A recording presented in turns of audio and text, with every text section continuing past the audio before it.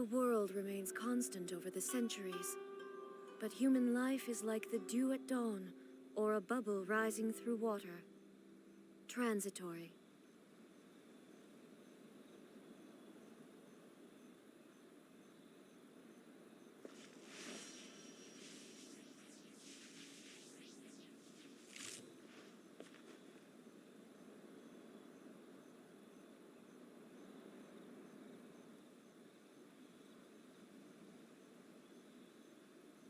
Hello everyone, my name is Dino Imperial. I am by Tier Speed 3 for Windows Novi. Oh, hold on. There we go. It's good to see you here. Hope you're doing well. Thank you for stopping by, and I hope you have a good time here at, I guess, the triple Gacha game stream today. Good to see you. Hope you're doing well, and hope you have a good time here, everyone. And I see Hoarding Bug redeeming first. Congrats on getting first, Hoarding Bug. Good to see you. Again, hope you're doing good, and hope you have a good time here with us. Also, I need to get rid of some PNGs here that I didn't get rid of last time. There we go. Also, time to cause chaos. Alrighty. Alright. Drop of constant motion. Before we do that, hold on.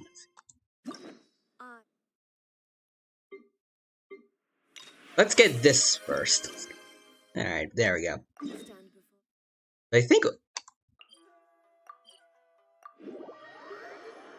we got a new Archon quest for Genshin plus Cloran story quest.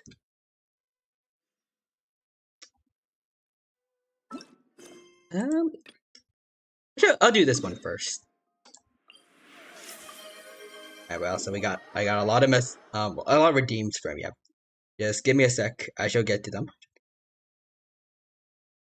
Let's see. Do any of them require changing to PNG? Nope. Okay, that's good at least. All right, hold on. Let's go talk to Catherine. Perfect. It's you two. I have a commission here that has your names written all over it. In fact, I'd even Actually, hold go on. so far as I to could do say one you're right the now. only ones for the job. The only ones for the job? There we go. If our help is really that important, it's probably some Archon class commission, right? Alright. First one done. Oh, whoops, hold on, let me get rid of that. Okay.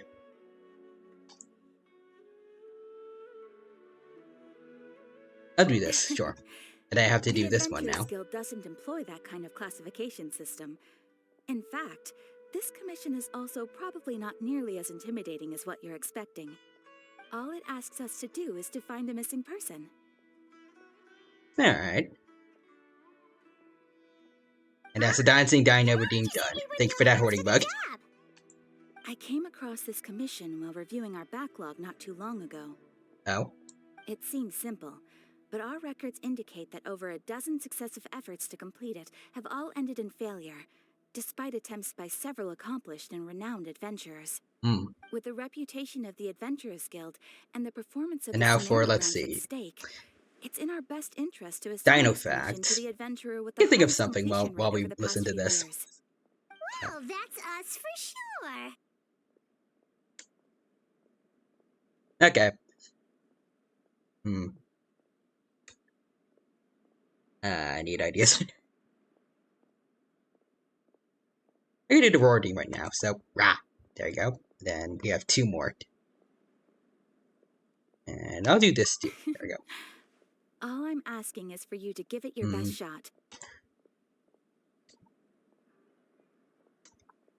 I don't have any ideas If for it the proves to dad be beyond joke your or fact right capabilities now. as Just well, bear with me, I'll talk to the Hoarding Bug. commissioner about canceling the commission. I also see Okay, Real so who Humans are we here. looking for? Extravaganza. And what is it about Also, this the commission Hoarding that's Bug. made it so hard to complete? Hey, later, Real This Human. Welcome, commission was welcome. jointly It's issued good to by see the you. Hope you're doing residents well. of And hope you have a Ymara good time Village. here with us today. They Welcome, say one of welcome. their own villagers And hope you has gone enjoyed missing. the Gacha Game But the Extravaganza, problem as I is, called it on Twitter. they don't know the missing person's name. Yeah, it's good to see you, and I hope They you have a can good time only here with provide us. information about his general Right now, we are appearance. playing the new Archon story They're quest. all from the same It's going village, well, but they Archon don't quest. even know There, his name? can't talk.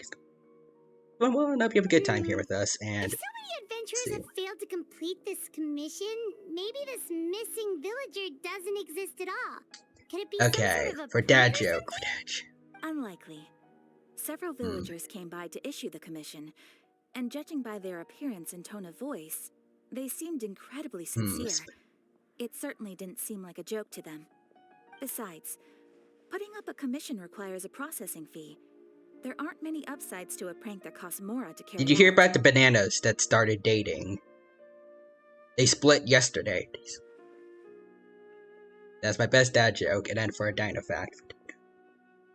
I can't think of something.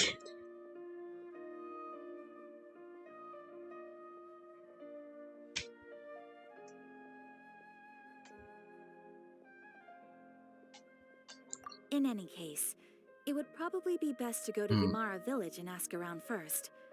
The Adventurers Guild does have some information on hand, but I would say anything you can learn directly from the villagers would be far more reliable. The best way to avoid misdirection is to go to the source. All right then, let's go. Judge Paimon. Alright. Bedtime story. Interesting. Okay. I'll come up with a dino fact to finish up the redeems as I make my way over. Alright, there it is.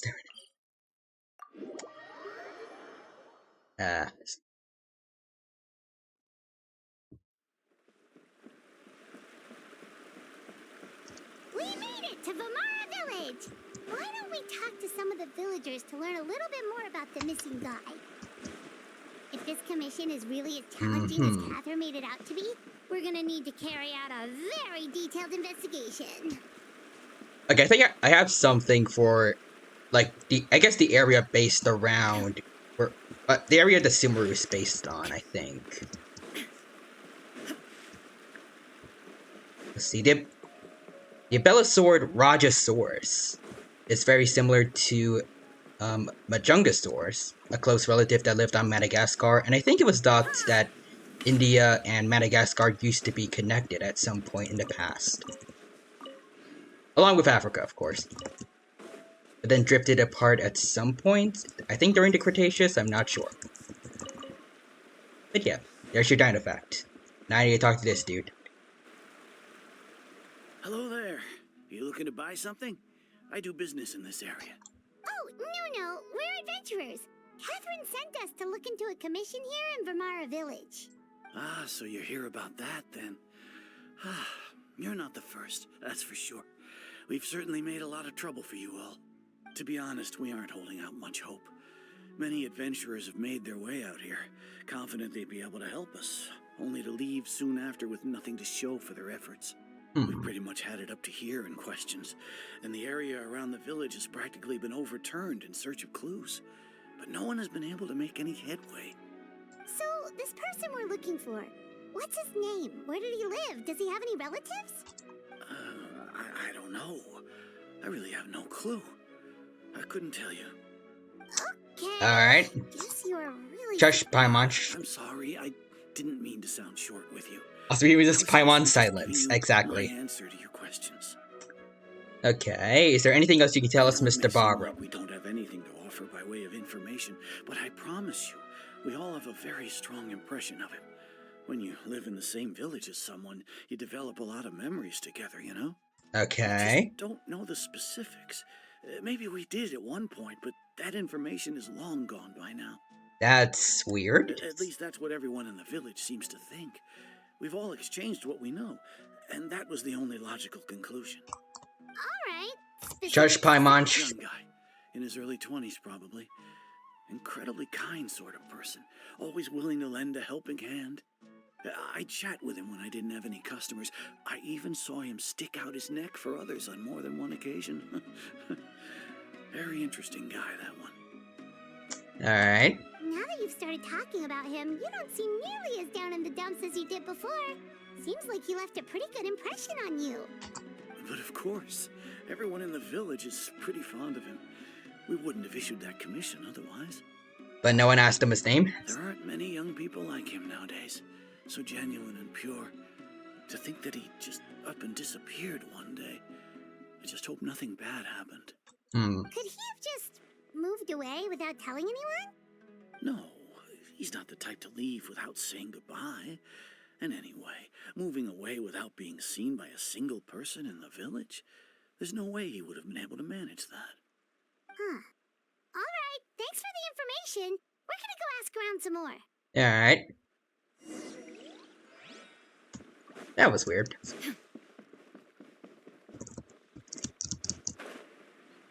I was like, I just want to say that I miss getting to have the movement options from Weathering Waves. Genshin feels so restricting It's that guests I comparatively. hear. Hello. Hi, Grandpa Amadea. We're here to help you look for the guy that's gone missing. Ah, so that's what brings you to these parts. Coming all this way for our sake. You hear Mrs. That's Paimon no very talking. kind of you. Exactly. With your help, I trust that young man's case is in good hands. Thank you. Tell us a bit Just Of course, need to... I'm happy to help any way I can. With my failing eyesight, I'm afraid I can't offer much about his appearance. But I do remember hearing the sound of his voice. Not recently, of course. That loss has left me feeling quite empty. I don't think his parents are still living in the village. But somehow he never seemed lonely. In fact, he was usually the one offering companionship to others. He would often take time to visit the elderly or play with the orphans in the village. That sounds nice. And whenever someone had something on their mind, he was there to listen with open ears. He always knew just what to say. So I've been experiencing something similar to Paimon as of late. Well, how? As the village chief, I owe him many thanks. Helping villagers navigate difficult moments in their lives should have been one of my responsibilities. But he was often the one rising to the occasion. Wow. Just no, Paimon, no. I'm ashamed to admit it, but I just can't remember. No matter how you look at it, I should know those things. But for some reason, no matter how hard I try to remember, the information just doesn't come. Did someone use the tree again? Perhaps my age really has caught up with me this time. Like, if both those people that really do seem to like this guy forgot about him. Although no one has ever hinted that they remember Scaramouche before. Like after he did the thing. And Ruka Devata, like, even books that mentioned her were completely changed. So maybe not, but still. Something had to have happened. But also, Real Human says, the mascot of Persona 5 is very similar to Paimon. I'm not looking forward to that, then. And John Rice is here. Hello. Hello there, John Rice. Welcome, welcome. Thank you for stopping by the stream today. It's good to see you. Hope you're doing well, and hope you have a good time here with us at the triple Gacha game stream. And also, Morgana. Is that the name of the mascot? Should I look them up, or... It's okay. There's no need to force yourself to try to remember. Also, Andy's at least useful, and John Rice says, yeah. Okay. I shall do that now. Well, Traveler... Ah, dang it. Okay, I couldn't skip that. A Real Human says, yes. Morgana is a character. I think there's a cat in Persona 5, right? Oh yeah, yep, it's the cat. Yeah, I remember it. Okay, so I now have an idea of what their character's like. Disappointing. I was hoping it would be better. It looks tolerable in the art, at least. I don't know exactly what I think it'd be like, but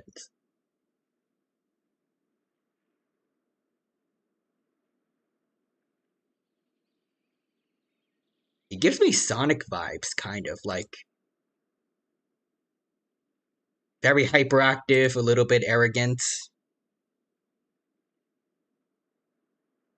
Like in a cooler way than Paimon. Yeah, that's not a high bar to go over, but still. Also, John Rice says he is not a cat. What the heck is he then? That looks a lot like a cat to me. It is definitely a felid of some kind. I don't care if that is somehow a cougar or a tiger. Maybe a bobcat, I don't know, but that is definitely some kind of feline. And John Rice says, he's a wind user who helps you make lockpicks. How's that helpful? But also, you know, when you said Sonic, I can't explain why, but the first thing that popped up in my head was the fast food chain. Sonic X Shadow Generations has been trending so much on Twitter, and the food chain shows up instead. Bruh. Also, John Rice's Hunger's my bet. Maybe. While we're on that subject, has Sonic ever had a collaboration with like the fast food franchise? I think they if they haven't yet, I really feel like they should. That is too good of a thing to not do. So John Rice is, and why are all the Sonics around me closed? I don't think I've even seen a Sonic in my area before. I think I've seen a couple before when I went have gone traveling, but that's about it. Paimon thinks so too. And nobody has been able to tell us anything about it. Get out here, Paimon. So you're saying... Nope. Okay, Paimon's gonna...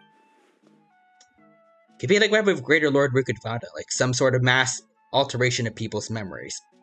But I like that the Traveler is thinking, like me. You two are the adventurers who just arrived, right? Oh, hello. You're here for the Vamara Village Commission? Although again, I don't know if it is. Otherwise, they should have zero memory of them. I'm pretty sure.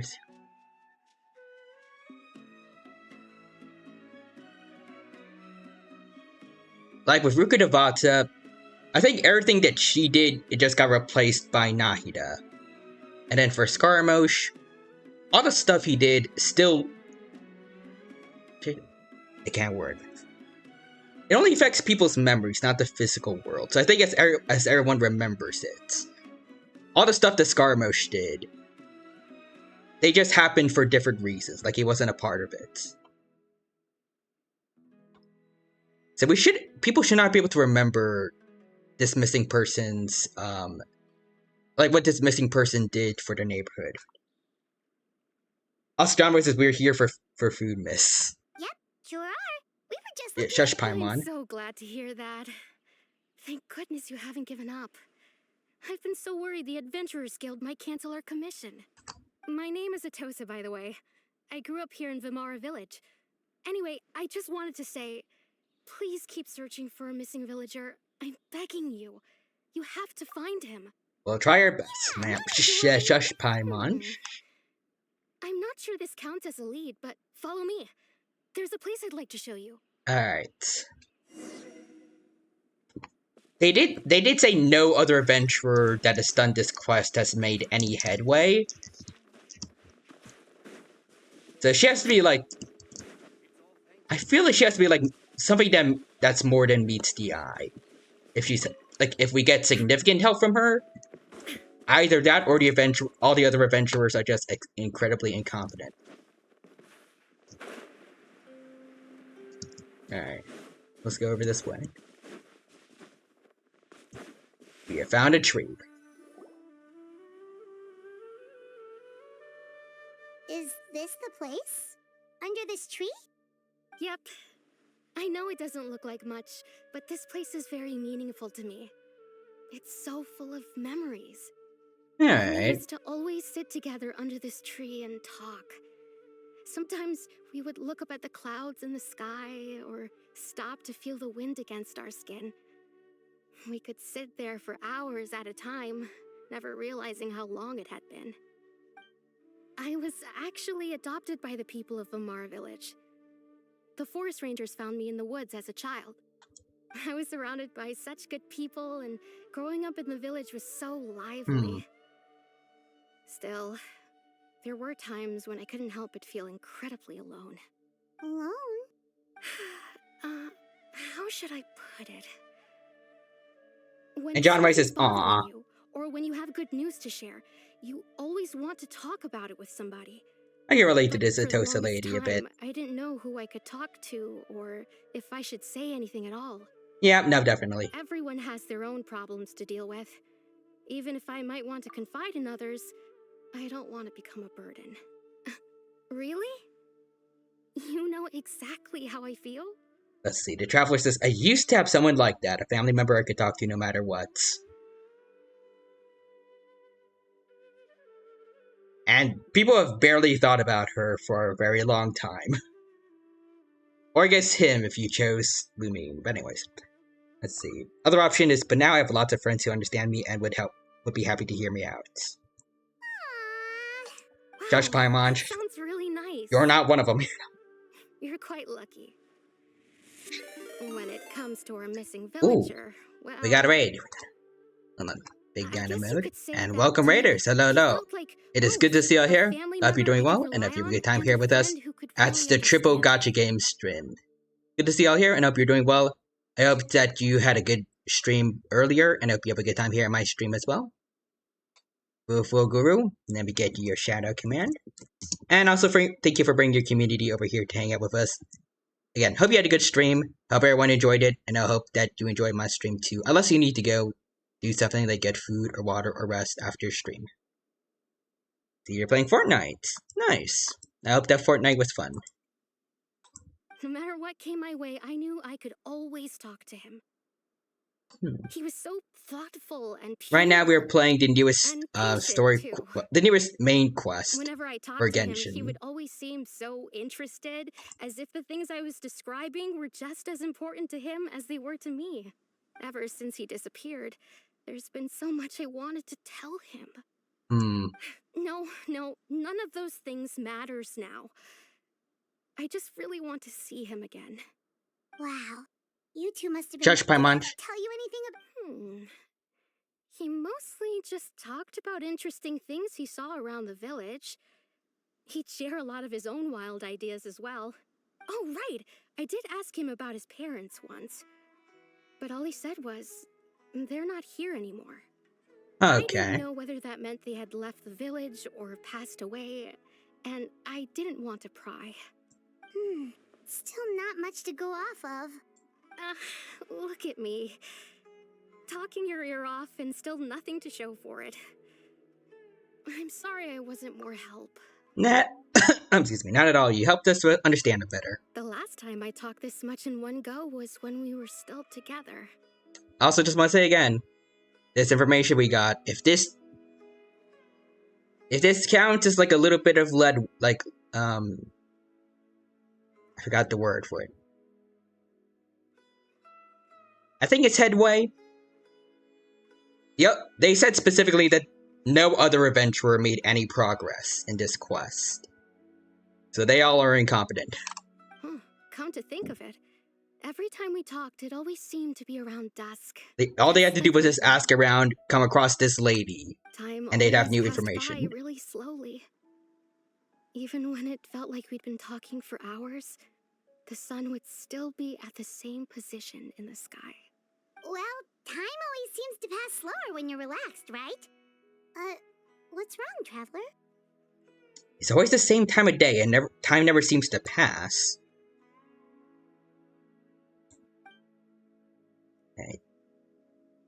Okay, something about times.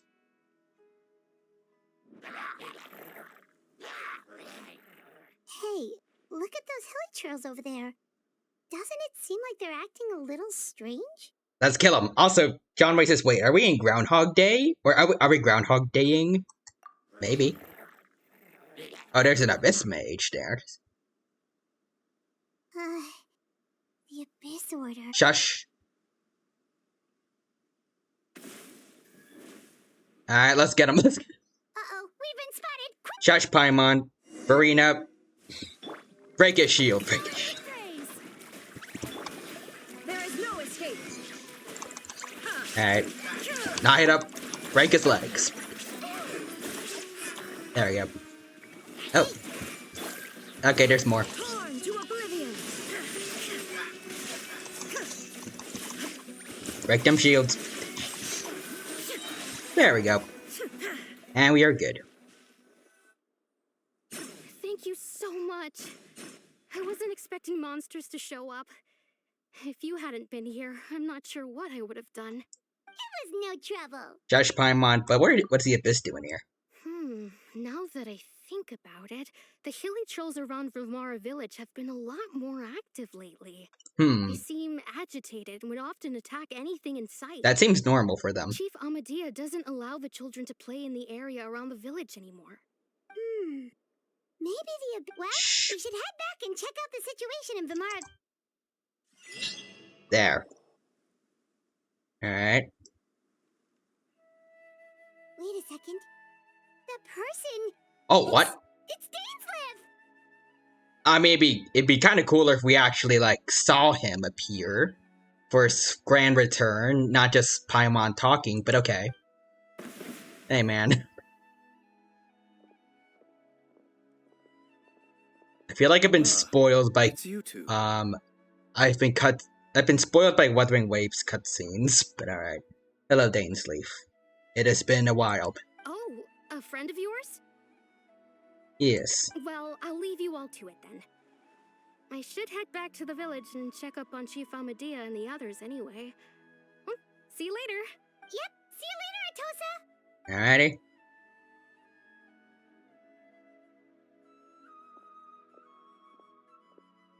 Why do you always have to pop up out of nowhere like that? Is it your Shush. It's hardly personal, or intentional for that matter.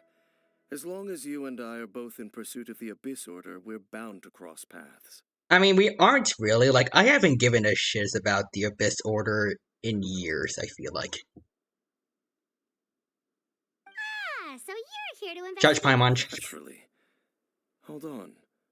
Are you not here for the same purpose? We ran into them on accident. No matter. It may have taken you a while to catch on, but I'm sure you've also realized by now that there's something strange about this place. Mm-hmm. The Abyss Order is most certainly planning something in this area. Or worse, their plan could already be in motion. So you think the Abyss Order is behind the hilly trail activity in the area? I mean, hilly trails are normally part of the Abyss Order, right? As things stand, I highly doubt that is their primary motive.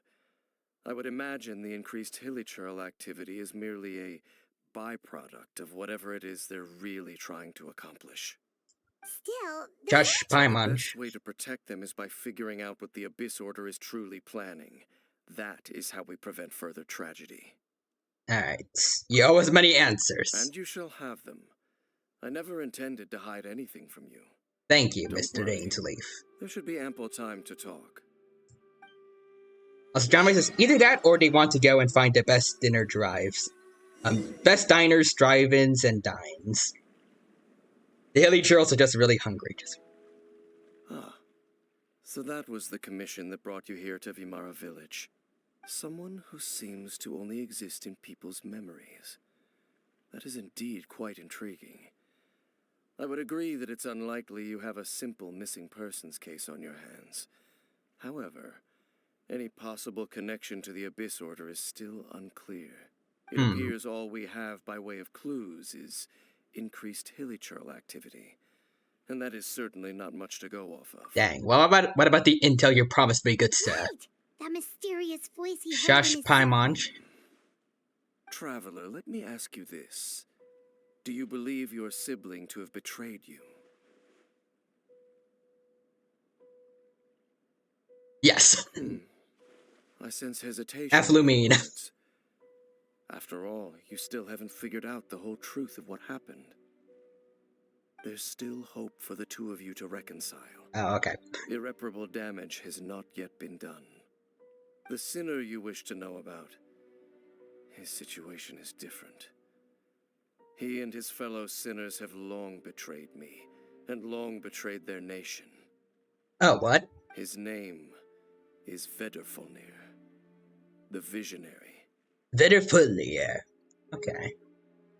What's his deal? I'm loath to admit it, but he is also my Oh. kin, my older brother. Well, damn, okay. Your brother? What happened in Conria back then? I'm assuming that's gonna be Five of them. involved. The 5 sinners of Conria. Okay. The wise Roptatir, the visionary Vedrfolnir, Gold Rhindaughter, Oh, that's Albedo's mom. Sertologi, and Rehir of Solnari, Rerir. No matter how eroded my memory may become, I will never forget their names.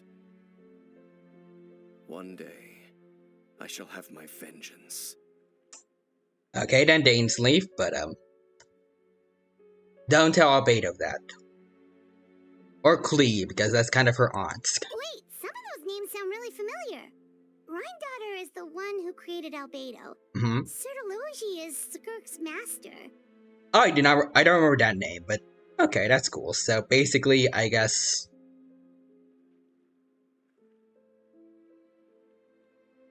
So the master of Child's master. And the one we just learned about, Dane's brother, Vetafolnir. If he was the voice of the sinner, then the one who inspired Clotar to create the Abyss Order I remember was that. him. Let's see, somehow everything is connected. You don't say. Let's see, the stone slates we found in the ruins in Fontaine. The ones that outlined Fontaine's prophecy, that was likely Venderfolnir's doing as well. They were once people of great esteem in Canria. Those who carried the hopes of the nation. They were the best of their peers, outstanding in their respective fields. And then they just decided, fudge them. Do my own thing. Together. We should have been the ones to prevent the disaster. The ones to stop the Vinster King from continuing to rock the foundation of the world. Who's the Vinster King? Deep within, the five of them craved something more. They could not resist the call of the Abyss, and divided among themselves a power that could destroy the world. So they became sinners, but also transcendent beings, each in possession of world-shattering power. Alright. When the cataclysm occurred, not one of them stood up in defense of their nation. Not one came forward to prevent the tragedy, and for that, they shall never have my forgiveness. So Gold basically just noped out of there, as did the others. Okay. Also, John White says, so Chainsaw Man then. I haven't watched Chainsaw Man, so I don't know for sure, but maybe. And then my sibling came into contact with your brother. Indeed. If they are not stopped, the day is sure to come when they will also betray the entire world. Well, thank you for telling me, Of sir. course. As I said, I never intended to hide anything from you. So, Dane, what have you been looking into all this time? I've continued to investigate the questions surrounding the Loom of Fate. It's been quite some time since the initial operation was launched. By retrieving the eye of the first field tiller, we were able to stop part of their plan from coming to fruition. Oh, this was an old one. This was... Oh, Paimon remembers! What? Shush. Indeed. However, it's obvious that was just some sort of technical experiment. The eye was integral to their plan, yet somehow, despite failing to obtain it, they've skipped the experimental phase and found some other way to keep moving forward. So are they still working on, like, that corrupted Statue of the Seven, or... There are many Because that was a signs cool pointing to that concept. effect. Then, what should we do? It's not too late, is it? Our most pressing concern is to determine the purpose of the Loom of Fate. From there, we'll be able to deduce the Abyss Order's true objective.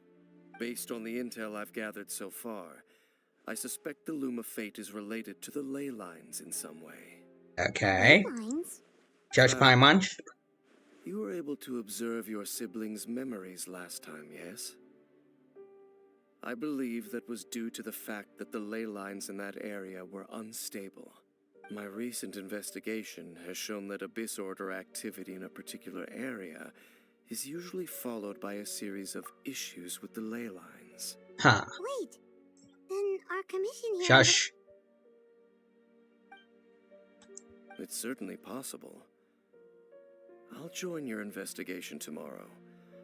This missing persons case could very well turn out to be the key to unraveling these mysteries. Well, if we're teaming up Alright. with Dane again, we're gonna need Paimon, all the energy we can shush. get. Where's the little Let's try yellow arrow? investigating There we go.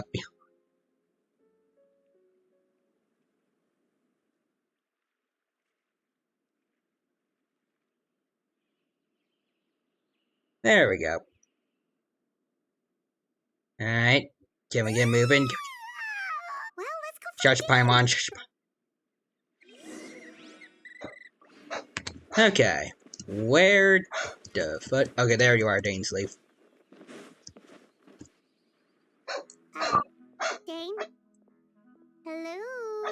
Shush. Did something happen? What's wrong, Dane? The missing person from your commission. Could you describe them to me? Literally no one can. Oh, a young guy? Shush. There appear to be certain memories in my mind that weren't there before. Oh? Memories of him. Ooh.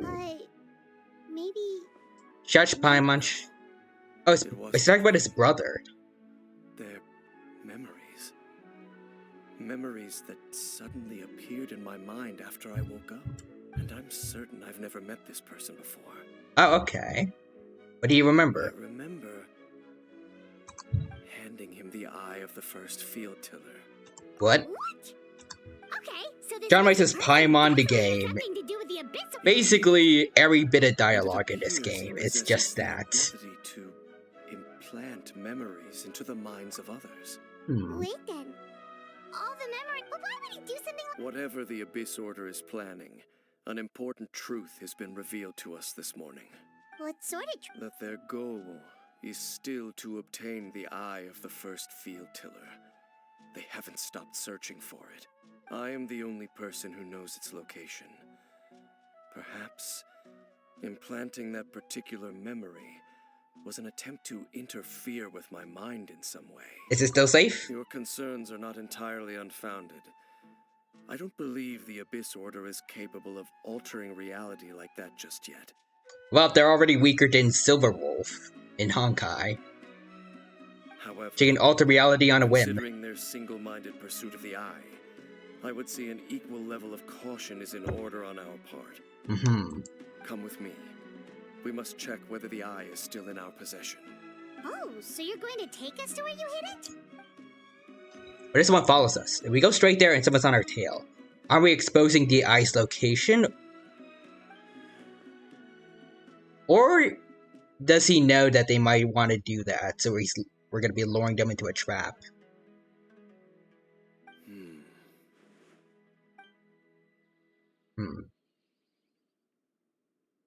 Either way, Dane. Of course. Alrighty.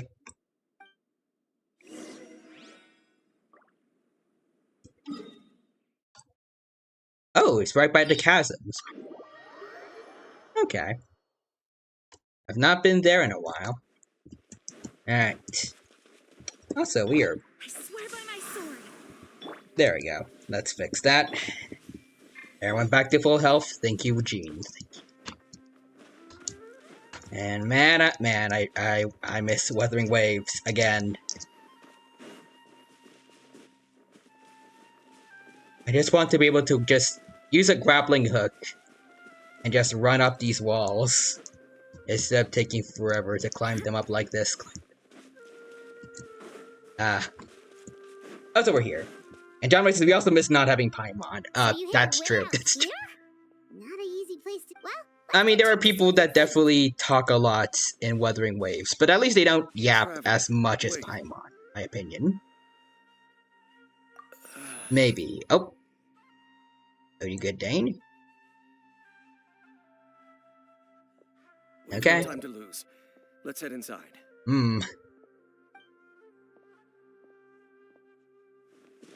I don't like this. Hey, wait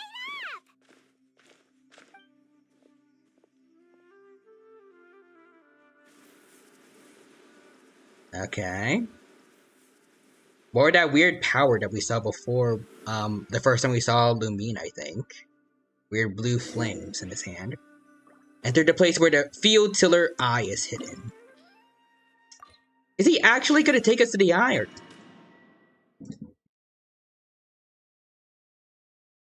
I thought he was just trying to lead us the wrong way, but... Or I guess more accurately, he's taking us the wrong way. To fool the Abyss Order, but I guess not. Okay. I can't, please, game, let me stay here. I need stamina back. Okay, there we go. Good lord, that was close. Okay.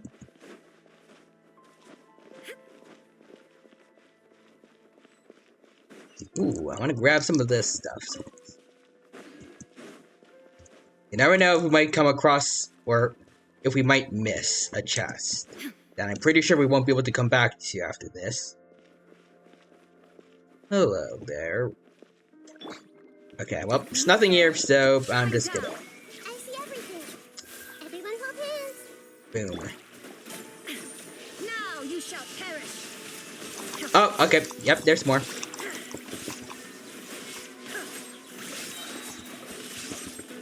Hold on. Night up. There we go. It appears the mechanisms here have changed over time. You can access the upper floor through the side door.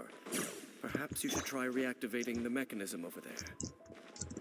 Oh, what the heck? I have fallen. And I took a lot of... Okay. Well, off that game. I just tried to innocently look around for any secrets, and then I got punished for it.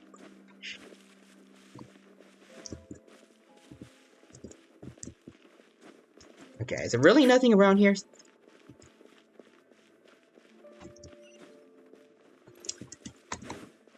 Okay, then, game.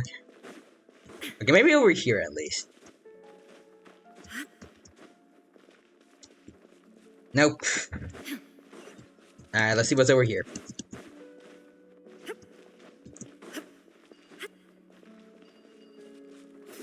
Boop.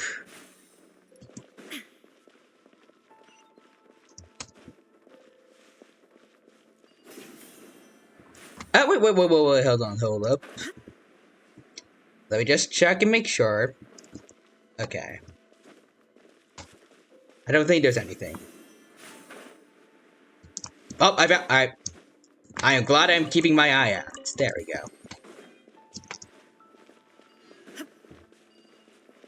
Okay. Check this stairway.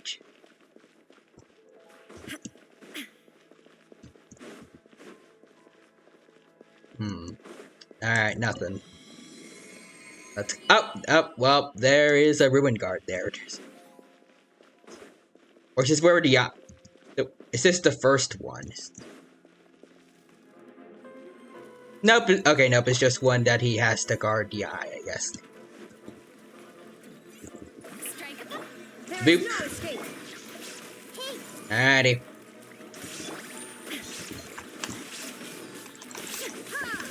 Boom. There we go. Okay, we got energy. Good work, Gene. Alright. And now we're back to full health. Alright. Let's start.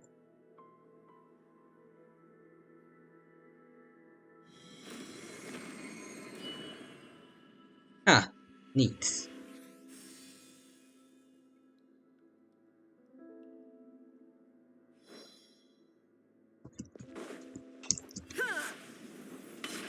Okay. I'm sure all the runes are pointing in the direction indicated by the light. That Yeah, should unlock okay. the mechanism. Rotate device? Oh, okay. Now I see it now. Okay. Alright. Wait. Hold on. Wait. Okay, so it rotates. There we go. Got it. Right? Oh, there we go. Let's go. Our destination is just up ahead. Alright. Hello there. Oh, no, there we go. Get the rest. Just gonna say, Mr. Dainsleif, this place does not seem to be up to code.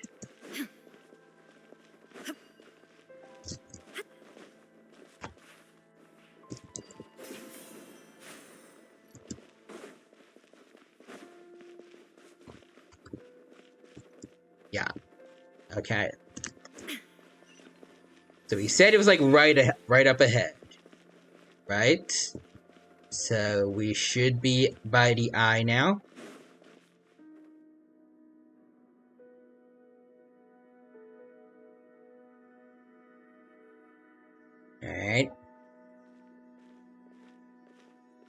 Looks like we can't go any further. I feel like somebody's gonna step. Be on your guard. I sense the presence of the abyss. Okay, I thought somebody was gonna step in front of the camera, but I was right in the sense there is something here. There we go. Oh, is that a new Abyss Herald? Or have I... It looks like a new one. I don't recall this kind. Oh well. I see everything. They'll die the same. Although this one looks like it's cryo.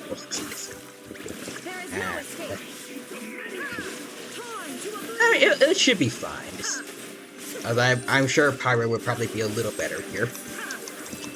Yep.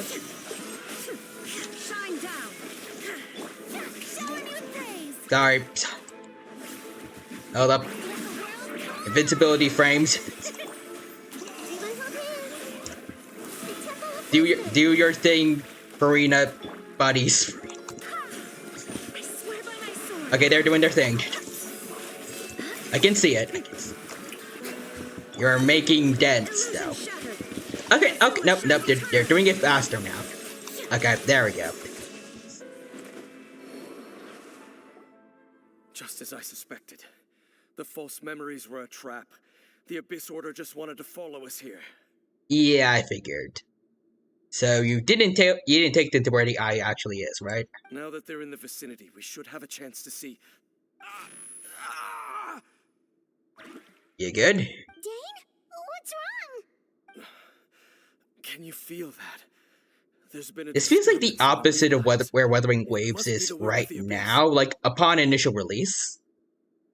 Wuthering Waves, amazing visuals, is kind of troublesome with, at least on the English. On the English side, is not doing the best with voice acting. I am sure it'll get better eventually.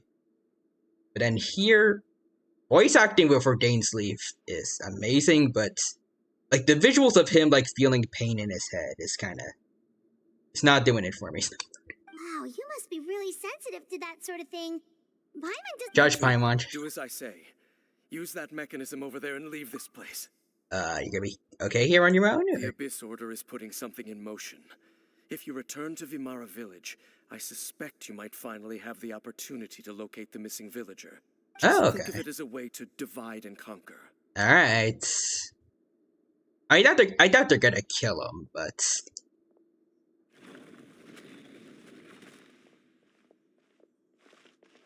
Alright. Guess something's off. What am I missing?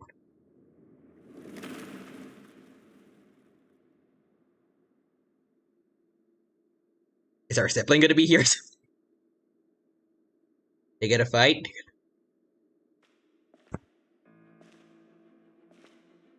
Oh. We get a dramatic entrance. A lot of purple. Okay, this visual, like, walking up towards Dane. That's kind of sick. Purple flames around.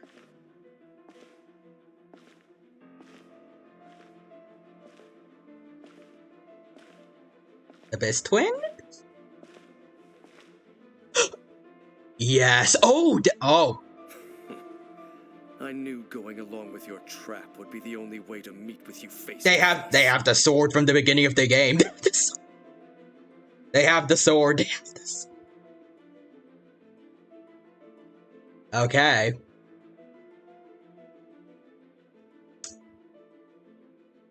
Dane, you might be in some deep risk shit. Your Oh, safety and that of the eye. That's quite the gamble, Dainsleif. But I believe that I am the one walking into a trap laid by the Twilight Sword. okay. You know, mainly because of, like, the purple flames initially, I thought she was gonna have, like, something else new about her, like, I don't know, maybe, like, a new outfit, like, some, I guess, Abyss, like, armor? I don't know.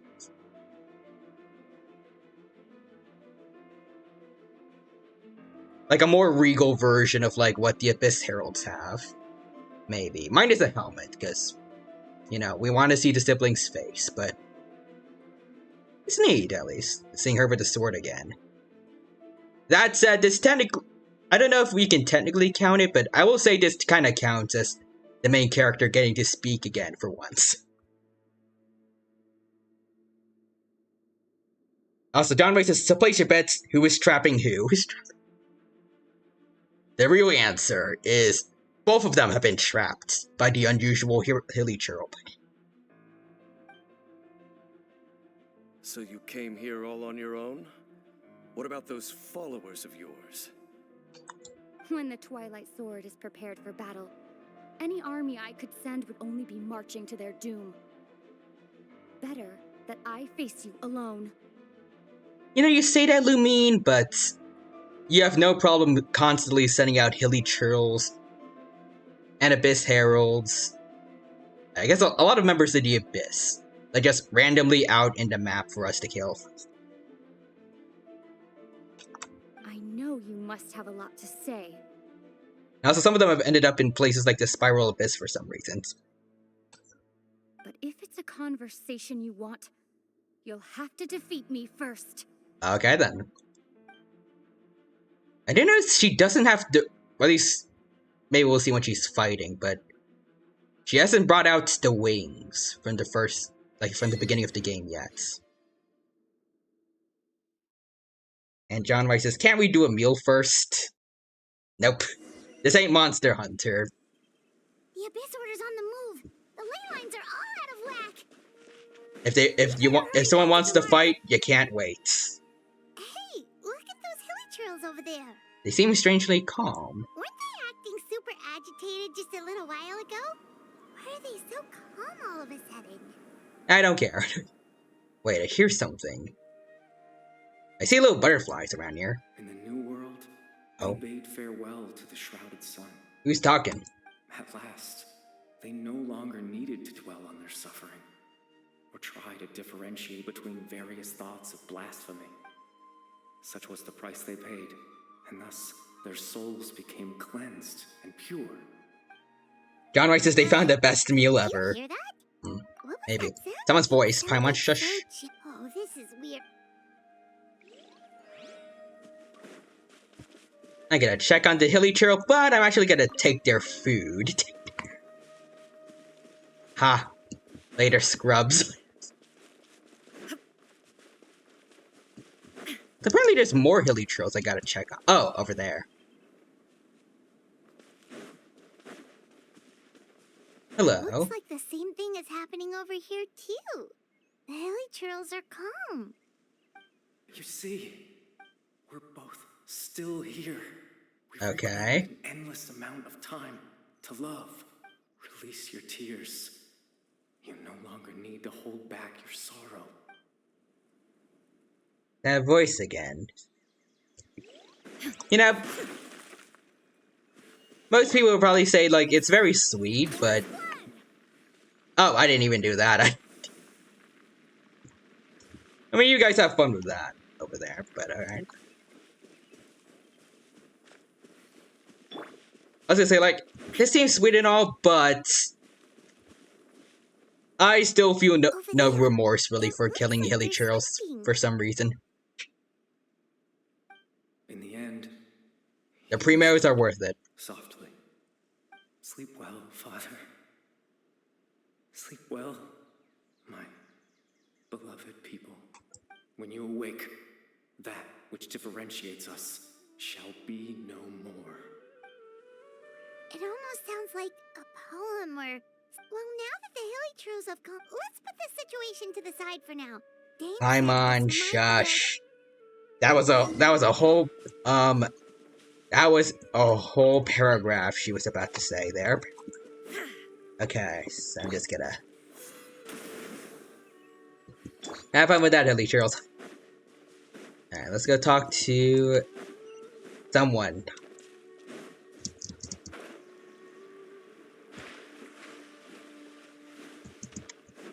Alright. I see people here.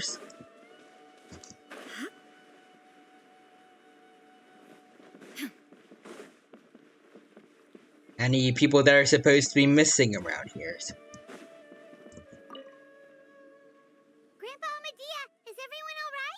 Abyss Order seems to be up to... The Shush. Abyss Order? This is the first I'm hearing of it. What? Thank you for your concern. But as far as I'm aware, it's been business as usual here in the village. Well, that's good to hear. Oh, also, you didn't happen to come across any clues about... Shush. Someone's gone missing, you say? Okay, Who would so that be? the memories have changed again. Okay. Huh? You know, the young guy from... That's kind of the whole reason we're here, actually. Shush. I do apologize, you two. I hope I'm not worrying you too much. I'm sure it's just my age making me forgetful again.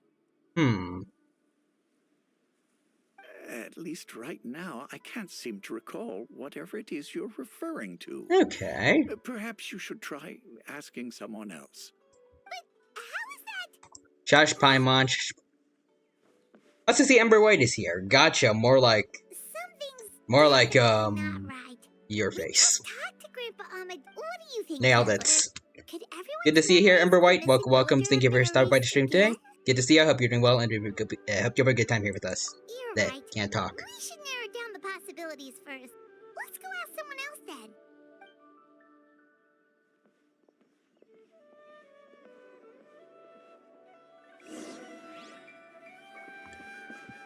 Alrighty.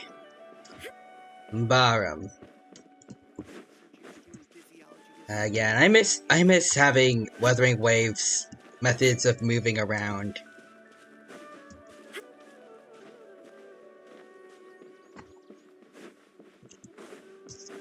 Alright, hello Barum.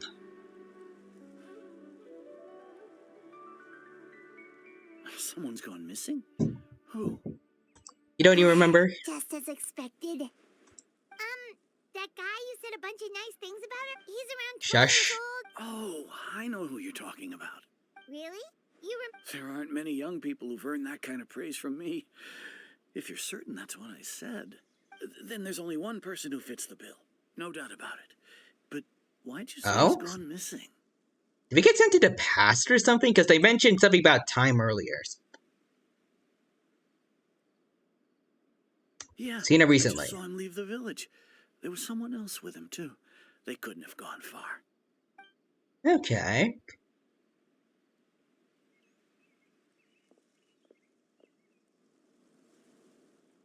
Strange.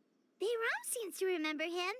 And apparently do you think maybe it's not that there's something wrong with people's Shush, Paimon. Given everything Dane mentioned about disturbances to ley lines, more related to memories in some way. Okay, let's see. Presently traversing someone's memories. If this person only exists in people's memories, maybe we're in someone's memory right now. Hey, I mean, Zack gets to finally Just like what talk happened again. with Greater Lord Rukadevada, no one remembers him, because there's been a change in people's memories. If we really did travel back to a time before he disappeared, that could explain why the villagers said he hadn't gone missing. So make a conclusion. Right. Paimon totally forgot about the ley line disturbances. Shush, Paimon. Just like how you entered your sip, that would also explain why we seem to be at a time before. Right. If he's someone who... But didn't Bayron just say that he saw... Who knows how long this ley line... Good idea.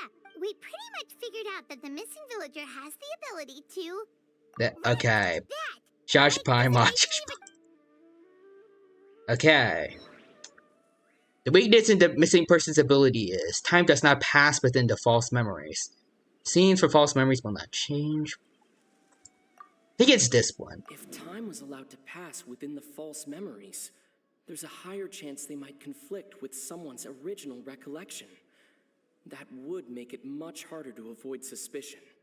I'm pretty sure it's this one. No wonder! All this time and the sky hasn't changed a bit! Shush. The tell of the fake... The implanted memories are basically taking place. If the memories included the regular passage of... Like, there could be overlap or something. That's why he makes... Let's see. Alright, Aether. Let's see. Whose memory is this? The color of the sky coincides with the moment in time she described. I doubt it's Dainsleif, definitely. Dainsleif had memories implanted into his mind. No. We thought Chief Amadea forgot about the missing villager, but it turns out we're at a moment in time before the village issued the commission. I feel like it's Atosa, probably. Oh, right. Oh, come to think of it, every time we talked, it always seemed to be around dusk, just like right now. So the memories that she experienced with that person are all fake. Okay, good to know. Time always passed by really slowly. And John Ray says, Even when it felt like we'd been talking for hours, the sun would still be at the same position in the sky. You're really going full Batman with this. Yep, that has to be it. Okay, to the tree. Shush, Paimon. Alright.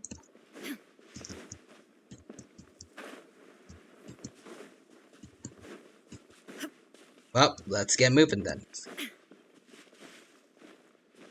I wonder what we're gonna see with Atosa there. Is it gonna be like a hilly churl or... Oh, it looks like a person in the same clothes that Koltar wore, sort of. Looks similar. So, you see, Granny Jahiet was a mercenary when she was younger. She just talks like that out of habit. She's not trying to scare the children on purpose. Oh, there I go again. Always talking about my own things. Do you maybe have anything you want to share? It's okay if you don't. Yeah, no, that's definitely Conrian armor. could Well, also Conrian just- clothing, I guess. Talk about what you think of me? Oh, okay. Oh, I think you're an incredibly strong and thoughtful young woman.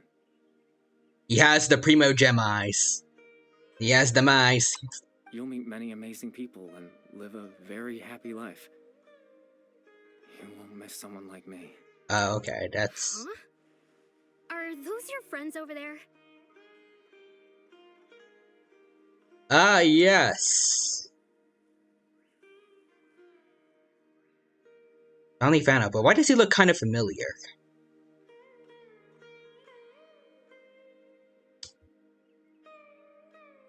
Does he? Does he?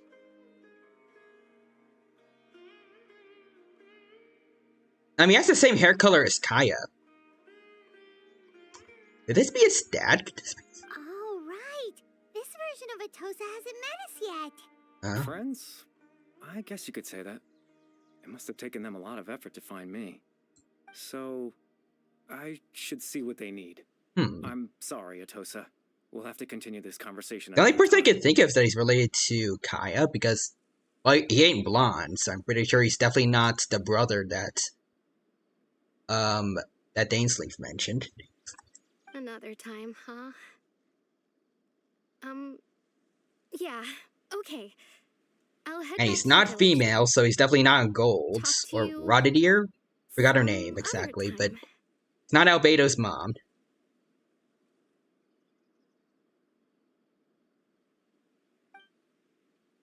I highly doubt that this NPC is, like, Skirk's master, but... It's nice to see you, Traveler. I believe this is the first time we've met. Hello, you're... Oh. Factoring into memories, Abyss Order, Loom of Fate, everything else, I need to think of the one person that could connect all of this together.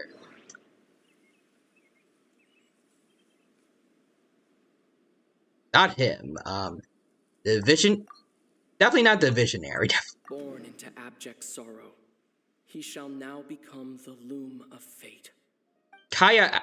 I think Alberich is his Founder of family the name. Abyss Order, the man who broke the curse of immortality.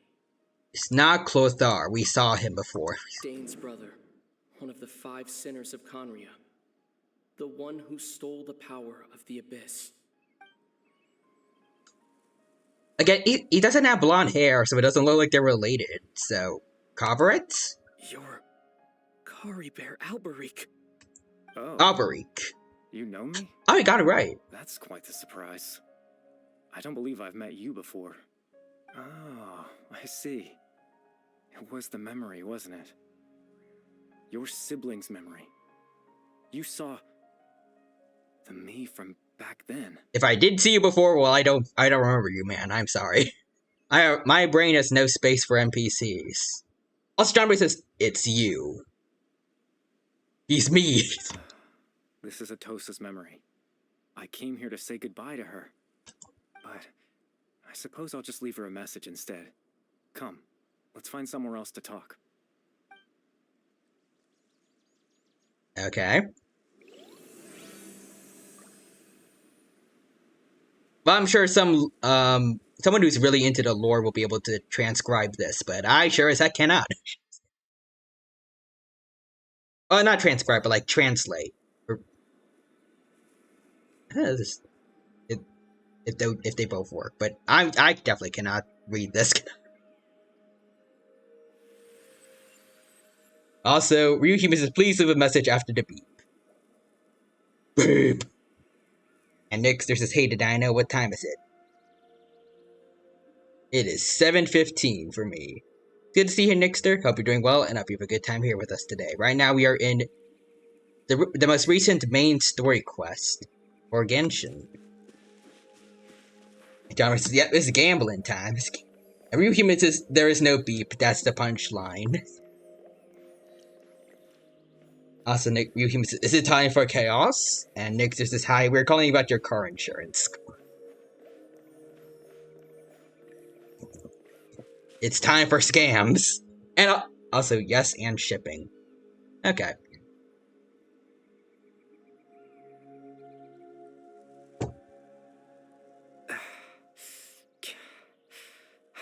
Let's see, what is this place, Mr. Carabert? I suppose you could call it the realm of my consciousness. I'm someone who no longer exists in the real world, after all. As you well know. You look exhausted. It's nothing. I still have enough strength to play the part of a good host. I've always hoped that I'd get the chance to talk to you like this. Okay. The time has finally arrived. Also, Nixter says, Ryuhime says to Nixter, me when I don't have car insurance because the only car I use is stolen. Bruh. It's rare opportunity for me, as well. I should learn as much as I can from Carabert. What is the Loom of Fate? Extreme sorrow and pain. Hope and regret coursing through your veins. And a degree of abyssal power that defies comprehension. Father told me that once I possessed all those elements, I would become the Loom of Fate. But despite his intentions for me, I never truly became the Loom of Fate. I was merely used as a means for its construction. In truth, I died the moment I set everything in motion. Well, okay then. The person you see before you now is nothing but a remnant of consciousness left over within the Loom of Fate.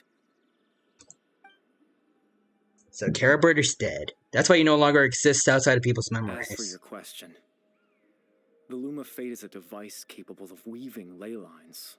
Okay. In its primitive form, it can only be used to create and implant memories.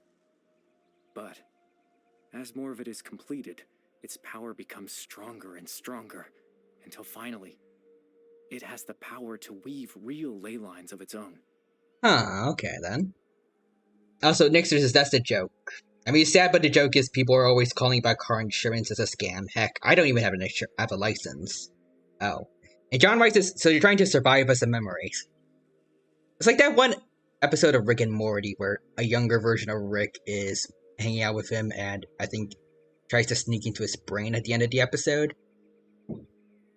Once fully completed, the moment it gains the power to weave ley lines, it loses the lower level ability to influence memories. But it also becomes a tool that can change the entire world. So that was the source of your ability to implant memories. Yes. I have the ability to control the loom in its semi-completed form. I suppose you can think of it as a form of compensation. After all, its existence cost me my life. Oh, damn. Let's see. So, memories that suddenly appeared in Dane's mind were implanted by Carabert through the half-finished Loom of Fate. Makes sense, but I'm still lost as to why he went so far as to introduce himself to all the residents of Vimara Village. Why did you do that, by the way? That. I was wrong to implant those memories. I'm sorry I caused so much trouble. Not only for everyone in the village, but for you as well. I just wanted them to feel like I once existed in this world. As if I had a chance at life. Damn. Only existing in memories really count as living. I mean, maybe. I know what you must be thinking. Why would I do something so meaningless? But I just couldn't accept it. I had to know what it would be like if I had my own life. What kind of person I would be. What other people would think of me. Damn. Chief Ahmadiyya, Baram, Granny Jahiyat, Aww. Atosa.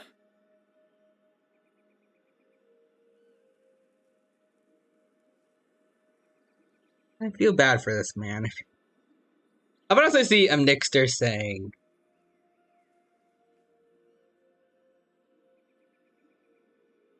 I wish I could draw. Like, I can draw, like, a picture of that. But also, thank you for the, redeem message there. Let me go get, the PNG changed up real quick. Also, dignified chaos time. Peace. Alright, let's see. I should have it, because I think one of the last couple streams, we did do this, so, hold on.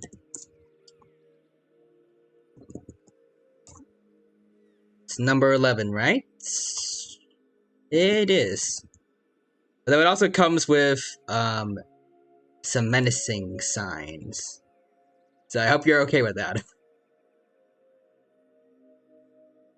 Alright. Now we continue. What would it be like if I could live alongside them? No cataclysm, no curse. Just a quiet life in a peaceful village. You know, as sweet as this is, how does this work, though? Like, they have the memory. Like, I can't remember. Like, I know these memories like fully fake, but like, what did that? I don't know how to word this, but like what happens when, like, for the bottom left picture, he imagines like he has the fake memories of Caribert giving him fish. What happens if that old man decides, you know, I'm gonna cook these fish up, but he doesn't see any there because it's a false memory?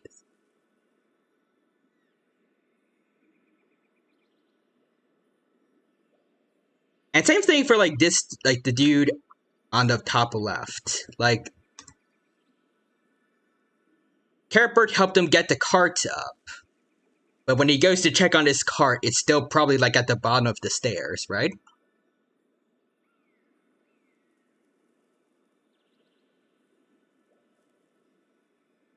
I don't know. I was curious, so I selfishly tried to have my own life. Dang. Even if that meant piecing together the version of myself that could have been. One memory at a time. I know it sounds stupid. After all, my life ended a long time ago. Any chance at living was stripped away from me when I was 8 years old. My consciousness left to mature in an illusory world of nothingness. You know, I just want to say, I feel like Conrio definitely had it coming. If they were doing experiments like this to children, I think maybe the Archons and Celestia, they did something right there. Even the form you see before you was nothing but an invention based on my father's appearance. An imagined version of what I would look like if I had the chance to grow up. Also, next, this is so quick, someone make fan art of the Dino and Sparkles. Yes, please. Anyways, in the end, all this stems from the tragedy that occurred in Conria back then. I know. But there's nothing I can do to make them find me. If I could exist in the real world, I would return without a second thought and surprise them with the suddenness of it all. But, well, that's not possible for me. As I understand it, What are you gonna say?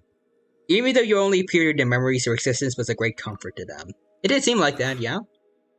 They all believe you once lived among them. No.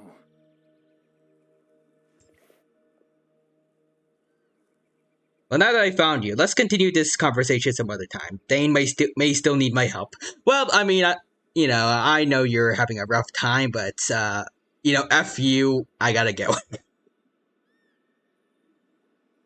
Is what Aether's kind of saying. But okay. Anyways, I see Nick's redeeming Dino Dad jokes. Okay.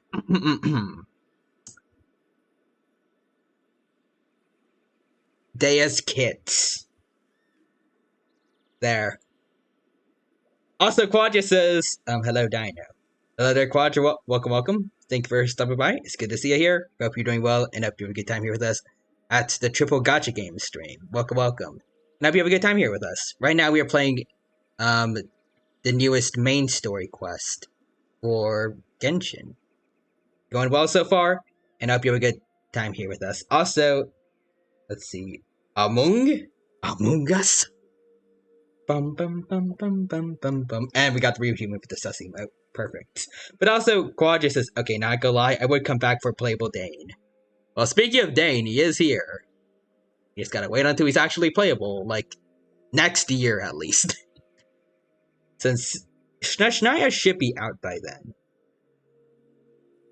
And then I think that's the end of the Teyvat chapter. But also, Nixter says, I have a joke for the Dino tonight, actually.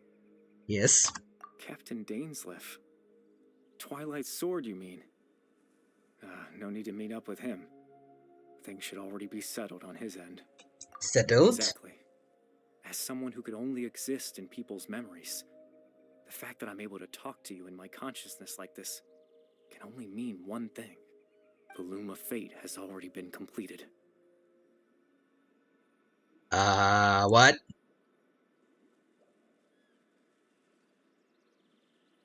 Well, that means the Eye of the First Field Tiller fell into the hands of the Abyss, and so Dane did not take us to a fake place. I thought... Okay. I mean, I guess if there was a chance that they didn't go to the right place, I guess Lumine might not have shown up, but come on, man. Dane. Also, I think Dane is going to be the Genshin equivalent of either Quantum or Imaginary. I really want it to be Quantum. I feel like that fits Abyss better, but I can see Imaginary working too. And Nixter says, what do you call a fox in a library? What? No need to worry about Captain Dainsleif. He's absolutely fine. The only reason he lost the eye was because I happened to guess exactly what he was planning.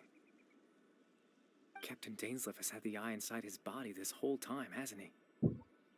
What? His plan was to lure the Abyss Order to a false location, capitalizing on their pursuit of the eye in order to have the chance to confront the princess. Wait, so does that mean she had to kill him to get it out, or... I mean, she had the sword from the beginning of the game. Presumably, she at least has some of her original power back. So, that's gonna be troublesome for Dainsleif, I'd imagine. Also, Nixter says, well read. I get it, because red foxes. And library. Nice. He would then hand the eye to you and tell you to take it away from that location. That way, Captain Dainsleif could accomplish his own goal and ensure the safety of the eye all at once. A very thorough plan. But he never handed me the eye. That's right. Because in his mind, he had given it to you already. Wait, you helped? Does that mean he gave Dane a false memory? Made him think that. When? Before you two entered that false location. Well. Traveler, wait.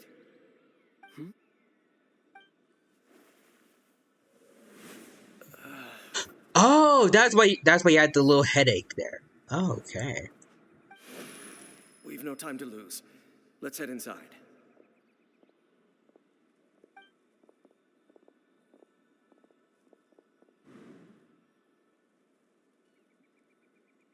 So damn. That was when I implanted the memory of him handing you the eye. Given the tense situation at that time, Captain Dainsleif failed to notice anything out of the ordinary, and took that memory to be real. Also, fun fact, Carrot is voiced by Boot Hill's VA. Damn.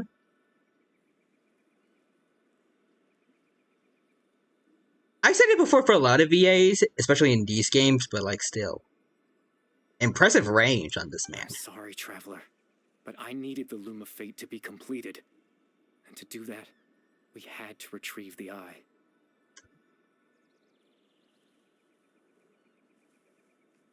Okay then. Also, next is also from a list of jokes I tried to use to make a sick Fox VTube laugh on Sunday. What's the best part of Switzerland? What? Let's see, Dane had the eye this whole time until the abyss took away. Not sure there's anything we could have done. Okay, well, you're planning to do with it. I promise I'm not trying to conceal anything from you, but I truly have no idea what the princess is planning.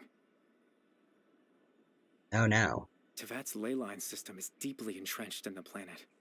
Creating new ley lines can neither replace nor extend the ones that already exist. Its flag. Its flag is a big plus.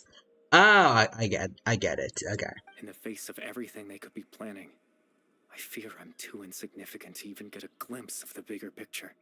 In any case, I had my own use for the Loom of Fate, and my goal, at least, has been achieved. They did mention something about it, about it eventually being capable of, bending reality, right? You remember my father, don't you? Clotar Alberic. I believe you saw him in your siblings' memory. Yes. Wait, what? Wait, this is the guy who was that super Joker dude who went insane over his kid becoming a hilly churl to this.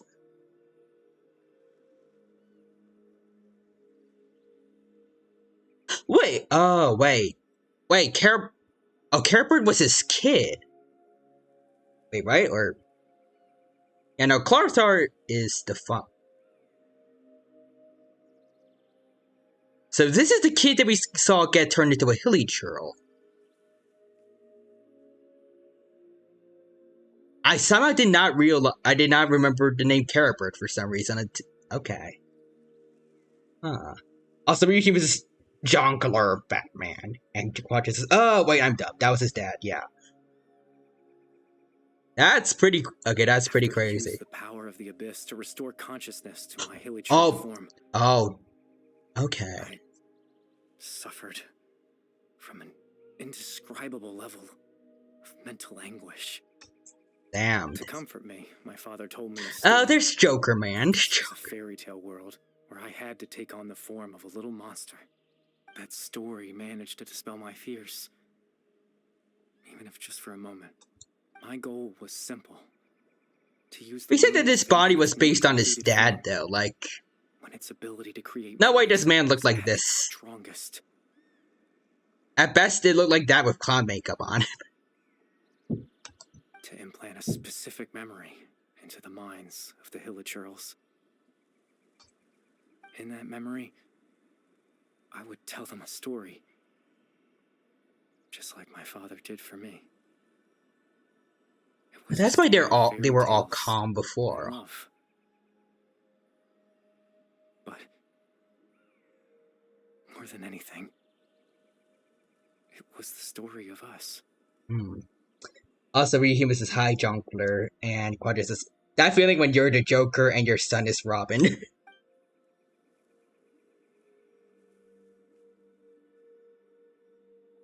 The thing that caused the Hilichurls to calm back down was Carrot's story. See, all I wanted to do was give the Hilichurls a moment of comfort and peace. I can't change the world. Not when I lost the very right to exist within it. Implanting those memories. Damn. That was the most worthwhile thing I could offer. All that's left of my existence is a wisp of residual consciousness tied to the Loom of Fate. In truth, that trace of my consciousness should have dissipated long ago. My goal was the one thing that allowed me to hold on all this time. But now, the bedtime story is finished. and it's finally time to rest. Okay, but like, how much use do you have, like, for the eye or the Loom of Fates? Like, is it like one-time use, or is there stuff you're gonna? Oh, okay, wait, hold on, pre-run the cutscene. Wait.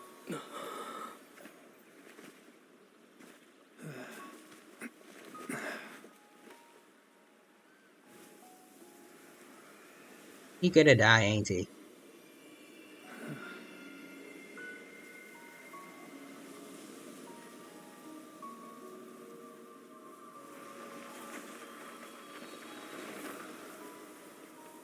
Well, he's already kind of dead, but yeah, okay, he's disappeared. Damn. Looks like I was too late to see Kari Bear one last time. Mean.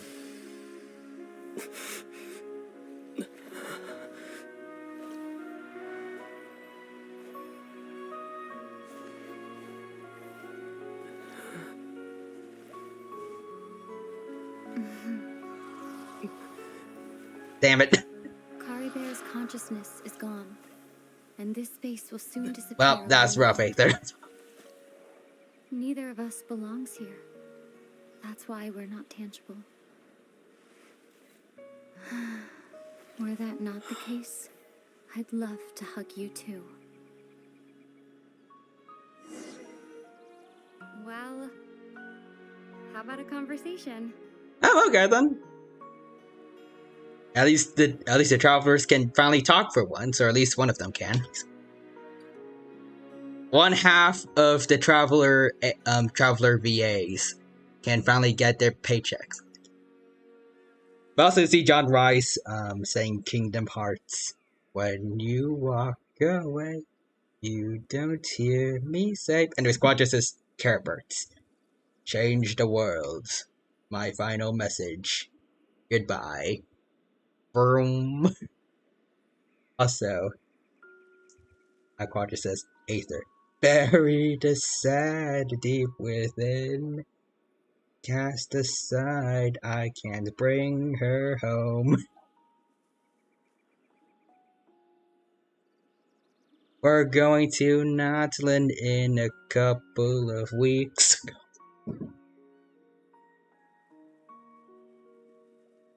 Also, Nixter says, by the way, oh,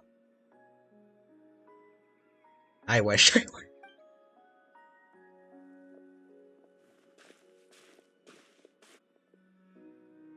The chance to just stop and talk like this is This certainly is not easy nice. to come by. Wouldn't you agree? Yeah. I mean, it's technically not real, but... That battle earlier was tough. So did you kill Dane or kill... The one against Dane, I mean. I like how Aether does not frown at that. It's like, meh, fuck him. I didn't expect that after everything, he would still hesitate to raise his sword against me. Oh. But also, Nixter says, yeah, she's stuck in a video game, so she had to eat them herself. Dang. And Quad just, we're stalling our reunion in the wind. Cause me Hoya wants my cash and cash alone.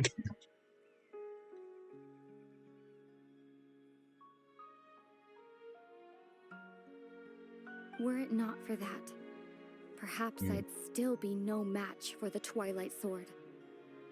Even after 500 years. Skill issue. Also, what are you doing? What are you gonna do with the Loom of Fates The then? Loom of Fate, huh?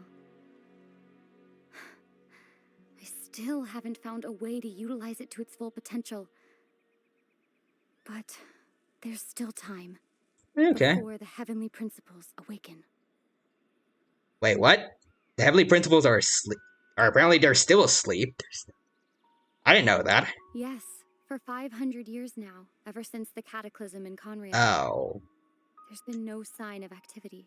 So they have been asleep for 500 years. Okay, that's... Retroactively, that says a lot. Not long ago, you witnessed the Hydro Archon destroy her divine throne. Mm-hmm. Yes. Yeah, we saw that, Lumine. Such a flagrant disregard for the rules, and still Celestia took no action. I suppose that's proof enough of the Heavenly Principal's situation.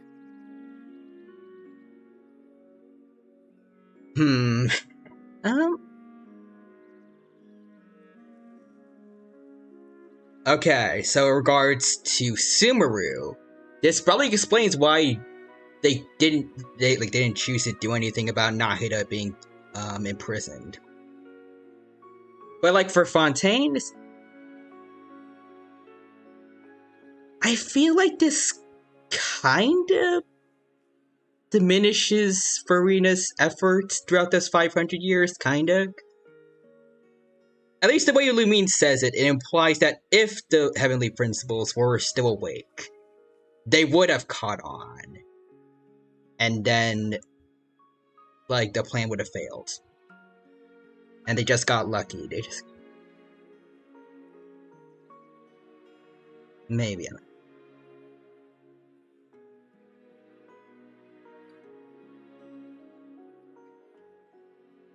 I guess she specifically said it was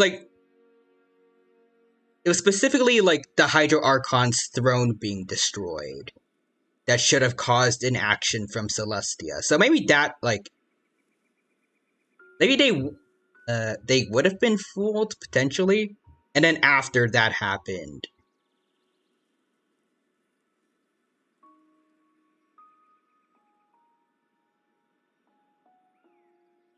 in an alternate universe, would that cause? I don't know.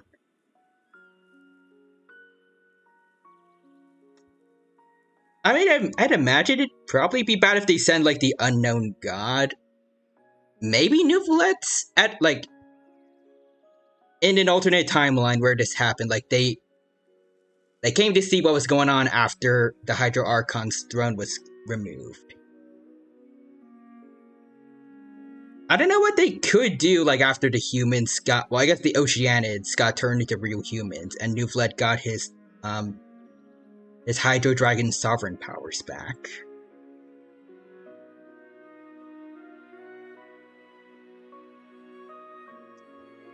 I don't know. Could maybe Nouvelets have to... I don't know. I mean, people say that he's stronger than all the Archons right now, so maybe... I'd imagine for story purposes, she's, like, the unknown god is probably stronger.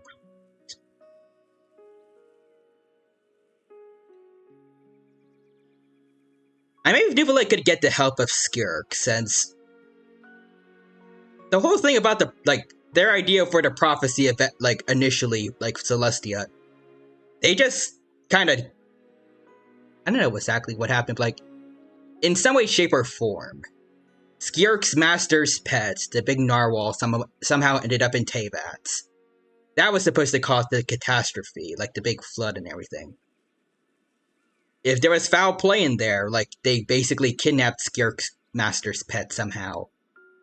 Maybe Nouvelite could ask her, and then she could just wipe the floor of Celestia. I don't know.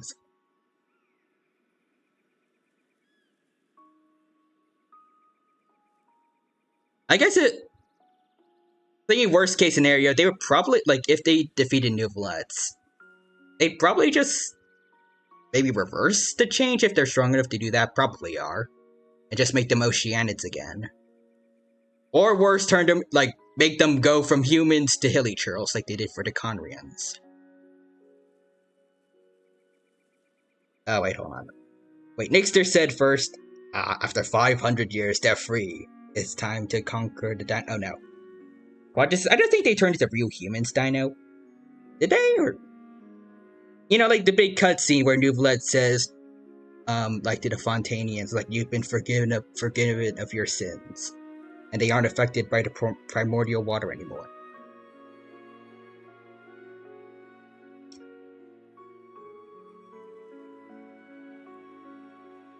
Oh, wait, no, real humans. No, I mean real human the person. XD, wait. Did I accidentally say real human, or like real people? If I accidentally said that, that's what I meant to say.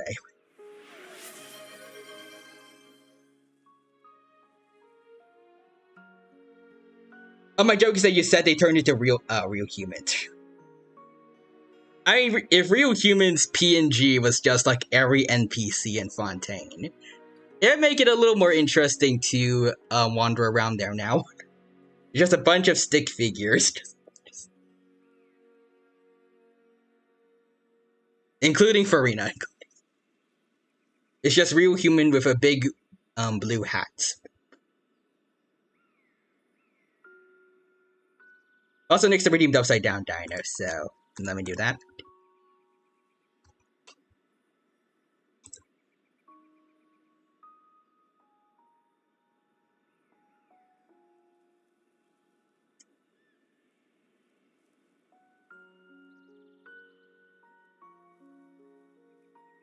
Again, I try to go with like specifically Lumine's wording here. I think it means specifically like they would have done something after the Hydro Archon. I like the idea of a Hydro Archon was kind of just removed in favor of the Hydro Dragon Sovereign. So maybe the plan would have still worked. I hope so, at least. I guess in retrospect, this does mean like Farina did not have to be as dedicated to her role, and she could have let everyone else know a bit of information. Granted, they don't have this information, but again, like, retroactively, like, with this information in mind, if she did make a slip up, it would not have been that bad, because the Heavenly Principles were sleeping through the whole thing.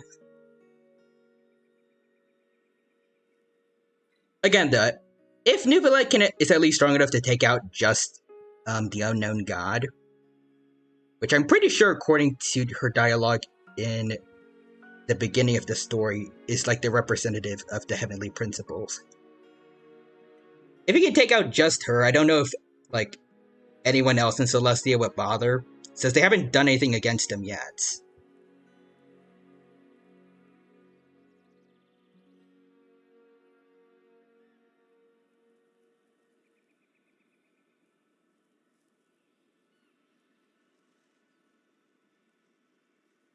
However, the Heavenly Principles will awaken. We just don't know when that will be, or what might trigger it. Really hate the Heavenly Principles, don't you? I mean, probably, yeah. You could say that. They Just look at separated us. Kari Bear. He was so pure and single-minded. The space we now find ourselves is a perfect representation of who he was. Quiet and peaceful. Okay, but wasn't it your people that were... Wasn't it, like, Conrians that, you know, turned him into, like, an experimental thing? Even as a hilly churl, seeing the terrible sight within the mirror wasn't enough to taint his spirit. I guess he was, yeah, he was directly affected by what Celestia did to Conrians. To the people of this world, even though he was denied the very right to be a part of it. So ask yourself this. Who was it that deprived him of that right to exist? I guess technically the Conrians that, presumably, like, the ones that, like, took up the power of the Abyss. And then, I think they're called, like, the Sinners of Conria. Like, people like Gold, that took abyssal power and then just kind of left everyone to fend for themselves when Celestia got mad.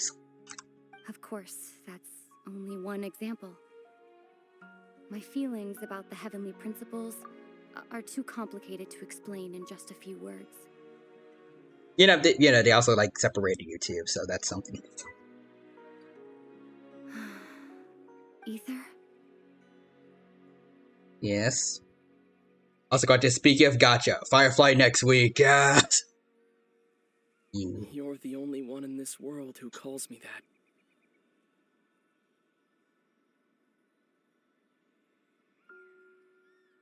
I do find it interesting that, like, they're bringing up that fact, like, that Aether is his real name. And the name that we use is what everyone else calls us. Also not sure how to feel about that though. Like, the implication at least that he doesn't trust anyone else with his real name. I don't know.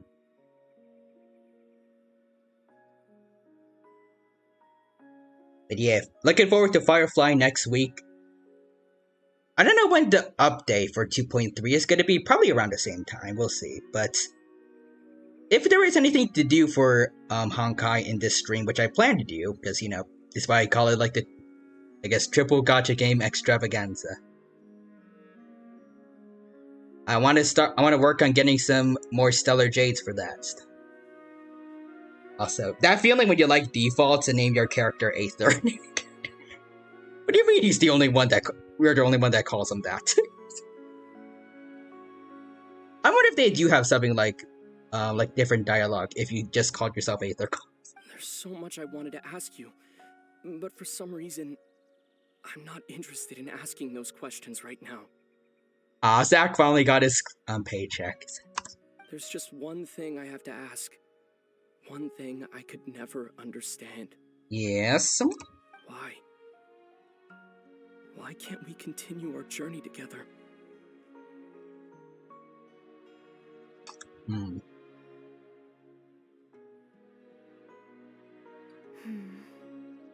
the end of my journey, I arrived at a place known as the Sea of Flowers at the end. Also, I do remember there was like an animated short with her adventuring with Dainsleif not too long ago, right? Do you remember? A long time ago, when we traveled between worlds together. Also, Quad, just one thing I can never understand. Why do people ship us? Because they all live in Alabama, probably. Apologies to anyone that does live in Alabama in chat. Big Quack let me make an Alabama-related joke before. I can do it again, probably. You told me you wanted to find a place in the universe where that one flower was in full bloom. To have a place like that suddenly appear before me. Well, would you think of that as a coincidence? You mean... Also, he was this Big Quack gave you the Alabama pass. Exactly. I miss you too, Ether. But as this war continues to rage, and as I continue to seek that final answer, I don't even know how to face myself sometimes, let alone my own brother. I mean, you're doing it right now.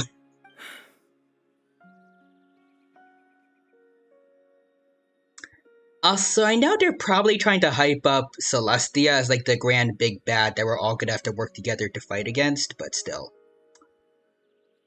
Doesn't really change the fact that still, like, the Abyss Order and the Fatui have their own,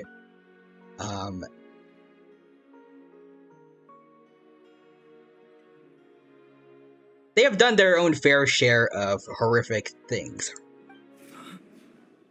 What's going on? Oh? This space has lost its tether.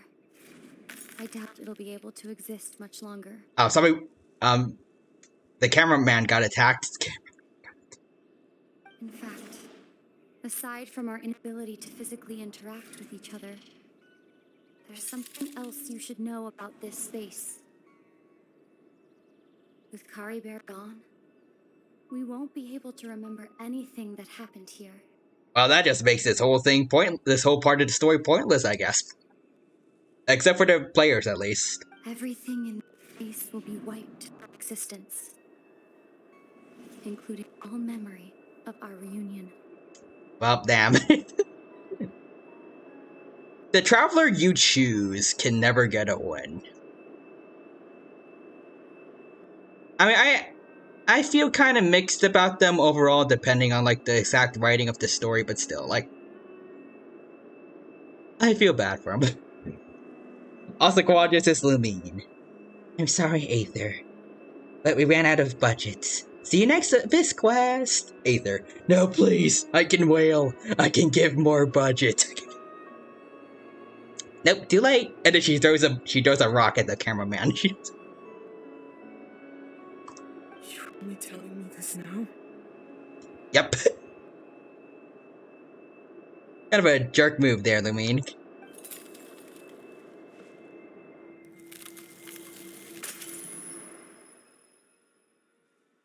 Bye-bye.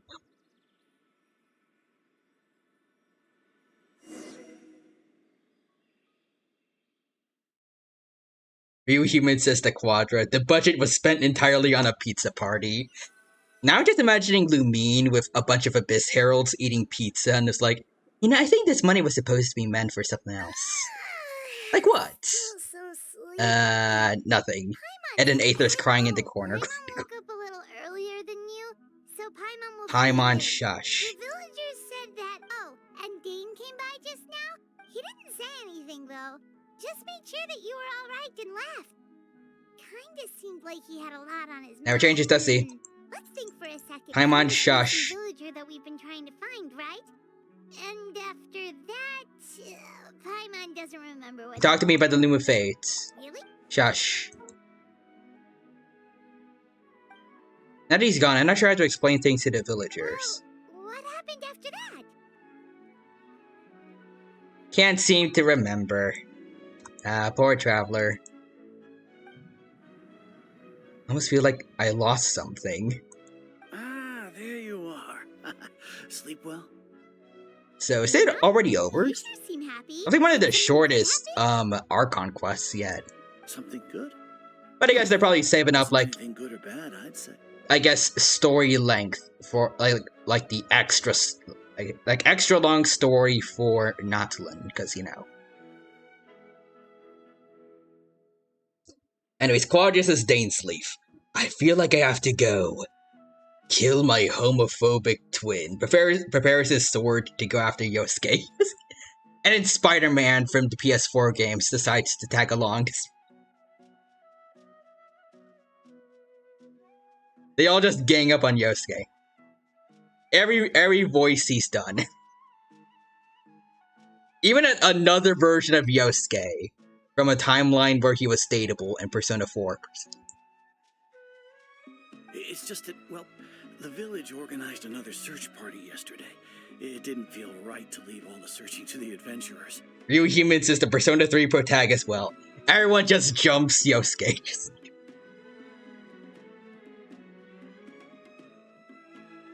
But this is Ben 10. Omnitrix, turn me into something that can destroy homophobia. He becomes Sela. Also, Real Humans says Bedman. And then Sasuke.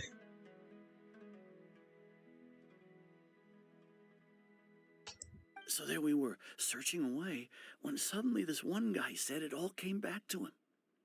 Also, fun fact, Yuri Lothaniel voiced Ben 10, hence that joke. I'm still losing. I only remember, like, specifically Yosuke, Dainsleaf, and the PS4 Spider-Man. Those are the three that have stuck in my mind so far. According to him, one day around dusk, he was passing by this one tree outside the village, and he saw our missing villager. There he was, sleeping under that tree all by himself. His parents came a little later to wake him up, and they all left together.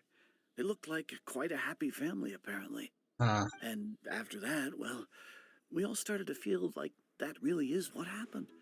Kind of strange that we forgot all. Oh, and we also remembered his name, Curry Bear. Now, that's not a name you hear every day. Also, he misses Martin Smash Remembered it Ultimate. sooner. Oh, nice. Yeah, Well, I Cara hope he's Birds. happy wherever he is, and we're all relieved now that we know what happened. Seems like everyone thinks Curry Bear left the village. Shush, Paimon. Paimon didn't see her in the village just now, so... This is probably heartbreaking for a Tosa, but alright, let's see how she's doing, maybe. Also, he voices Superboy, one of the Marvel cartoons. So imagine Superman. Wait, you mean DC or?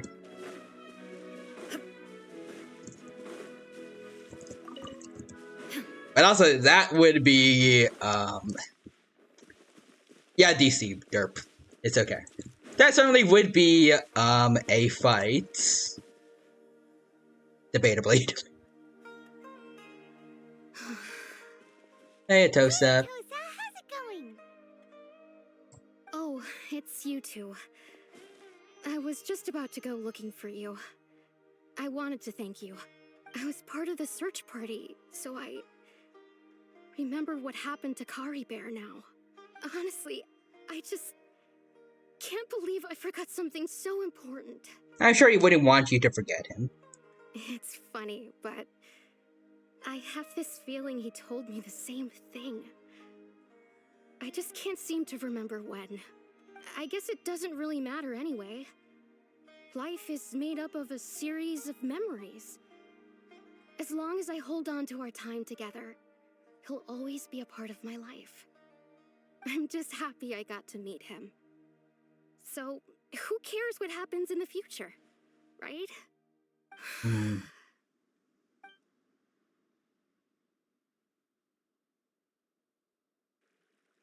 Yeah. Okay, I'll admit. I'm just putting on a brave face. Yeah, I I figured. was dumped, wasn't I?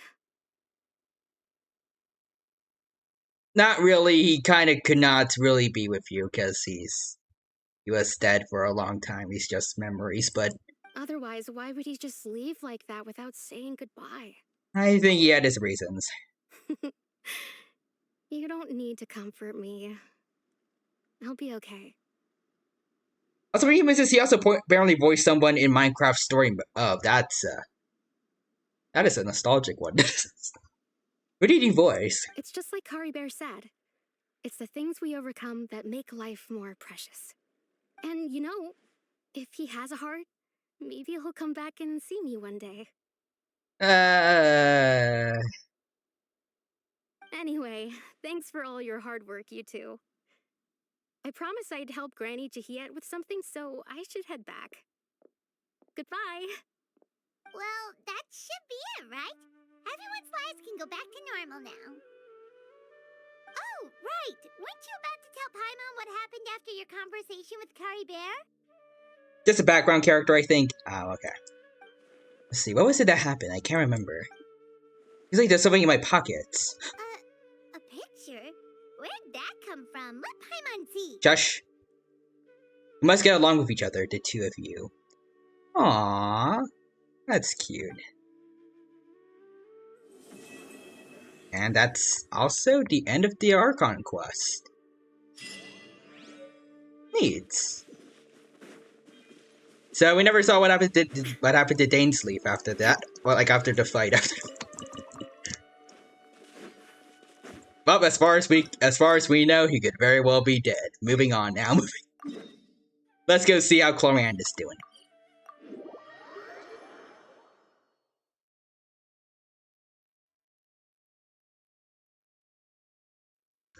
Alright, let us go to the Court of Fontaine. Huh? Do you also see Navia and Clorand over there? They're on a date! They look like they might have run into some kind of trouble. Let's go check out what's going on. They are chatting in front of a balcony. They're on a date. Still no dice? Not at all. And I've asked pretty much everyone in the Court of Fontaine already. Lynette's ears drooped as soon as she heard that we'd have to be out and about for days on end. And Fremine, he hid himself under his helmet as soon as he realized there'd be people around that he didn't know. Fremine is so freaking unrelatable. What about Chiori and Charlotte? I feel like both of them would be more than up to it. I've asked them already, but they're both pretty busy right now. I just gave the members of the Spina a few days off, too, so I don't want to bother them either. They'll think about Mr. Mayleus and Silver. This is getting pretty difficult. I love how they're mimicking each other right now. Navia, Cloran, Oh, hi. Oh, my. Well, if it isn't my dear partners. How are you all doing? We are doing good, Navia. Navia? Huh? Oh, you mean... What? Yep, this is our chance. For what? What are you gonna do? You need our help with something? Oh, precisely. My dear dear partners. We've got a huge problem right now that only you can solve. Okay, what is it? Whoa, for real? Absolutely. We've already exhausted all our other options. Okay, what is the problem? I don't know if it's based on the tone so far. I don't know if it's actually like anything too serious. Traveler, Paimon, would you join us and play Marechaussee Hunter Judgment Day? What? Marechaussee what now? It's a new game script by the Tabletop Troupe. Wait, what? A local roleplay adventure club. Excuse me? Ever heard of the Tabletop Troupe? They put out games that allow you to participate in a story and roleplay characters with your friends. Oh, I've loved their stuff ever since I was a kid. Are you playing D&D? That sounds super interesting. Clorand and I are both veteran members of the club. Recently, someone came up with a new script and was looking for people to help playtest it for them. Okay, well, you know, not what I was expecting for a Cloran story quest, but okay, let's do it. Of course, I couldn't refuse. I mean, come on. A brand new script? Nobody has ever played it before. Real Humans is aha with the D&D testing. Alright, let's do this. Generally speaking, scripts at that level of development have a lot of issues, but I think this one is pretty solid. The author obviously put a lot of work into the story, and the world building is also quite credible. I like that Cloran, like, she cares, she's, like, based on the wording, she definitely cares a lot about this stuff. It's like Welts, like, she can be serious when on the job. But, like, outside of it, she is chill as fudge. Whoa. I know I was the one that handed you the script, but some of us haven't read it yet. No spoilers, please. Alrighty. Real Humans, as long as I can do my bit that I do in all campaigns that I'm in. Whatever you do, go ahead. Funny thing is, actually, I had friends back in middle school who played D&D. But I never got into it eventually. Like, I said I wanted to play with them eventually, but we never got around to it. So then, we graduated, most of us went to different high schools, and... Yep. One day, maybe. One day. Anyway, the script calls for a team of 4. Ah, yes. We're missing one final player right now. You were right. That is a big problem. So, you're saying you'll help us out? I knew I could count on you, partner. So, just me, right? Like, we can leave Paimon out? I can finally get a chance to speak myself? If she really wants, she can, like, play with... I don't know, she can play with, like some kids in, like, the corner.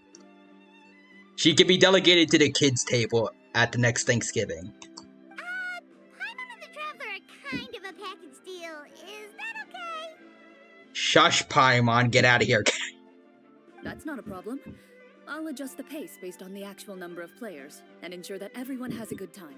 I really hope we, like, if it is going to be like D&D, we can choose what character we want to be. Well, Traveler, what do you think? Wanna play? Paimon will follow your lead. Count me in for a great script. The idea of the Traveler having a script is hilarious. Well, that's all. While we're on the subject of scripts, please tell me Farina's gonna be here. I feel like she's going to be like, she would be one of the most fun people to do a D&D session with, out of like every Genshin player. Like every Genshin character. She's at least like S tier. Like right next to like Fischl, definitely. Like they would be the most in character.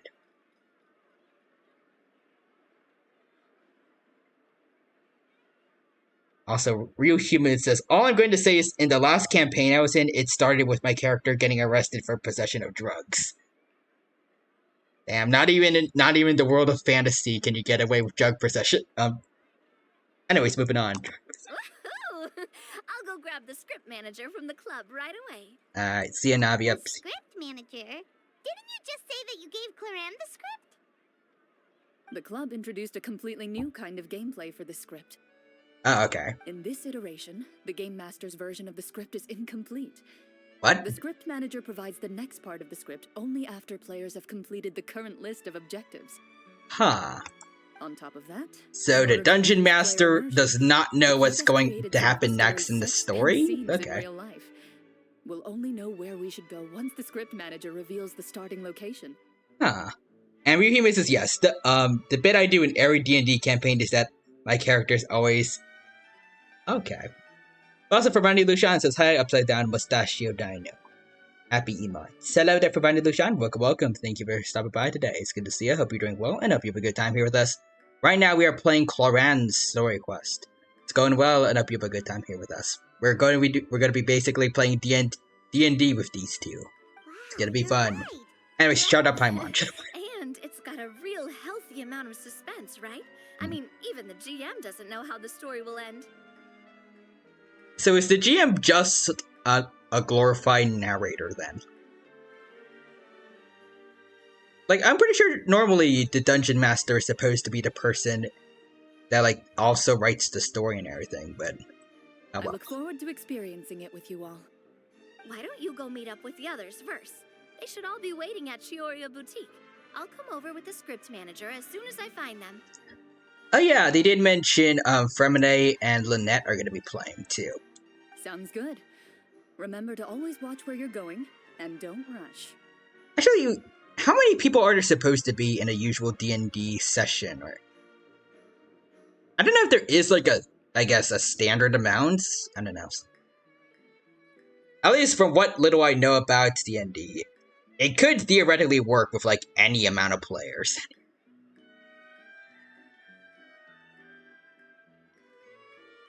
Ryuhime just depends on the campaign. Ah, okay.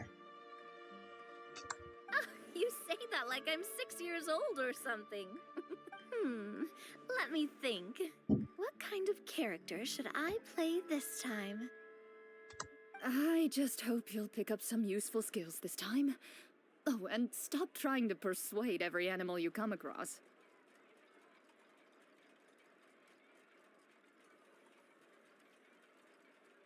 Is Navia like a bard player? Or...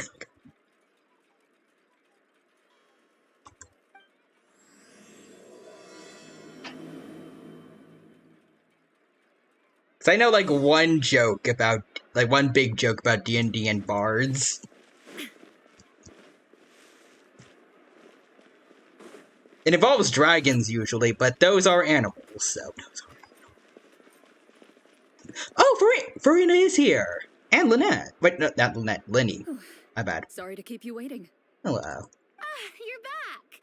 Huh? And you've got the Traveler and Paimon with you too! What Hello. a pleasant surprise. I assume you'll be joining us for the game then? Yes. Lenny, Farina! Paimon didn't know you were playing. Okay, so the person I just said would be like one of the best D&D players in Genshin is here. Let's go.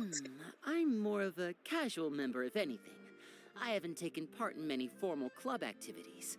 Lynette, Fremine, and I play something similar at the Hotel Bouffe Tété sometimes, but I'm usually the GM.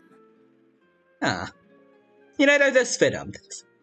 Although I prefer the idea of, like, all three siblings working together throughout the campaign, and Arlecchino actually being, like, the dungeon master.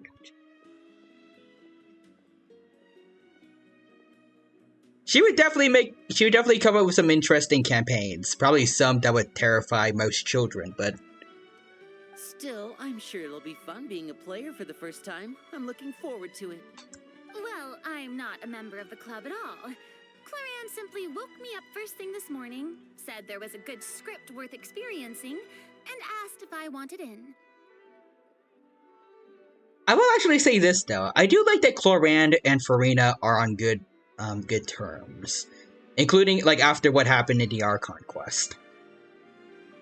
If you're interested, I can give you a referral. That should give you a 40% discount on membership fees. I think I'll wait to see how this experience plays out first, especially when it comes to the quality of the script. If it's sufficiently fun, then I'll join.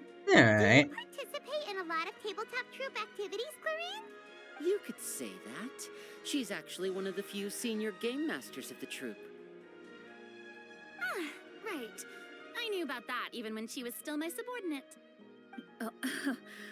It's nothing. Really, just a small hobby of mine. What would happen if Clorand and Wells met each other?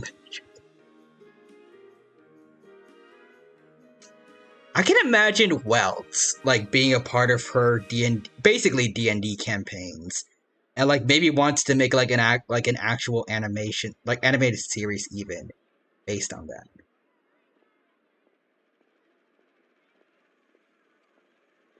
Wow.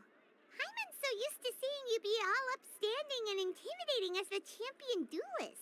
It's kind of hard to imagine you role-playing with a bunch of friends. Paimon, again, people can have hobbies outside of their work. Anyways, if we have a problem with any of the rules, do we have to submit a duel request to you? So if we don't like any of the rules, do we have to risk death? Surely you jest. I would never intentionally make things difficult for my players. Yeah, I know, but it would be funny.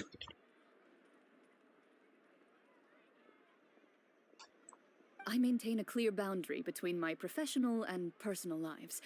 The me you see at court represents the law and order of Fontaine. I put all personal feelings to the side and grant a fair duel to all who seek to defend their honor. I respect that. But in my personal life, I'm just an ordinary person.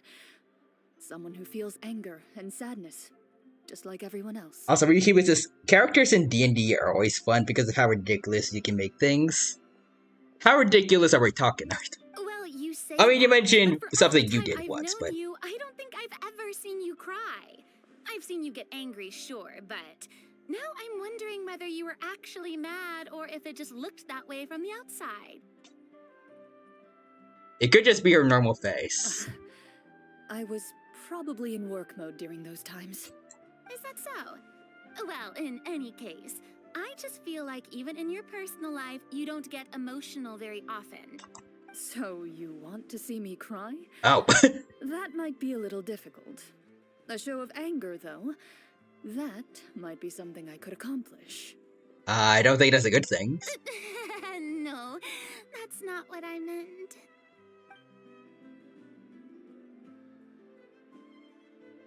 Let's see, so the class that I use the most is Sorcerer, which has a system called Sorcery Points, which lets you make up new spells on the fly. Ah, I'm back! Here, allow me to introduce you to the script manager, Mr. Florian. Pleasure to meet you all. Hello. Wait, are you a champion duelist too, Mr. Florian? Hello. Oh, no. This is just the costume provided by the club. I occasionally play a few of the roles in my scripts. Also, my guy is named Alex Steve David the 7th. That sounds like an alias. A lot of work. It's nothing. It's the least we can do to give the players a more immersive experience.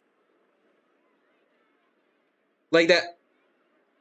I don't know how to word it, but like, I guess there are a lot of names out there, but I find it unlikely for there to really be that many people. Like, I doubt it to be normal for someone to have 3 first names as their full name. Anyway, allow me to give you a brief introduction of the script. Also, what happened to the previous 6 Alex Steve Davids? They died. Oh no. Of old age. Oh, okay. This script was adapted from the real history of the Marachose hunters. You all will play the role of hunters from a bygone era and resolve a series of events unfolding in the capital. Paimon's not super familiar with the history of the Marachose hunters. Is that a problem?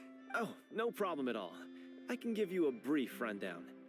So, basically, Marachose hunters were people who dedicated themselves to hunting monsters and protecting the city by using a special swordsmanship technique passed down over generations. Okay. Their story can be traced back to the ancient Remurian dynasty, as well as the first hunter, Cassiodor. I feel like I know that name But from I'll somewhere. leave the finer details for you to seek out and discover later. Mm-hmm. And I'll provide additional commentary as the story progresses. Okay. In that case, brave hunters, are you ready to set out on an unknown adventure? Yeah, sure. Just one second. Shush, Paimon. Ah, I see many a I thought we determined were supposed to play like indoors Very well. or. Head over to this location and begin your heroic journey. Okay. So, as we follow the story, it leads us to specific scenes? Ooh, sounds pretty innovative. What does the message in the envelope say? It's the exact location of the scene, as well as the formal permission to use the venue. Seems like they have everything prepared. Please Nice. check all your belongings, everyone, and make sure you haven't forgotten anything. Once you're ready, please follow me to the designated location. Sounds good. Hunter Squad, move it! Shush. Alright, let's get. So we're playing alongside a beach, it looks like.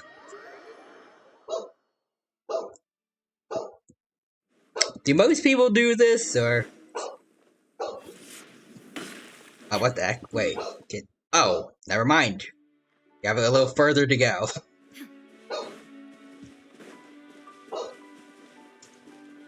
You know, there's a monster out here. Someone should have taken care of that before.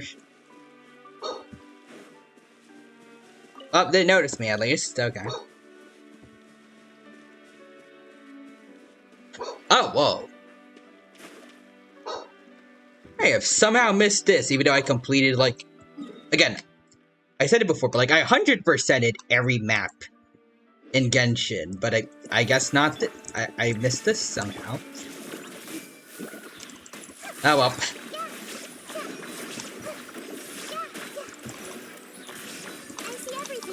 This is mine. Alright, come on. Got some energy for Jean. There we go. Okay. But a momentary distraction. Okay. That everything? Okay, yeah, we good. Oh. Looks like something's killing the little seals there, but it seems okay for some reasons. You guys good? I don't know why you're hurt, but okay. Let's move on. Oh, I see the thing. I see. Huh. Well, okay then. Whoa, they really have thought of everything. Even the phaetometer is here and ready to go for us. The phaetometer? What's that? I think Linny, Linny made that for Lynette during her hangout quest. It's a card that's used to determine action success or failure. We'll need to use it when we try to use certain skills. Okay, so we have a replacement for dice. And what about all the dessert and tea? Is that for us as well? That's what the message said. Well, sweet. Really? That's so nice. It feels just like a tea party with friends. Those snacks have Paimon's name written. Shush. I Paimon. think you might be more of a snack hunter than a Marashose hunter, Paimon. Snack Hunter Paimon reported for duty. Paimon, shush. The desserts are great. But I'm still looking forward to the story more than anything. Very fair. Then, let us begin. Alrighty. First, please pick up the blank character cards in front Oh, of here we you go. and write down your name and profession. Okay. You can find an abbreviated version of the rules printed on the back of your character card. If you have any questions, feel free to ask me. In this story, everyone is a Marashose hunter. To reflect this... Okay, but like, are there different kinds of Marachose hunters? Ooh, nice.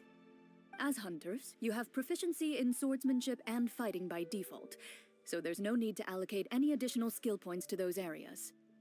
Swordsmanship? So there's a fighting part to all of this?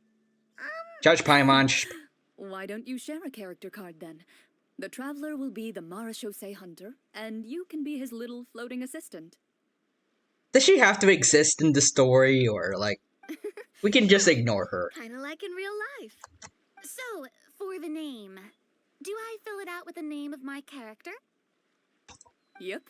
It can be any name you like. Okay. You can use your real name too if you want. I do that whenever I get too lazy to think of a new name. That's a little boring, but okay. Oh, so it would be like experiencing a different life, but still as yourself. That's not a bad idea. That's... I feel like Farina probably relates to that a bit too much, and not in a good way. In that case, I think I'll continue to use the name Linny then. Oh, okay then, Linny, being boring. Next up is the skill sheet. You have a limited amount of skill points that you can use to learn a number of skills. The more points you invest in a particular skill, the easier it will be to pass associated checks. I'll take persuasion and investigation. Those are must-haves when it comes to missions like these. Oh, those skills sound like they'd be useful for gathering intelligence. Good idea, Navia. Just as expected of a veteran player. So, should we also take those skills then? Not necessarily. Since we're working together as a team, we could leave the negotiations to Navia and use our skill points to pick up other useful skills. Okay. For example, I think I'll take stealth and sleight of hand. Oh, yeah, That would definitely give us sounds more like him. options if we run into any situations we can't negotiate our way out of. Oh, interesting. I wasn't thinking about it like that. I suppose it's not so different from an acting troupe. Everyone has their own role to play. Let me see. I'll take arts and performance. I'm not quite sure what use they'll be, but I'm not as knowledgeable about the other skills, and I'm not too confident I'd be able to roleplay them well. You got this, Farina. Well, that leaves us. What do you want to learn, Traveler? Let's see. Cooking, medicine, and insights.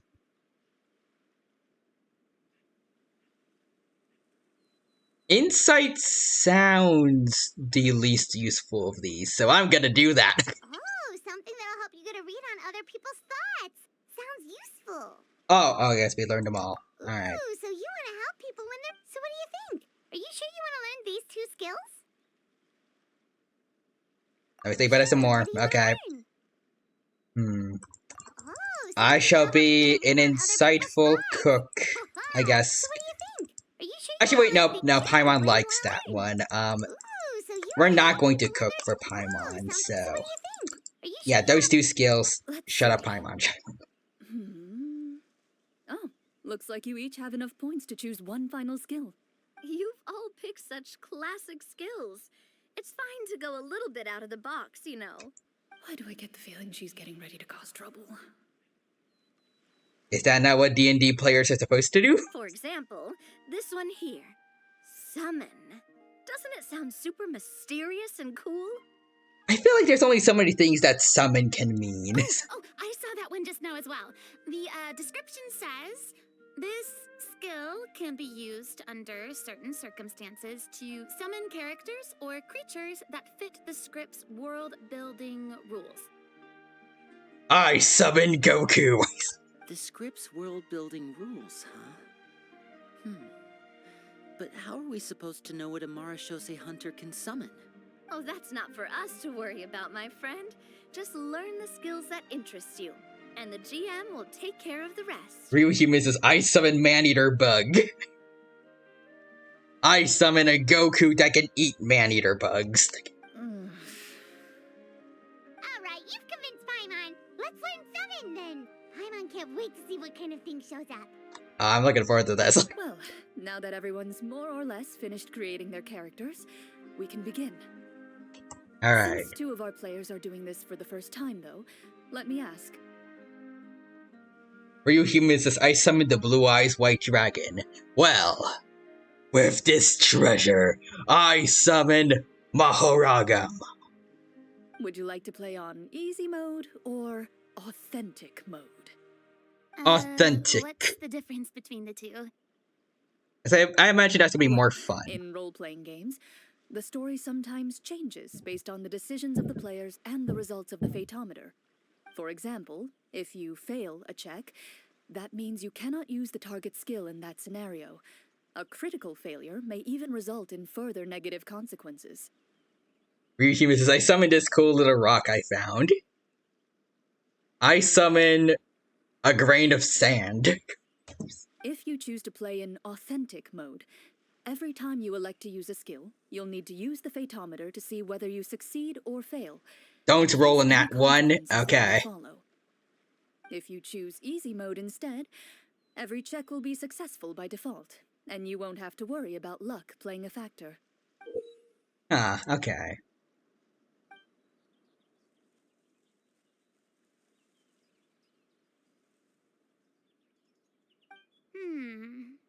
Given that I'd like to focus on the story, I suppose I should pick easy mode. I'd feel bad if I brought the team down by failing my checks. Huh? Oh, come on. Don't worry about that. RNG is the lifeblood of role-playing games. I hate RNG that way. With authentic mode for sure. I don't like RNG. Knowing what you might have to overcome. Ugh, doesn't that sound exciting? I'd rather be mentally prepared for what might happen. All right, then I'll mark down Farina for easy mode. All her checks will be successful by default. As usual, Navia and Linny will play on authentic mode. Wait, so does that mean the consequences will only affect them, or? And I feel like it's a little less fun of like. At least with what little I know, I feel like it'd be more fun of like one person, if they're chaotic enough, could cause trouble for everyone else just through their decisions alone. What about you, dear partner? How would you like to play? Okay, let's see. Easy mode or authentic mode? I feel like again, like I said just now. Like I feel like, I feel like I partially maybe in. I don't know. I feel like most people know that in most games I do not like losing or like getting negative things happen to me. But at the same time, I feel like it is at times is also more fun. And I feel like for D&D, that's definitely one of those occasions. And I see Ryuhime also said authentic, so I want to go with that. Are you sure? Yep, I'm sure.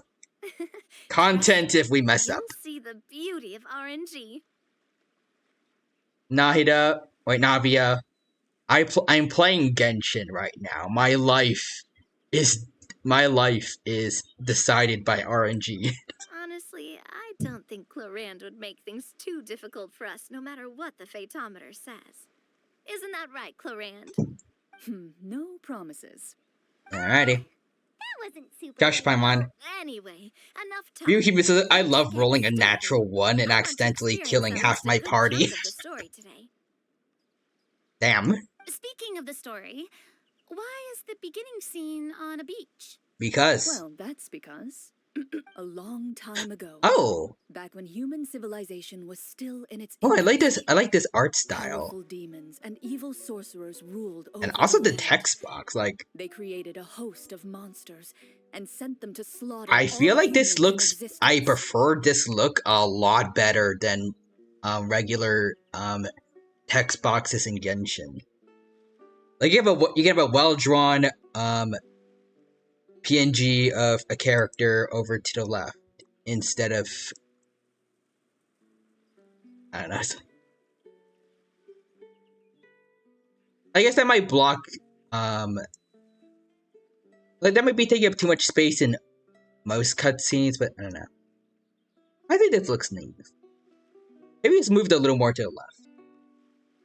Also, Nixer says, you are a terrible person. Also, Sparkle. And Ryuhime says, hey, I just rolled bad. It's just how RNG works. And Nick redeemed bread. So, Brian, there you go. Soon, a group of human rebels banded together. With their swords raised, they swore to brave the darkness. And in doing so, subdue each and every monster that sought their destruction. They became known as the Marashosei Hunters. Okay. Oh, this is a loading screen. Okay. I like it.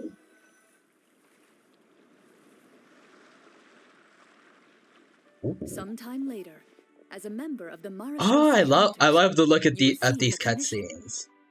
Following the address provided on the message, you take a boat and Ah, this is arrive at cool. this strange city. And the fact it's also a lot more laid back, like compared to most other story quests for characters. But also, I see Nixer said yes, but you also said you loved it. And Ryuhima says, to be fair, it's really funny. As you inhale, Oh, you can wait, taste where the did slightly Mondstadt? salty air of the docks as you begin to survey your surroundings.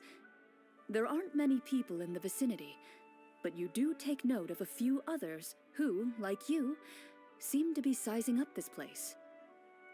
Okay, so Mondstadt is Your eyes meet, fairly dead for some and reason. you realize Oh. these people are fellow Oh, we're meeting Mara each Shosei other. hunters, Okay. likely led to this location after receiving the Also, same Nixter says, time to commission roll a as you. d20 for your punishments. You rolled a 1. That heals me to full.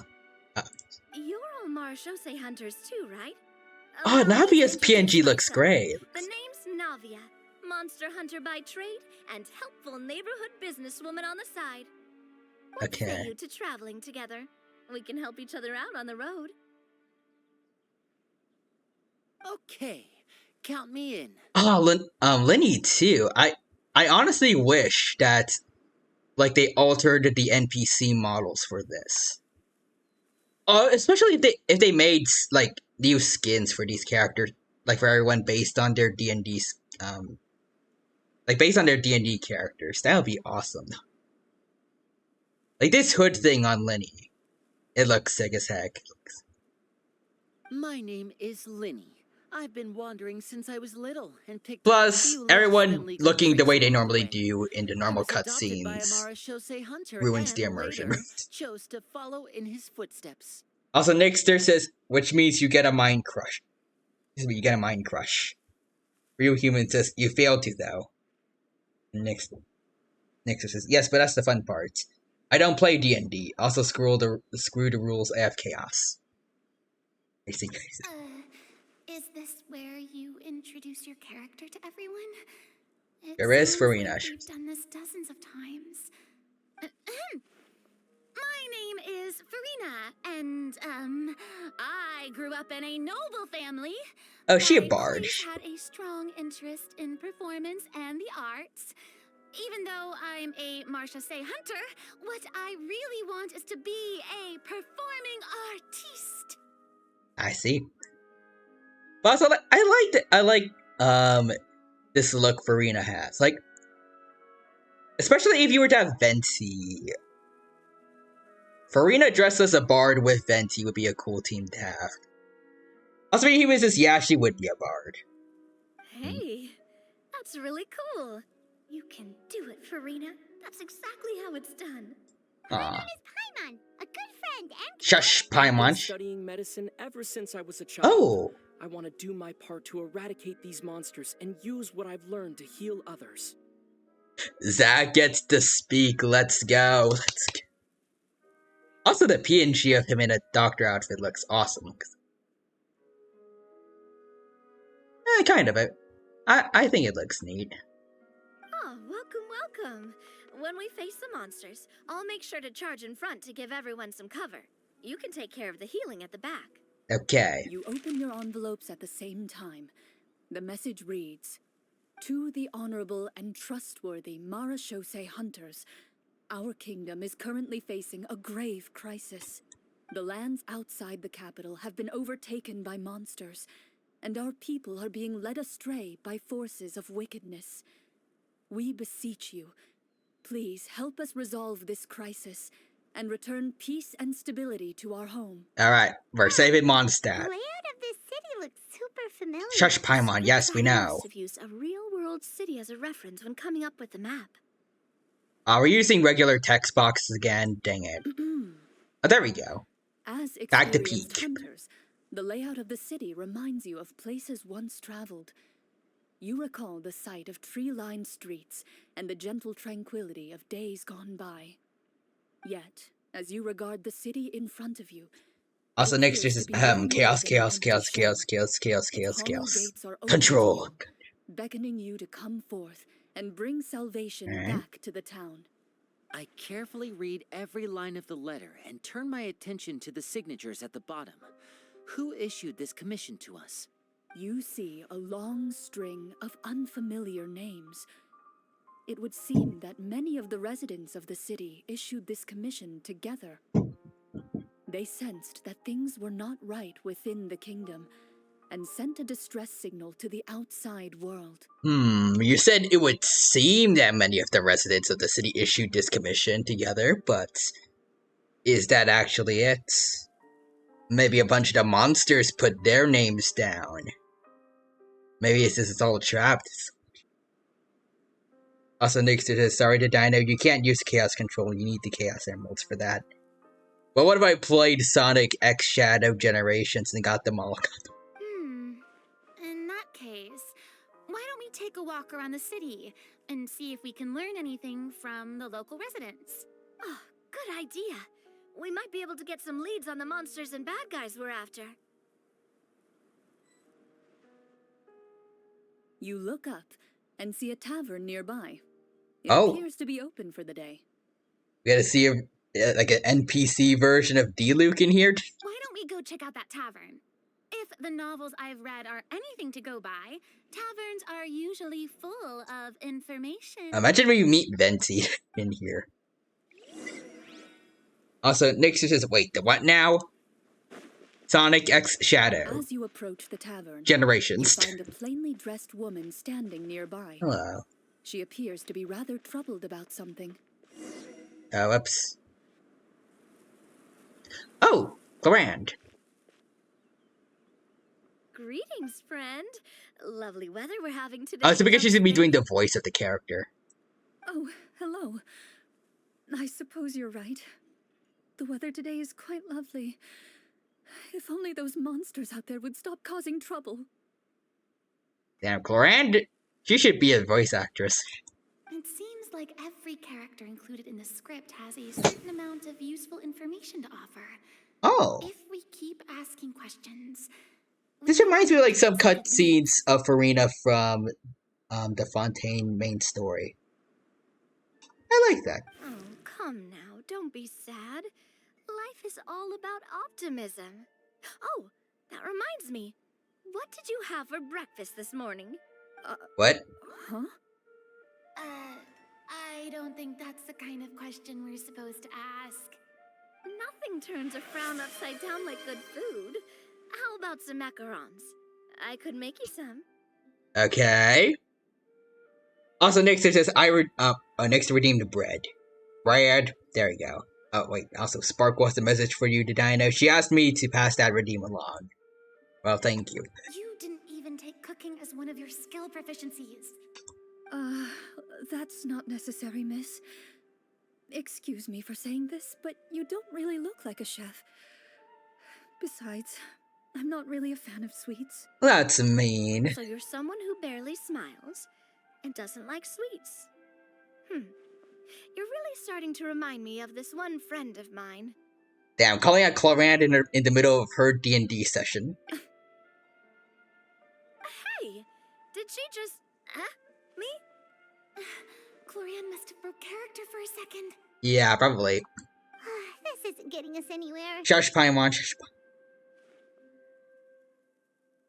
I'd like to do an insight check to see what's troubling her. Any help here, Linny? Let's try our RNG. The results of insight checks aren't disclosed to the players, so I'll be the one consulting the fatometer. Oh, okay. Try to use oh, okay. Check complete. You recall all the lessons you've learned in your time and begin to carefully observe the woman's mannerisms. I think we did good. You notice that when she's quiet, she has an empty look in her eyes, as if her thoughts have drifted to a place far, far away. And when she speaks, she often subconsciously reaches out to touch the ring on her left hand. She's married. Did something happen to your husband? So you noticed. That's a little embarrassing. A horde of monsters suddenly appeared near the capital recently, so all the guards were dispatched to fight them. Do you remember when those monsters appeared? I'm not completely sure, All I know is that my husband was dispatched to fight them 3 days ago. Oh. Do you know where he was sent? It all happened so fast. When we said our goodbyes, he couldn't even tell me where they were sending him. Jeez. You have our thanks, friend. We'll find and defeat those monsters as soon as possible. We sincerely hope your husband will be able to return to your side soon. Oh, thank you. Don't worry. We'll find him. Just try to remain optimistic and wait for good news. We don't always get to choose what happens to us. But we do get to choose the little things like what we eat and how we respond to the things life throws our way. I hope that one day, you too will recognize the power of something as small and inconsequential as a delicious dessert. You know, now that I think about it, like the PNG to the side with the text box, it reminds me a lot of Persona, actually. Although I wish the in that case, I wish that the PNG characters actually moved around a bit. And like showed different expressions every now and then. That would be amazing. You bid farewell to the woman, and continue your journey further into the city. Oh, Door of Resurrection activated.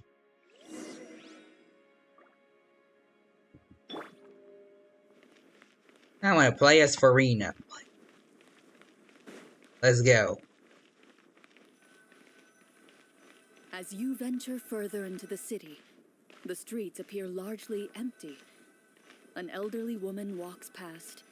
You see her shake her head as she puts away her wrinkled wallet. Should we talk to her, or? The nearby merchant folds his arms and gives you a disdainful look. You get the impression that he's someone who has long gotten used to the sight before him. Alright. So ignore the old lady. Hello. Although he doesn't seem very friendly, merchants are usually a good source of information, right? Pardon me, sir. I'd like to ask a question if I may. That depends. How much are you willing to pay? I like the way Coloran is voicing this dude too. How about this much? What do you take me for? Some lowly beggar? You can't even buy half an onion with that amount. Oh. Surely an onion can't be that expensive, right? What do you know? War's nearly upon us. Everything costs several times what it did before. If you're not gonna buy anything, then scram. Whoa, what a nasty guy. Shush. Paimon. He might have information we need. Traveler, can you think of something? Navia, attack him! Sir, we came to this city to solve the very problem you seem to be referring to. The war you mentioned, would it happen to be against the monsters outside the city? If you happen to be well informed and know a thing or two about what's going on, we'd appreciate it if you could share that information with us. After all, the sooner this problem gets resolved, the easier it will be for you to do your business. Okay, I kind of thought she would, like, cause a bit of chaos here, but... I mean... it makes sense that she would be good at this, considering her regular day job. Try to persuade the gruff merchants. 14 seems good. Check success. Awesome. We did it. Well, things are basically as you said, young lady. Those monsters are camped outside the city, and they've been destroying all our trade routes. We have limited reserves within the city, so if this continues, we're all gonna be in big trouble. I see. Wait, you're saying no one has put a plan in place to distribute supplies or maintain order? We could all starve, and those nobles in the palace wouldn't even break a sweat. Ah, I see. It's that kind of story. And I see also Nixter saying Sparkle. Did someone say Chaos? Nick, do the thing. Me on it. And I see redeem stretch. Thank you for the stretch redeem. Give me a sec. Alright.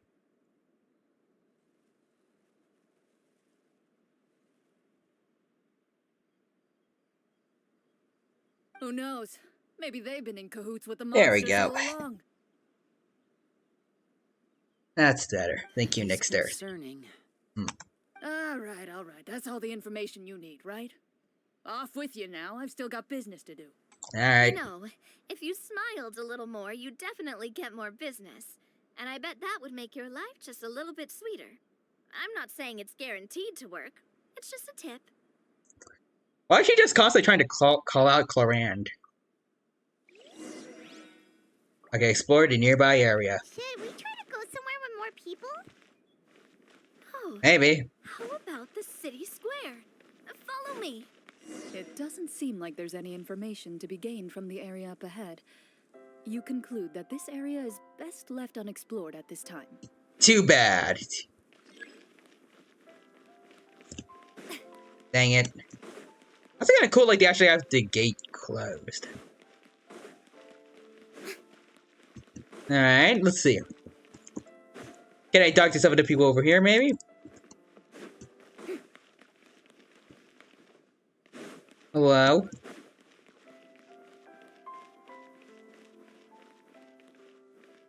Okay. I see people over here. We can just chill with this man. Or we could talk to some of these people over here, maybe? Can we go into buildings, maybe?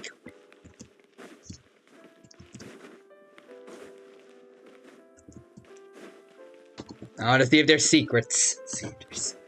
I want to sniff them out. I'd cause more chaos like a barrel roll, but I only have 14 points. Not that I'm stopping anyone else from being chaotic, though. Is this a call to arms? It doesn't seem like there's any information to be gained from the area. Alright, fine. Chlorand. Don't be Paimon. Oh, so next there's this. You know what? Yes.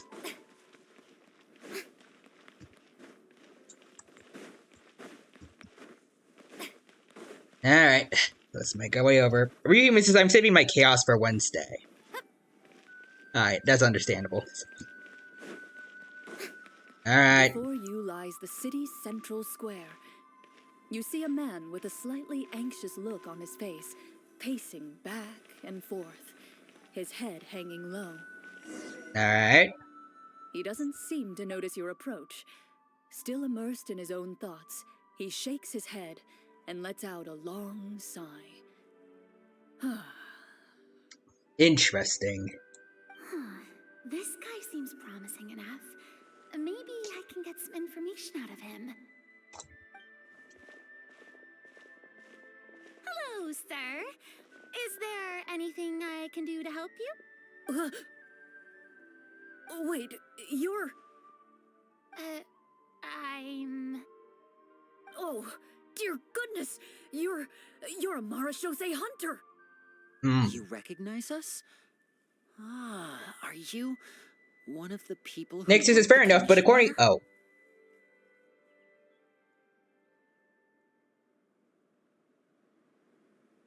Yes! Oh, I didn't expect you to actually come. Oh, what great news! The city is saved! I mean, most of them are probably lurkers, and I'm fine with that. Like, if they just want to chill, that is fine. They don't need to be part of... they don't need to be, like, actively chatting. I just hope that I'm entertaining them enough. What happened here? Alas, we once lived comfortable, carefree lives. This city used to be free of monsters. The first Marashose hunter, Casiodor, the Golden Hunter, he was the one who drove them back. However, monsters have once again surrounded the city. Perhaps the seal that kept them at bay has lost its power. Or perhaps an evil sorcerer has been meddling in our affairs. All I know for sure is that their return has stripped the city of any chance at peace. Are there not enough soldiers to drive them out? It's not a question of numbers. The guards simply have no idea how to deal with them. Most people my age have never even seen one of the monsters, much less been trained to fight against them. What's worse, many of us don't even know the history of the Marashose hunters anymore. Dang. Also, Nexus' random emotes are free chaos. I guess so. And thank you for the Chewbacca, I think? Yeah, Chewbacca emote. Appreciate it. When I was a child, though, I was a my Chupacabra. grandfather would tell me stories about how the Marashose hunters drove back the monsters. So, on the off chance that something might come of it, I decided to reach out to you. Neat. Also, Real Human says, an evil sorcerer. Could it be Alex Steve David the 7th? Gasp. And Nixer says the Real Human works. Is Alex Steve David the 9th? I thought he was eaten by Alex Steve David the 7th. Cause 789. To be perfectly honest, I was starting to think all those stories were just tall tales. But now that I've seen you in person, I finally know that it was true. Well, you can rest easy, friend. The righteous and formidable Marechaussee hunters are on the case. The man is touched by your determination and resolve. His eyes begin to well with tears of relief. Aww. Still, if we are going to hunt the monsters, we need to know where to find them. Can you give us any leads? All I know is that the area outside the city is dangerous. I'm afraid I can't point you toward a specific location. And? Although, if you leave the capital through the main gate and follow the road, you should run into a group of guards. They might know more about where to find the monsters. How does a random dude know where they're stationed, though? I see. We'll go look for them then. All right. Be careful. Oh, and one last thing. The monsters outside the city are just part of the problem. There are evil sorcerers inside the city. There are evil sorcerers. So be Okay. on your guard. They're actively working with the monsters and have corrupted the court ministers with malicious magic. They're the reason why, even Can we fight them? inside the city, everything has been a giant mess. Even one of our kindest ministers has turned into a boorish and unreasonable figure, interested in nothing but enacting laws that exploit the people. Who knows how much longer we'll be. Nixer says we must go rescue the people's families. Yes. Talk about being stuck between a rock and a hard place. I feel bad for him. Maybe we should try to cheer him up? Farina, sing to him a songs. Like, now? Is this really the right time? Yes, sing, Farina. I appreciate your kindness, but for now, it's more important to focus on the crisis at hand. Sing. Brave hunters, I leave the future of this kingdom to you. Also, Nixer, and then get nuggets. Okay, I can work with that. I guess we're going outside now. If I understood correctly, there are currently 2 problems in the kingdom that Oh, we're in the solve, real right? world. Okay. Exactly. We need to defeat the monsters outside the city and take down the evil sorcerer stirring up trouble from within. But which problem should we tackle first? Well, this seems like a good moment for a break. Take some time and discuss what you want to do. Let me know when you've made your decision. I really didn't expect the people in the city to keep us at arm's length like that. I totally thought the hunters would be treated like heroes. I mean, it's been a while since anyone has seen them, so. Well, Clarence said the script took cues from the real history of Fontaine, right? Maybe the real-life Marechaussee hunters were also treated like that. I wouldn't say it's a perfect representation of history, but there are definitely some similarities. Would you like to hear more about it? Maybe. Also, is this real life or just fantasy? We are in a fantasy world in-game, and we are playing a fantasy version, I guess a fantasy world version of D&D. So, whenever we're actually playing the game, we're in a fantasy world inside of a fantasy world. Sure. As long as it doesn't spoil anything in the script. You brought up bits and pieces of the hunter's history before, but it was all in passing. Paimon wants to know too. The hunters were super powerful, right? Were they all from a special line of supernatural beings or something? Kind of like the yokai in Inazuma? You didn't even mention the Adepti from Leeway, Paimon. Shame on you. All Marechaussee hunters were ordinary mortal fighters. The only thing that set them apart were the special sword techniques passed down over the centuries. Interesting. Nixter says, oh my god. Fantasyception, indeed. Huh? So you mean anyone could become a Marechaussee hunter? I doubt it's that In easy, theory, but... yes. All you would need to do is survive the rigorous training and master the swordsmanship techniques required to fight the monsters. Still, most people dropped out at the early stages. and others called it quits the minute they saw a monster in person. To become a hunter, you must be strong in both body and mind.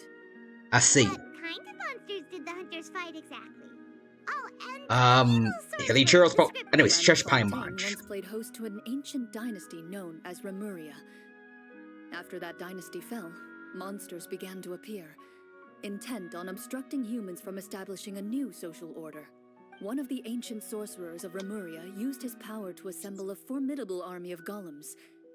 He sought to use that force to establish himself as king. Now wait a second.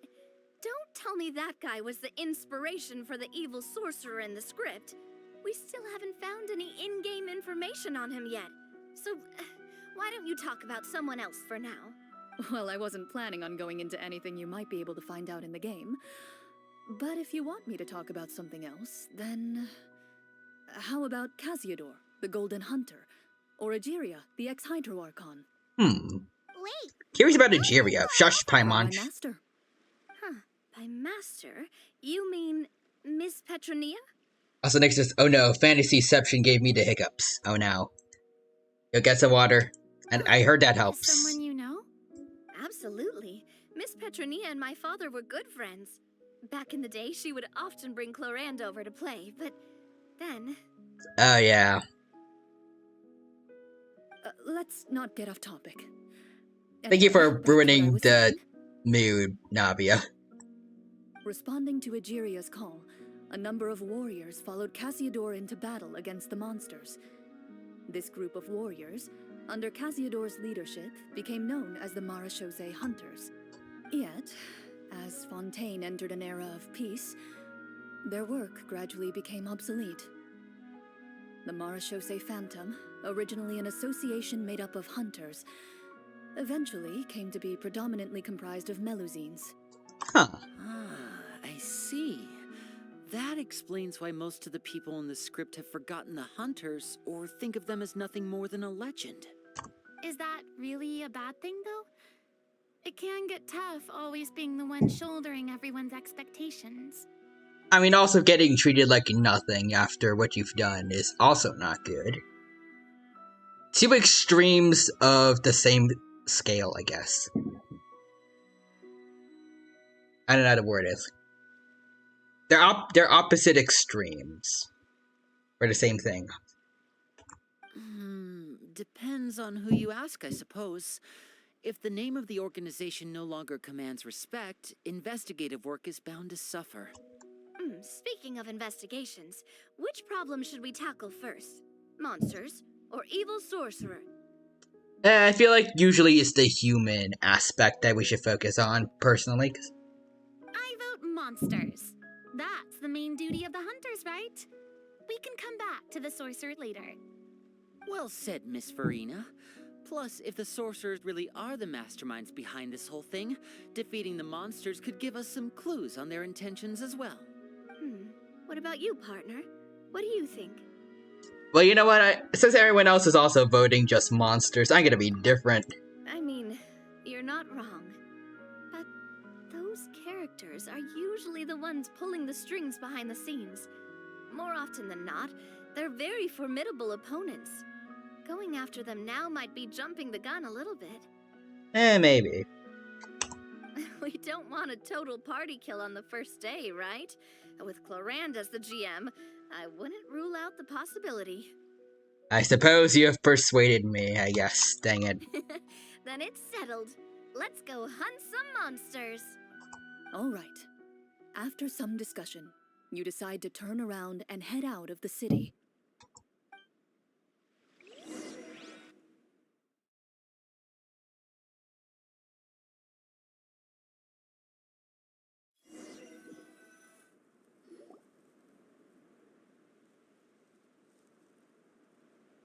Let's take a look around, like that guy said. Alrighty. You there, outsiders, halt! Oh.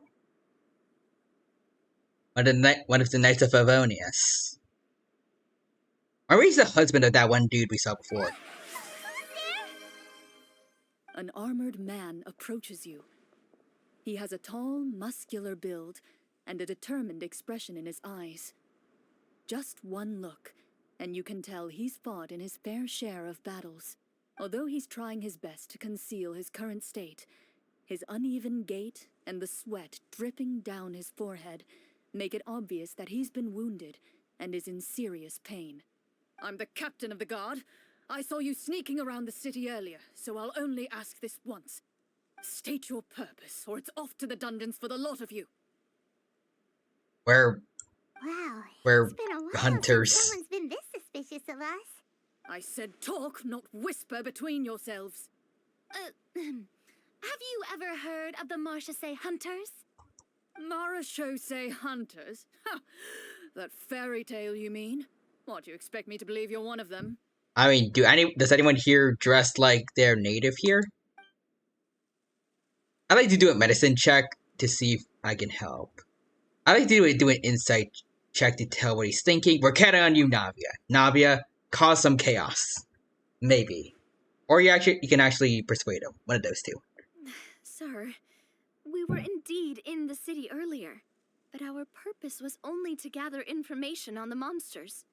We're here to help the city and all the people within it. Your guards are still fighting the monsters as we speak. They could be seriously wounded and in grave need of support. You need all the help you can get. Alright, let's persuade him. Oh, okay, we did it. The man regards you with doubt and concern. After a I period want of to inner fight struggle, him. he lets out a long sigh. Also, And I next to informs you redeem of the Dino dad locations jokes where the earlier, monsters and have also appeared. roll a persuasion check real quick. Sorry for missing your messages earlier, but also for your dad joke.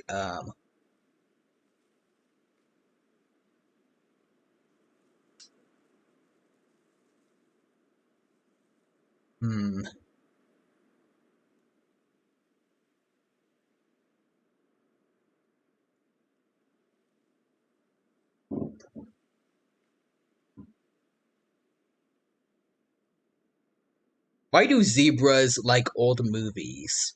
Because they're all black and white. Those monsters aren't easy to deal with. But if you insist on going, I won't stop you either. I just hope all the guards will be able to come back to their families alive. I wish you the best of luck. Anyway, 3 human roll to 17. Nice. Alright, let's get going. Based on what the captain said, the monster should be right up ahead. Oh yeah. Let's go. Hopefully we're not too late. Are we actually fighting the monsters? I mean, we have our ultimates, so I'm guessing so. As you approach the battlefield, you see numerous people lying by the side of the road. They appear to be dressed like guards. Aye. Their faces are filled with desperation and terror. Okay, I just gotta ignore them. Screaming and cursing in vain, as if still trying to banish the monstrosities they saw from their minds. A few of the wounded look up at you in shock and disbelief. Aye. Quick, leave this place.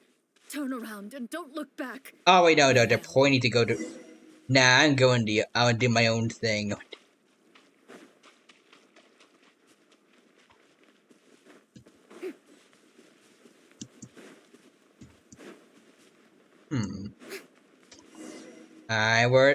There's the monsters. Nixer says I would have rolled it myself, but I left my D&D dice upstairs. They're really cool. They're blue-green marbles. Oh, nice. Oh, there's fire. This is the place he mentioned, right? Just by munch. You see broken iron swords scattered all around you, and downed trees riddled with terrifying claw marks. All the signs point to one thing. A truly devastating battle just took place here. Be on your guard, everyone. The monsters might still be around. Before you can finish your sentence, you hear rustling sounds from the surrounding bushes. The monsters have emerged. Of course, it's those wolf They close in things. on you without fear. You get the impression that, in their bloodthirsty eyes, you're just another meal for them to devour. Judge Pie The Munch. battle round begins now. Alright, make a combat check. Okay, here we go. I choose this. Well, we fudged up. Check failed. Check. Okay. Combat power remains unchanged. I mean, how bad is that entirely? And voila! A round of applause! There we go. The battle round begins now.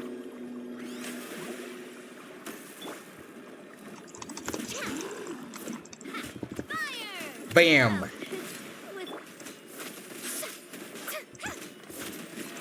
Oh, brilliant! Yeah. We doing it. Boom. Okay. Nanavia, go. Feeling lucky?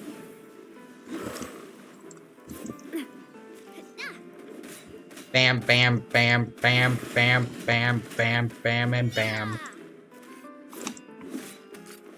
There's no time, so... Oh, there we go, we did it.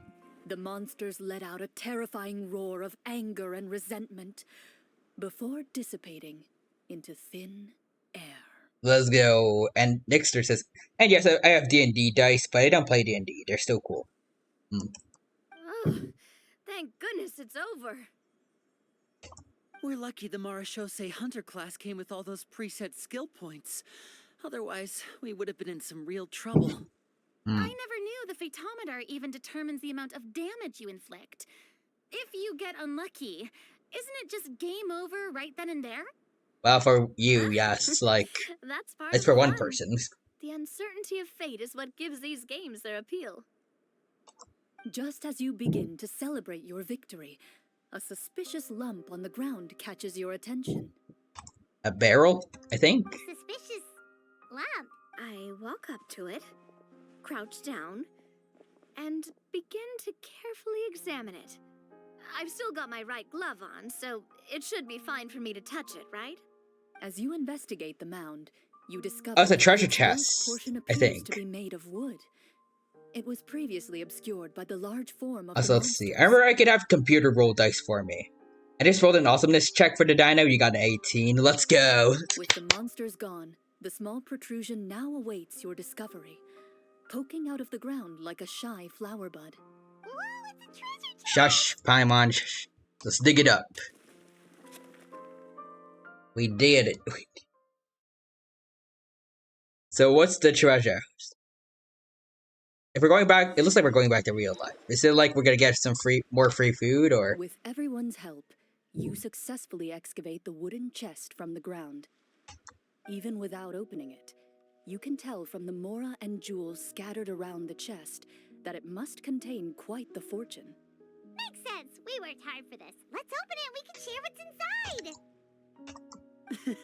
I can understand your excitement, Paimon, but think about it. Doesn't it seem like there are people out there who need this treasure more than us? Yeah. Think about all the people suffering in the capital, or all those guards who got hurt fighting the monsters. Wouldn't it be better if we gave the treasure to them? Man, there's a lot of people who are suffering in this story. And we're gonna take the money. Take them. Wait, is that how it works? Shush, Paimon. Well, let's put it this way. Any decision you make during a role-playing game can impact the future course of the story. But would the people really believe us? It's hard enough for us to prove we're Marshose hunters. What if they think we procured the treasure illegally? They might get even more suspicious of us. That's definitely something we should consider. Maybe we can come up with an explanation in advance. Monsters had it. We took it. That's it. Shush, Paimon. Looks like you're facing a difficult choice once again. Well, it's getting late. Why don't we call it a day for now? Oh, okay. Oh, where did the time go? I'm not sure if it's because I'm having so much fun with you all, or because the story is particularly enticing, but I feel like I could almost keep going. Here, here. Ooh, how about we play through the night? I'm not sure I'll have enough energy for that. Yeah, that won't work for me either. Ow. Lynette will give me an earful if I get home too late. I understand how you feel, Navia, but we have to change venues for the next part of the story anyway. Ah, well. Another location? Mm-hmm. There's a special note for the GM at the end of this section that says to proceed to an indoor set for the next part of the script. Okay. Whoa, they really pulled out all the stops for this new script.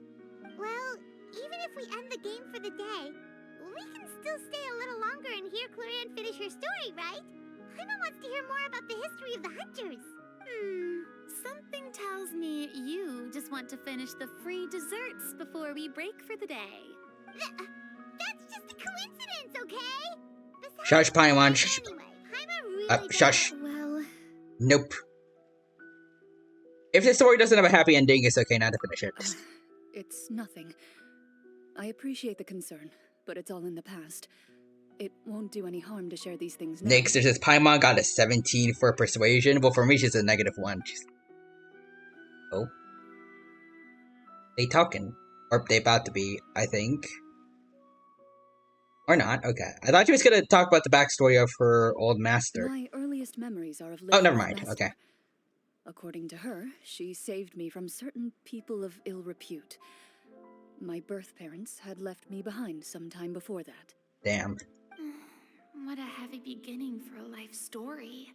Master was a fascinating individual, if inexperienced in the ways of raising children. My first ever toy was a short sword. Although I suppose it wasn't so much a toy as something Master removed from her waist and handed to a noisy child in need of distraction. Oh wait, so she handed an actual sword to a child? Isn't that dangerous? Did you hurt yourself? Of course I did. I cut my palm and bled quite a lot. But Master was not concerned. She just stood there and casually lectured me about it. Oh. See, that's what you get for not holding the sword properly, she told me. She then crouched down next to me and said, "Give me your hand. I'll teach you to bandage this wound. After that, it's time to learn how to truly hold a blade." I guess that's not the worst parent out there, but also, Nixer says, yes, I might just randomly be rolling D20s during the stream. Okay. Excuse me for asking this, Clorant, but how old were you exactly when all this happened? Probably around, 3, give or take. A baby? 3? Isn't that when most kids are still struggling to hold a fork? As I said, Master was rather inexperienced in the ways of raising children. She believed trial and error was the best way to teach a child what they're capable of. I'm not so sure this is a question of experience. I didn't see anything wrong with her ways at the time. And anyway, children don't get to choose how they're raised. Oh, she did bring me back a pet from Liyue once. It was a Geovishap hatchling. Ha, okay. A Geovishap hatchling? For a pet? That seems even more dangerous. What she said was this: make sure to get along, you two. If you really can't agree on something, just settle it with a fight. Whoever loses is the real pet. Damn. And how old were you when this happened? 5. So, did she win? Well, did you win? No, I lost. Damn. She ain't Gojo. So, you're saying you actually became the Geovishap's pet? Yes, but only for a week. By the end of that week, I defeated it in combat, and we've shared a cordial relationship ever since. So you still have it. That really doesn't sound like the kind of childhood someone should have. Does Snoopalette know about that? Like, you're keeping a fellow bishop as a pet? Later on, I gradually understood that Master most likely didn't know any other way to raise a child. She was a Marashosei hunter, but I never heard her bring up her own parents. Thanks to her, I learned how to navigate the forest by the age of 6, and could hunt monsters in the wild by myself the year after that. Damn. Even though the training she subjected me to was strict, she always made sure to take me traveling when she had the time. We met many of her friends during those days. That was also how I met Mr. Callis and his family. Aw. I still remember the first time we met. You were too scared to join our picnic and hid behind Ms. Petronia the whole time. I still hadn't really met many children my age at that time, so I didn't know how to interact with others. After that, though, you started coming over a lot. You loved challenging people to shooting competitions, remember? I don't think many members of the Spina ever beat you in one of those. I had a lot of fun during those days. Aw. I enjoyed them too. Oh, do you remember that one time we went exploring around the Spina together? We overheard Papa call your master Fontaine's Protector of Justice. We tried to pretend like we never heard anything, but you nearly let it slip that one time. Protector of Justice? Oh, wait, you mean that vigilante hero from 20 years ago? The one who is always active at night? Just like D-Luke, just like... Yep, that would be her. She often would put on a black cloak and go out at night. I never knew where she went or what she was doing. Until, like Navia said, we overheard the truth from Mr. Callis that night. 20 years ago, huh? I still remember the guards leaving all kinds of witness reports about her on Nervalette's desk. My apologies. Damn. Imagine Nuvalette was here playing this game with us. You had nothing to do with it. And anyway, everything she did was for a good cause.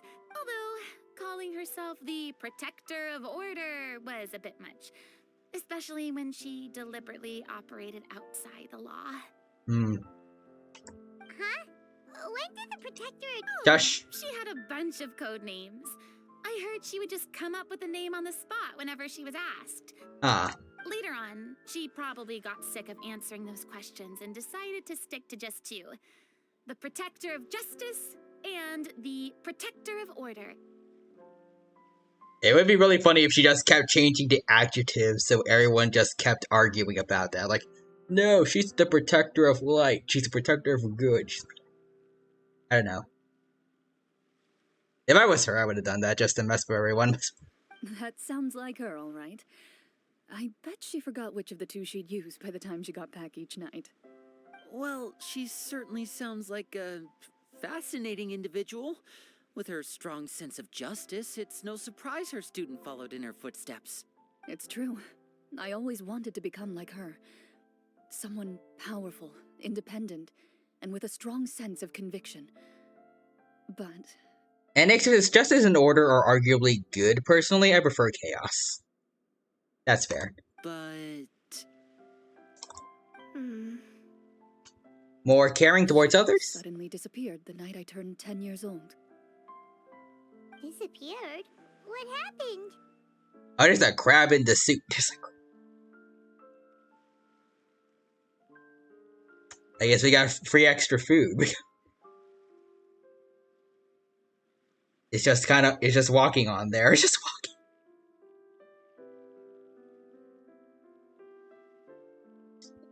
Alright. Anyone gonna do anything about that, or? Nix, this is rolling an extra food check. Yes. Does the crab get cooked, or does it keep levitating right above the food? Somehow it ain't even leaving any splashes on the soup. XD, we got a 2. Sorry, he gets to live. Dang it. I have no idea.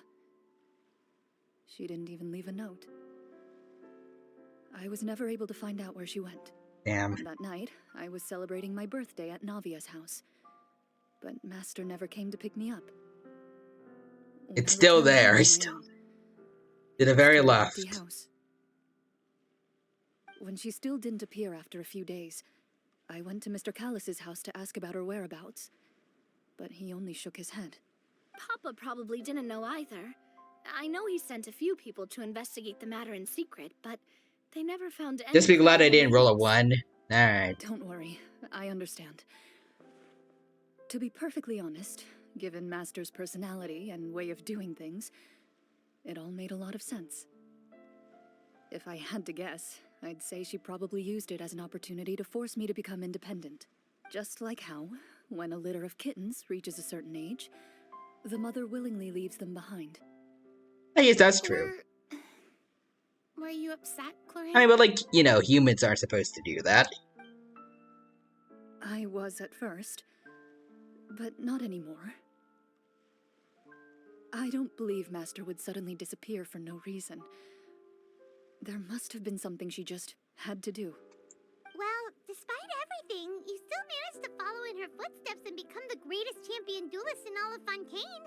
You're practically a living symbol of law and justice. I suspect my position would be far too by the books for her. Master always did whatever she pleased. But you're right. I suppose I do take after her in some ways. Who knew Cloran had such an interesting past? I never had the chance to ask her about it before.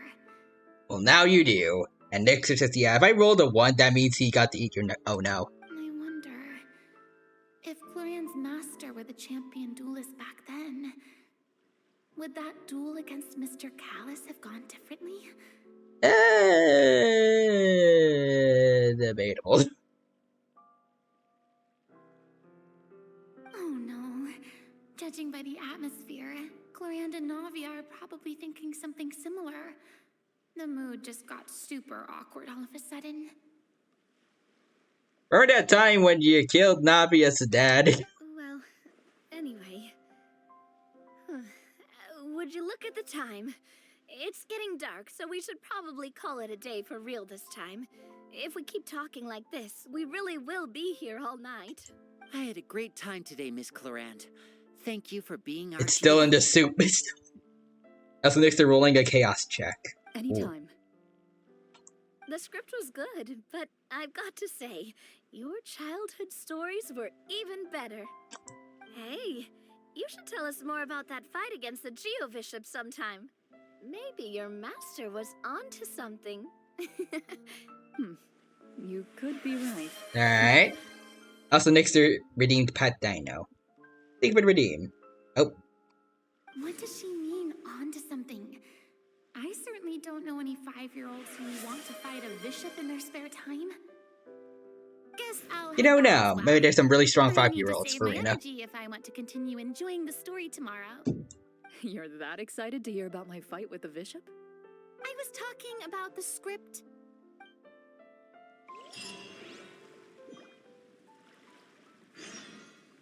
Alrighty.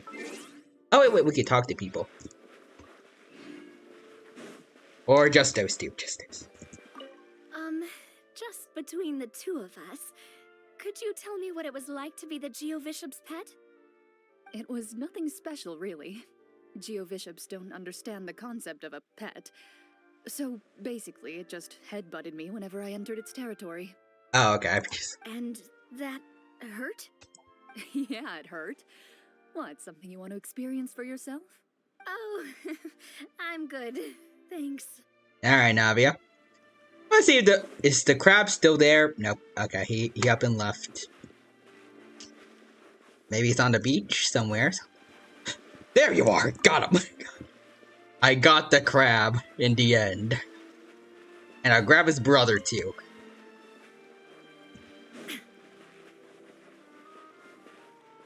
There. Justice has been served today. Also, for the redeems, thank you for the Pat Dino redeem, and also I shall now hydrate. Thank you for that, Nixter. And also for your human said earlier, Krusty Krab pizza. Krusty Krab. We'll make it a pizza with a Krusty Krab in it.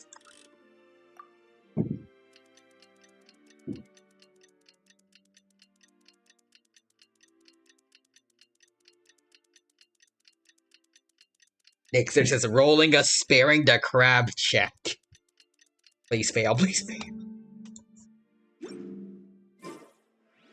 Okay, so 8 to 10.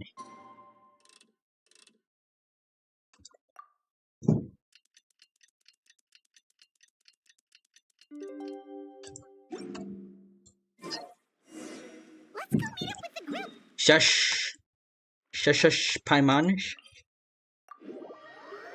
Next is, oh, sorry, Crappy, I rolled a 1. Let's go! Let's go. Up there's somewhere we can cook for a bit. I doubt it though. We seem to be going into a domain.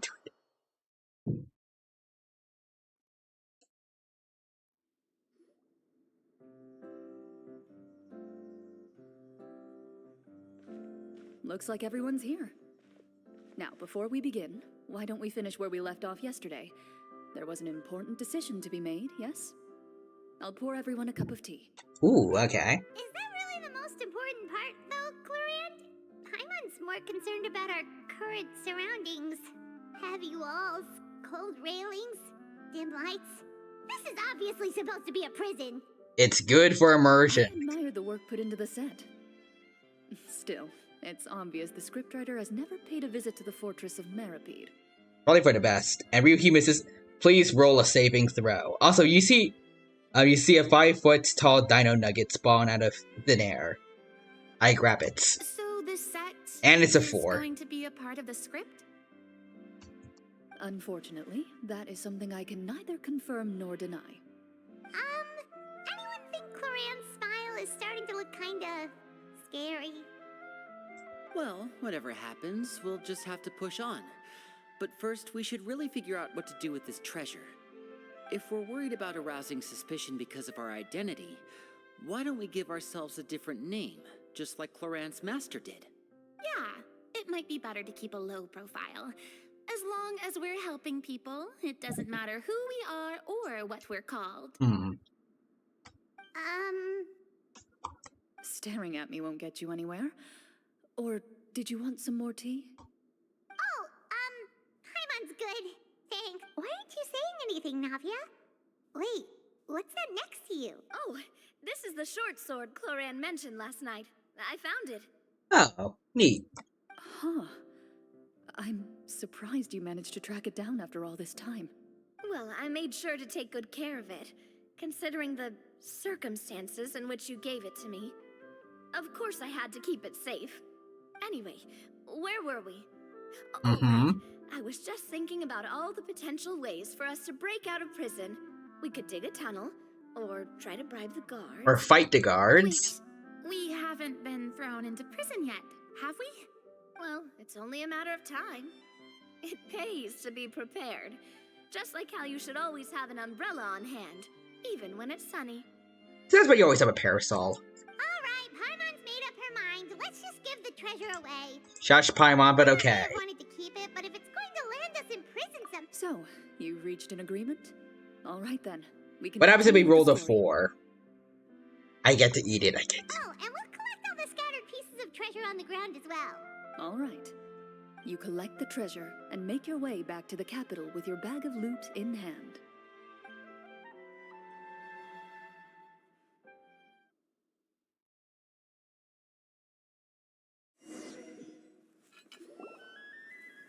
The city is still shrouded in a gloomy, oppressive atmosphere, but your spirits are surprisingly high.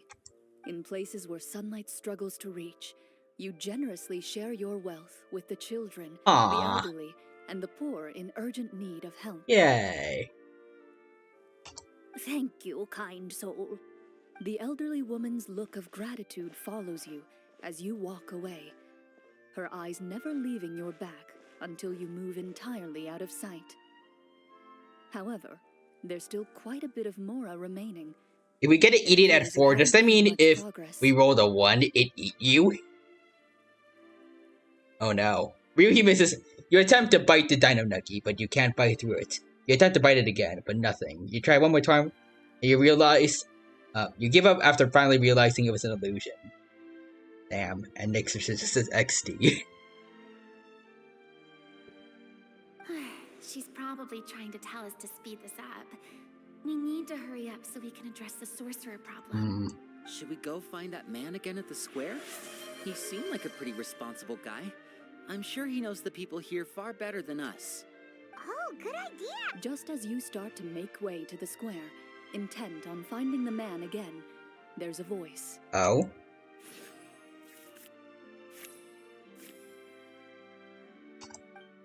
Oh, we didn't get anything. Guards. Please wait, distinguished guests. Hello? several strange guards suddenly call out to you. They run forward to meet you and proceed to politely pay their respects.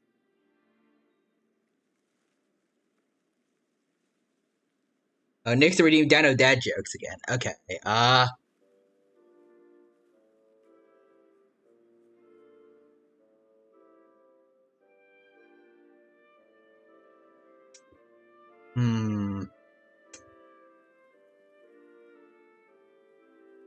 What is black, white, and red all over?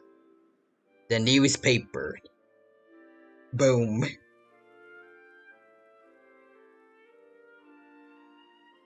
Also see real human saying, if you roll a 1, it's you try to eat the chicken nugget unaware it's an illusion after getting confused about it. You try eating again, but you bite your tongue at full force. Roll a d4 for damage. Oh, yikes. The Nixer rolled a 3. Also, one last bit of chaos for tonight before I go for a shower and read some comic books. Nice. Greetings, gentlemen. Are we being invited for afternoon tea? Surely you jest, my lady. That would not be our place.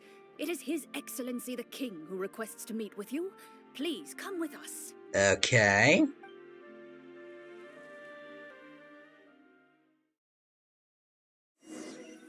Considering everyone's a lot of people are under the control of. Do you think this could be a trap? Yeah, that's what I was thinking. There's evil sorcerers controlling government people here.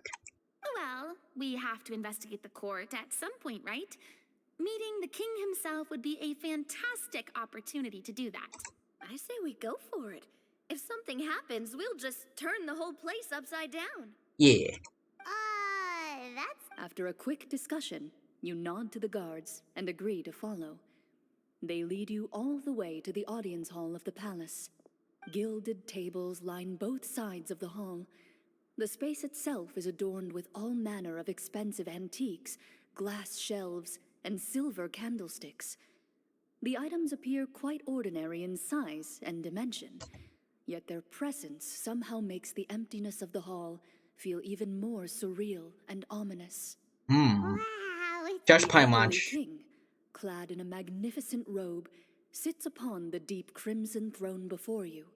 He wears above his head a majestic crown, with a gemstone the size of a bird's egg set right at the very front. As you observe it, you see a complex pattern of light reflect off its surface. Oh? They're here, Your Majesty. A man dressed in dark clothes, likely a minister, shields his mouth with his hands and bends down to whisper a few words to the king. Also, humans. Okay, you're at 9 HP. Good lord. Next is Usaba was rolling for the dino because he was busy. Rolling a silly Paimon check. After a moment, he lowers his hands. Alright, what's the check?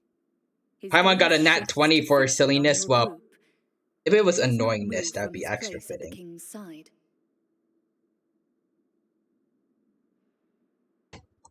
The king does not appear entirely aware of his surroundings. The man by his side, though. We should keep a close eye on him. The king remains still and says nothing. The minister is the one who speaks. Esteemed guests, allow me to thank you for coming to our faraway kingdom. Unfortunately, His Majesty the King finds himself quite exhausted from work. So please allow me, his Prime Minister, to welcome you in his stead. I don't trust this man. I've heard tell that your group, the Marechaussee Hunters, used your exceptional ability with the sword to repel the monsters near the capital. Such a great deed deserves to be rewarded. However, seeing that I was not fortunate enough to observe such a feat with my own eyes, you'll forgive me for seeking to verify the truth by speaking to you myself. Well, we've got nothing Shush. to hide. Alright. The golem What's she is yapping released to him? so Oh, fast. okay. Well, there was enough details, right? Your account does indeed match those of the survivors. Since you were the ones who defeated the monsters, that must mean you are also in possession of the treasure they stole? We gave it away. Well, we did take the... How did he know about the treasure? Oh. Good points, but Then I must ask that you return it at once. It belongs to the kingdom. well, we gave it to parts of the kingdom already. Wait, but didn't you just say that our great deed deserved a reward? Shouldn't the treasure be considered a part of that? Yes, that was indeed what I said. But you seem to have forgotten a very important distinction. Okay. Only that which is freely given by the king can be considered a reward. Taking the rightful wealth of a kingdom without said permission, on the other hand, is a crime. Well, we gave it back, so you know, you'll get your money back through taxes eventually. But that's completely unreasonable. Yeah, that makes no sense. Shush. Maybe so, yet the fact remains. You tried to dispose of the treasure without reporting it to the court and without receiving permission, yes? We didn't take it for ourselves, though. What, no answer? Surely you're not insinuating that you, a group of legendary marechaussee hunters, sought to take the treasure for yourselves? We didn't, though. Shush. What about the king? Clad in his magnificent robe, the king remains seated, with his hands resting on either side of the throne. His posture is rigid and unmoving. He stares forward with an empty look in his eyes. Is the king dead? From the look of things, could the Prime Minister be the evil sorcerer? Or could both the king and the Prime Minister have fallen under the evil sorcerer's control? I would like to observe the number of guards stationed in the hall. Oh, okay. The guards in the palace appear fully armed, their expressions solemn. Fight 'em. The tense atmosphere in the room, they stand at the ready, each with a hand placed upon the hilt of their sword, as if prepared to draw their weapons and surround you at a moment's notice. I'm cool with that. Fight me. Turn the whole place upside down, I guess. Dang it. It appears we've been visited by nothing more than a group of ill-intentioned imposters. What a pity. Guards, take them away and throw them in the dungeons. Can we not fight him? Before I decide your fate, however, I must first determine whether you have any accomplices outside the court. Can't we try to slip away?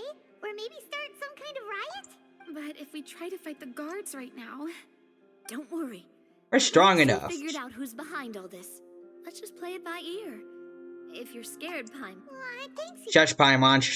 You allow yourself to be led away by guards surrounding you on both sides. Lame. It's only when you begin to feel drops of water falling from the dungeon ceiling and smell the stench of death and decay all around you that you finally realize you've stepped into a completely different world. Stay here and don't try anything funny. The guards lock the cell door and— Wait, sir! Oh.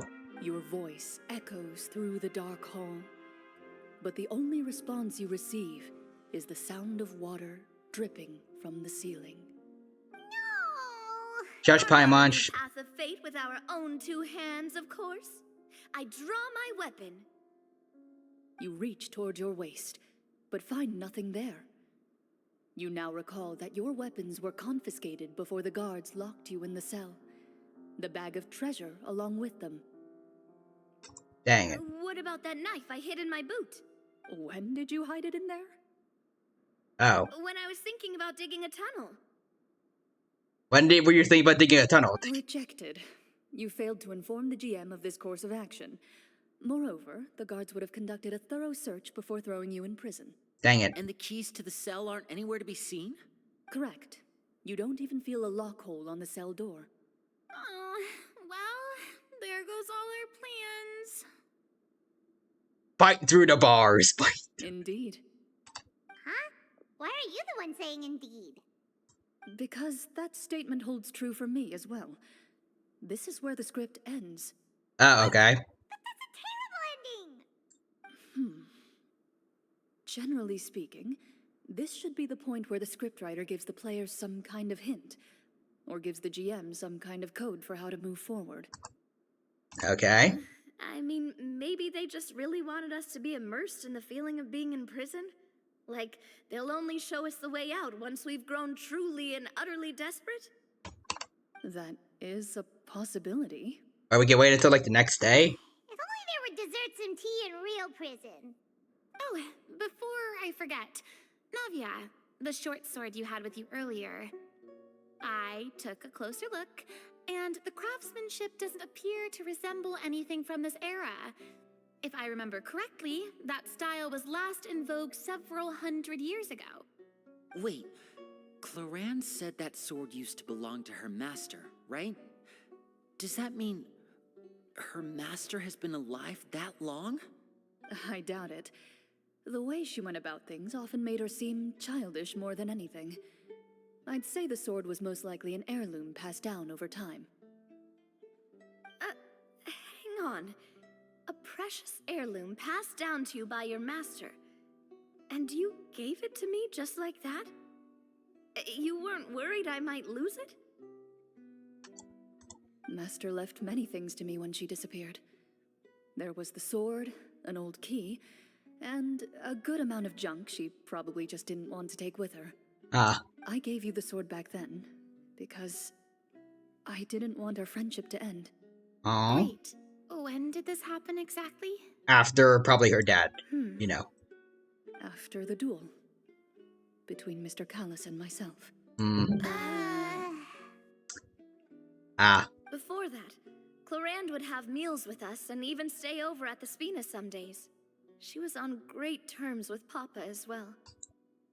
After the duel, though, there was a period of time where we simply didn't know how to face each other.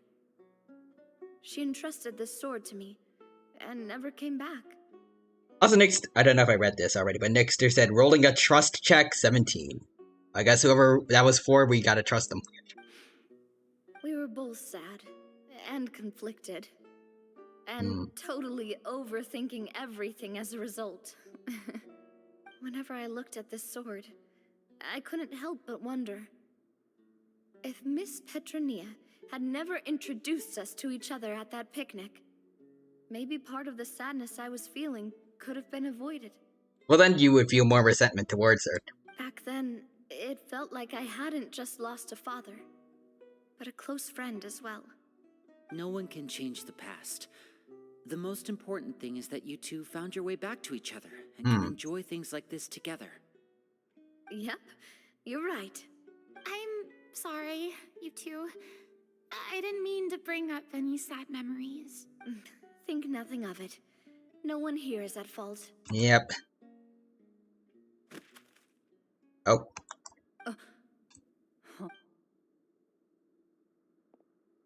It's probably the person outside that... Or the person that gave us our script earlier.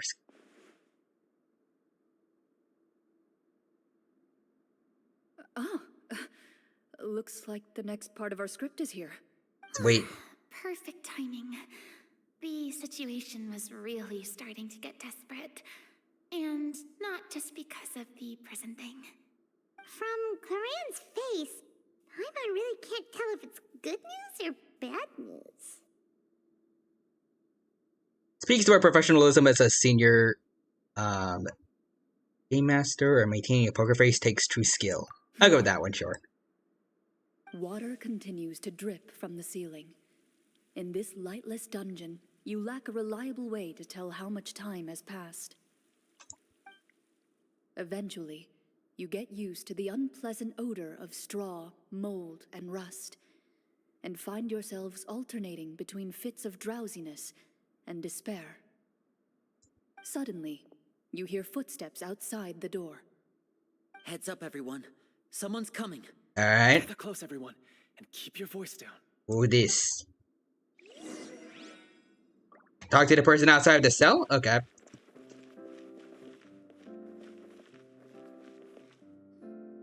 Who are you? I work as a guard in these dungeons, but my true identity is the same as your own. I'm also a Marechaussee hunter. Oh? Huh? Shh. I've already sent away the other guards, but if we make too much noise... I understand, but how can we be sure we can trust you? The king has issued a formal decree. In light of the irrefutable proof of your crime, You're to be executed before tomorrow's sunrise. If you want to escape, it has to be now. Okay then. Executed? We barely did anything! Monsters appearing at the same location as the treasure. Could this entire thing have been a trap? There will be time for speculation once we're out of here. As for my identity, I have no way to prove that to you just yet. What about like the little badges that everyone has? Infiltrating the capital was difficult, and finding a chance to speak with you has taken a lot out of me. I could go on, but I think we can all agree that now is not the time for details. This is like we don't have any other choice. Have you seen our weapons anywhere, sir? Don't worry, I brought them with me. They're just behind the door. Still, these weapons alone won't be enough to defeat the true enemy behind the scenes. His faction is too powerful. The guards are all under his control, and he's even stationed a number of golems in various... Oh, you did rooms mention that around the earlier. palace. To defeat him, you must find a secret vault. It is said that within that vault, the Marashose hunters of the past left behind a treasure with the power to defeat the sorcerer. You're not coming with us? No, I'll remain in the dungeons to deal with the guards. I'll try my best to distract them so they don't go after you. As long as my identity is not revealed, I'll be able to aid you when the final battle comes. In that case, please stay safe. Thank you for your concern. I will do my utmost. I was noticing like he keeps his face hidden throughout the whole thing, like behind the As for the bars. location of the vault, here, Plus his mask this too. map should lead you there.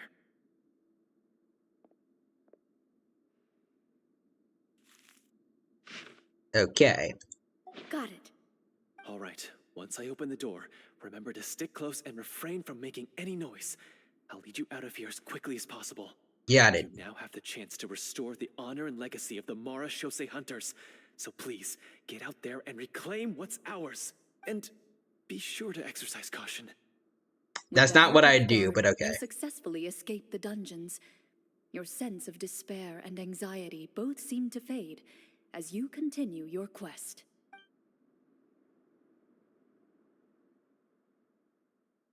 So again, Clorban's VA is really good at this. Wait, we didn't get to use our skills at all while we were in prison. Who knows when we're gonna get the chance to use that cool summon spell? That is a pity, but we can only continue to move forward. Alright, let's go. Let's go. So head to the secret vault and search for the treasures. Also noticing, like, a lot of the stuff that we had before, like, it's not really there anymore. Like, at least like the little, like, I can't word. Place marked on the map. There's like a bit of an aura, I guess, like around the screen before. That looks a bit like dust. I don't know. This bit of rock certainly looks suspicious. Well, I'd say an investigation's in order then. Plus, if all else fails, we can just blow it up. Nice. Wow. Touch Paimon. Lies a serene stretch of open water, its surface shimmering a brilliant shade of sapphire blue. Well, guess this... Alright, let's go. Farina, you're up. There we go. Let's make our way down.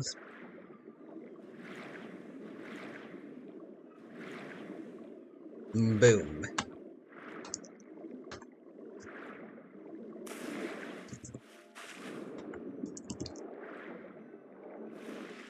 I wanted to jump out, but okay.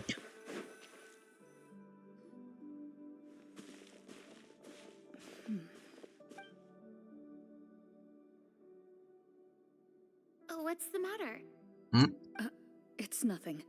Okay. As you step into the cave, you find yourself in an eerily quiet space. Before you lies a narrow passageway that appears to trail off endlessly into the distance. So like, I'm wondering, like, is this actually us? Like, I mean, I doubt it, like, but still. Wow, this must be where the treasure is hidden. Again, like, there was something that, like, helped us differentiate from, like, when we were in, like, the real world and when we were, like, in the game. But this door is blocking our way in. It almost looks like it's been here for quite some time. I've got to hand it to the tabletop troupe. He really went all out with the props. Now it feels like we're actually doing this. Huh. it got down here? A kind of mechanism connected to the door? Ah, it looks like we might have to arrange it into a certain pattern. A pattern on a stone door. That's something Master mentioned before. Coloran's mother is the one who wrote the script, isn't it? Is something Or isn't wrong, she? Clorand? After a long, difficult journey, you finally arrive at the location indicated by your map. It appears to be an ancient site of some sort, where treasure likely awaits. Your surroundings are exceedingly quiet and serene, as if the secret that slumbers here has never once been disturbed. If you listen closely, you can almost convince yourself you can hear the sound of its calm, gentle breathing. Shush, Paimon. Doing this for the sake of the people, to free them from the evil sorcerer. I say it's time for this treasure to once again see the light of day. Alright. He's right. We need to keep going. The future of the kingdom depends on it. The next part of the story requires us to solve the puzzle, right? Let's start exploring the area. Yes, that should be fine. Alright. Something feels off about all this. Guess I'll just have to improvise. Wait, why?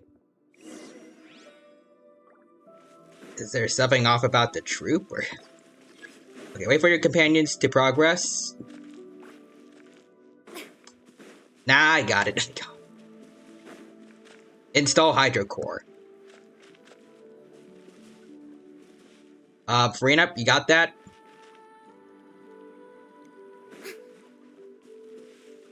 I have the thing ready to go. I have the thing. I found something. Oh, yes. Oh, okay, there's more of these. Here too. Oh, okay.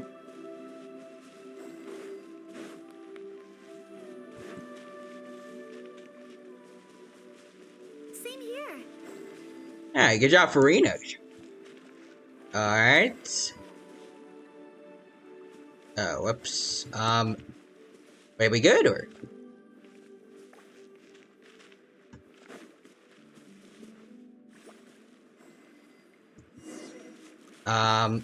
Oh, okay, activate the mechanism to solve the puzzles. Huh. Oh? There we go.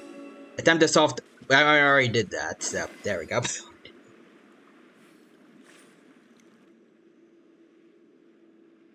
Puzzle solved. I think, or...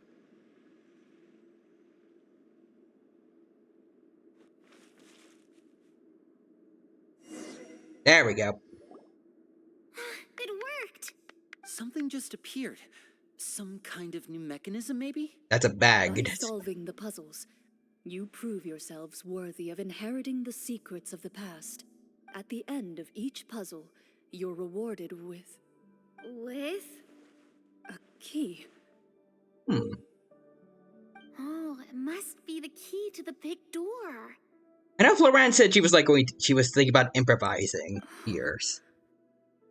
This is one of the Marechaussee Hunter keys that are passed down from generation to generation. Her master's here. It looks just like the one Master passed down to me.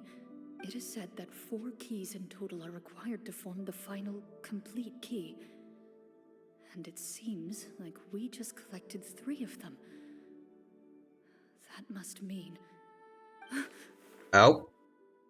Huh? What's wrong?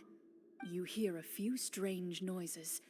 Suddenly, all the torches in the ruin go out at once. Okay. What's going on? Did we fall into another trap? For the sake of immersion, please close your eyes, everyone. Without the torches, the space is now completely dark, and you cannot see anything. Okay. But Paimon can still see a little bit over Shush, here. Shush, Paimon. Sorry. Paimon would be one of those kids that, like heads up 7-Up. She would be one of those kids that peek. Suddenly, you hear the sound of footsteps pierce through the darkness. There's someone else here. Oh, this is so unsettling. I can't see anything. Farina, don't ruin the immersion, come on. I've been discovered then. Oh? Wait, that voice, it's... You recognize the voice as belonging to the guard who led you to this place. Wait, It what? appears he now covets the treasure for himself and has come to stake his Oh, the guy that said he was a hunter too. Oh, so this is just part of the script. Then I can probably relax. Oh, wait. Well, if we can't see anything, that means we can't fight to the fullest of our abilities. Should we retreat for now? Lenny could cast fire. He has a pyrovision. He's holding his sword. He must be a real Marashose hunter. But this isn't part of the script. Retreat? That's not the hunter way. If it's dark for us, Ryuhima's I cast fireball. Exactly. He's got a pyrovision. He can do it. Please keep your eyes. I don't know if we have the same visions in the story or not, but this battle will be in the dark. okay then. You got it. Well then, let us begin. Oh, he got purple eyes. Guard? She's just beating him up while we're you okay? Want to go, buddy? I'd like to try to hit him with my sword. Okay. Heck yeah, I did. Is he still standing? Goodness, he sure has a lot. Yeah, I know he dead. Is it over? Can we open our eyes now? Ryuhima's I cast control fire. I cast death upon the NPC. The enemy is strong and relentless, but the battle is nearing its end. The torches have not been relit. What about now? Wait. Final strike. Oh dear.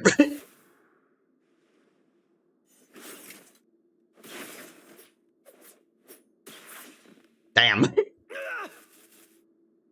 well, did we get him? I mean, you heard that? Why is she answering? Glorian? Warm fire flickers across the walls once more. Your vision is now clear. In an impressive display of courage, the four of you successfully defeat the uninvited guest. That look in his eyes. It's like he became an entirely different person as soon as I defeated him. Huh? Mr. Florian? Oh, wait. We're supposed to be role-playing. I should stay in character. Also, Ryuhima's I cast Mage Hand to summon a hand in the artery pumping blood to his... oh no. Speak your name, guard. Why did you lead us here just to betray us? Is this treasure really more important to you than bringing peace to the kingdom? What kingdom? What peace? Those were nothing but lies. I, Florian, am a true Marashose hunter, descended from hunters of ages past. So he's also using his real name. Or, wait, was that the name of his character from the very beginning? Or is he an actual... Like, is he actually trying to get some treasure over there and he can't just tell us that he's not acting? Then I'm even more confused. If you truly are a Marashose hunter... I cast Mage Hand to summon a hand so I can play patty cake with... Oh no. For the sake of the people? What do you know?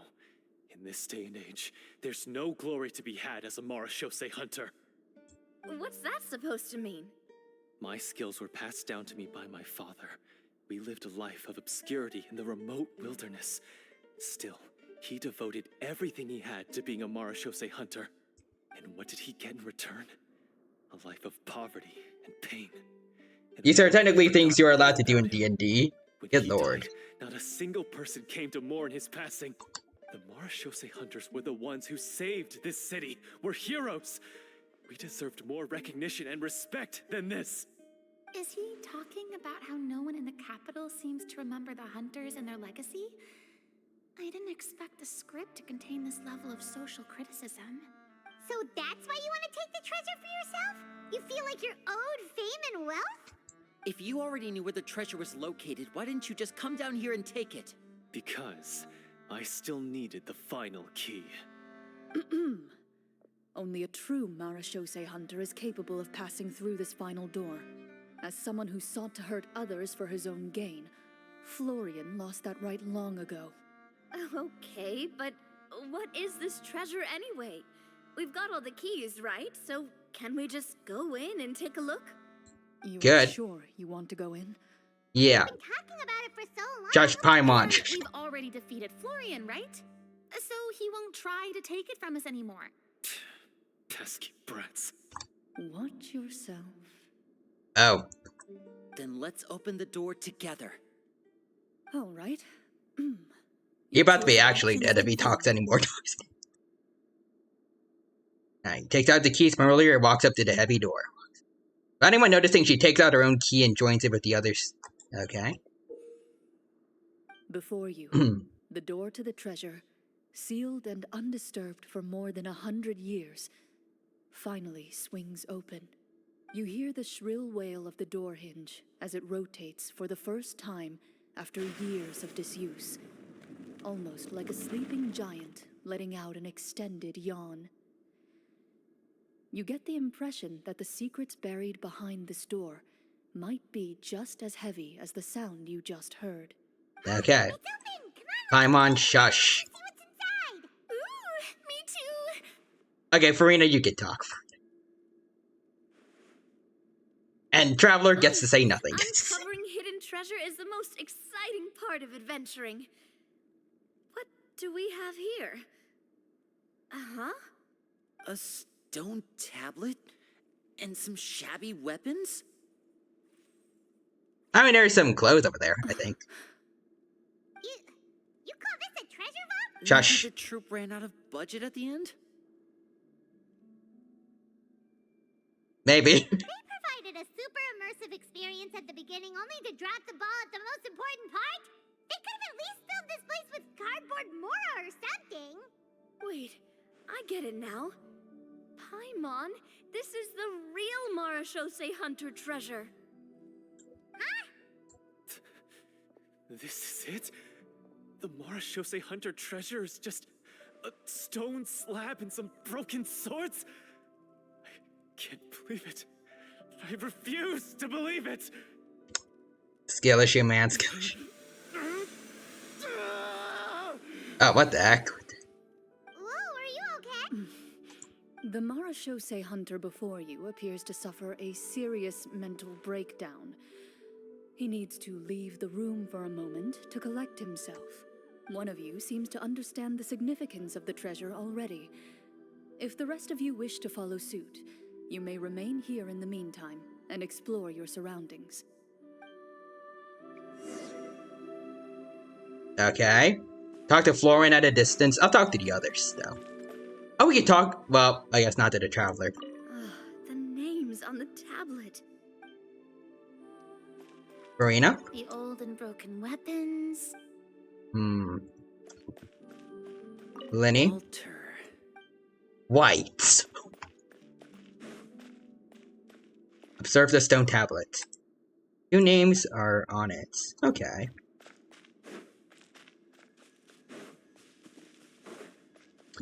Well, let's go talk to the man.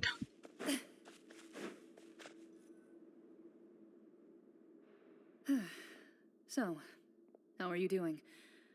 Feeling any better? What just happened? Do you remember how you got here? Or what happened to your body just now? Were you possessed?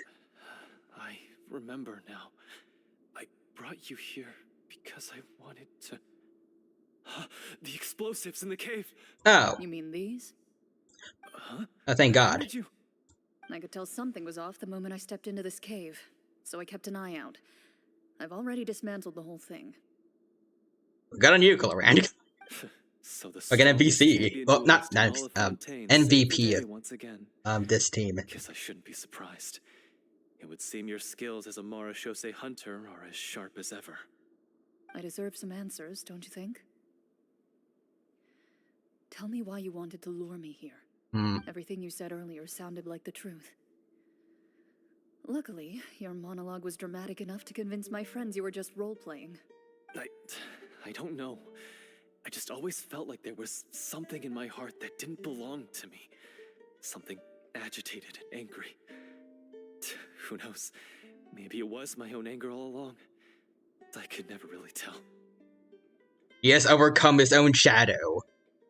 Sorta. He gets half a persona. The feelings about my father and the other Marchose hunters are real.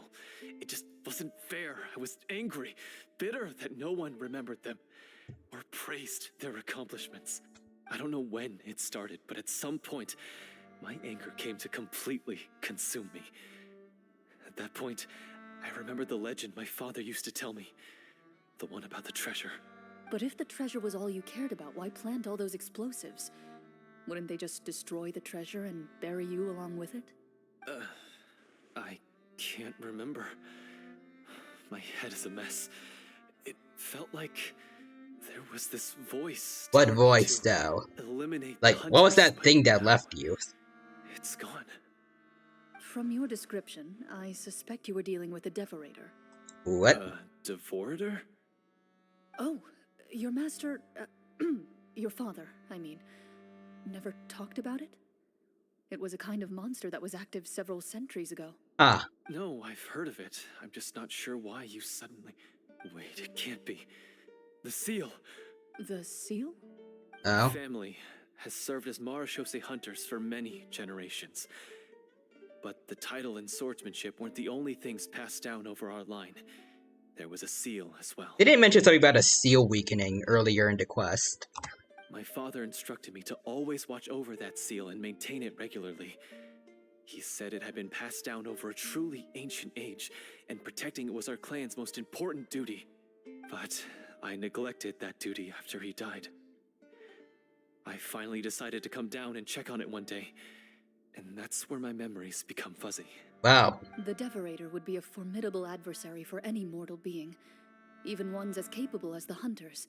If you lacked the power to completely destroy it, you could easily fall prey to its influence and corruption.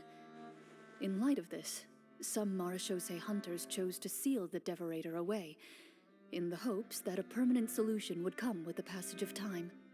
We can be has that. The power to amplify the obsessions and desires in people's hearts, to the point where they overtake you entirely. It would seem I'm not just lacking in skill with a blade, but in mental fortitude as well. And yet, It does sound. It sounds like a lot like a Shadow from Persona. If I remember correctly, each was entrusted to a respected and capable hunter. Oh no. How did you manage it? I can only imagine bad stuff One of happened. them belonged to my father. The second I stole from a different hunter. And the third was one that I snatched while the person was on the way home from the tavern. I nearly died in that alley. I know. At least they're not dead. It's as clear as day to everyone in Fontaine.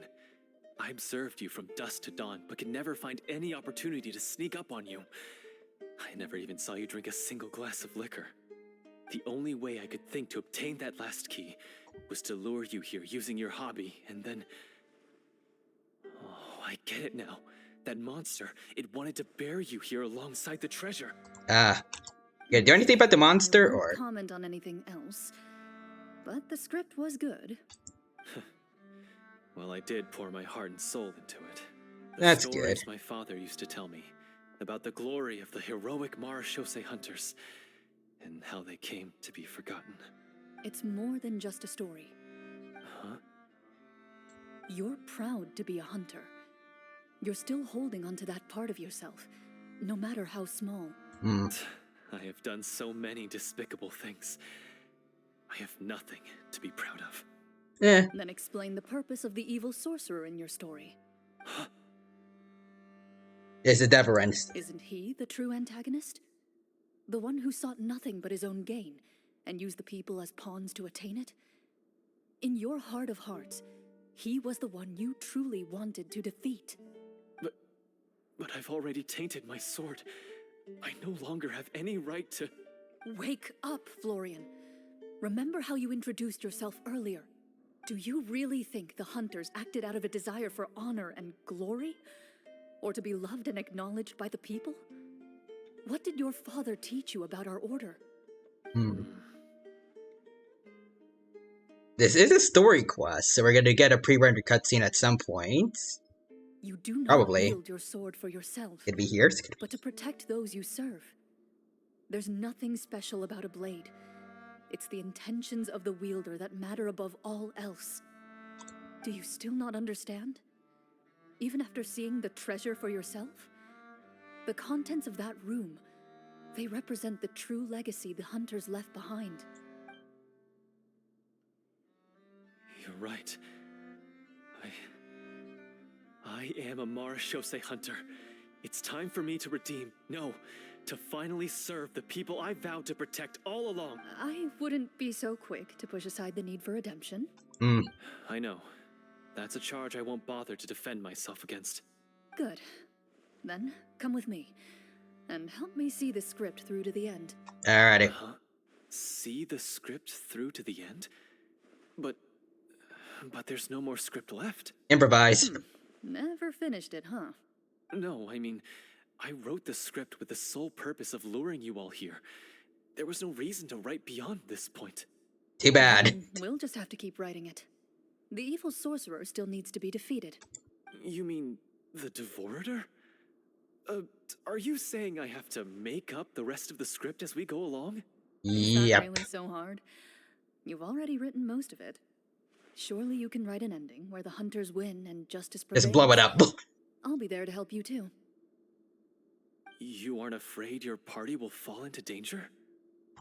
I know what my friends are capable of, and they're all quite skilled. You humans just write something dummy. Just send Godzilla in to fight the sorcerer things. Don't wreck them. I don't intend to spoil the fun. Sometimes protecting dreams and fantasies is more important than exposing the truth. Don't you think?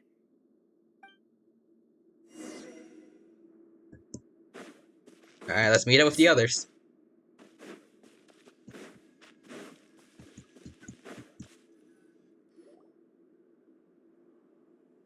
I remember mentioning before, like, how I thought this was just gonna be a very simple, lighthearted story compared to other story quests. I still mostly is, but still. This took an interesting turn towards the end.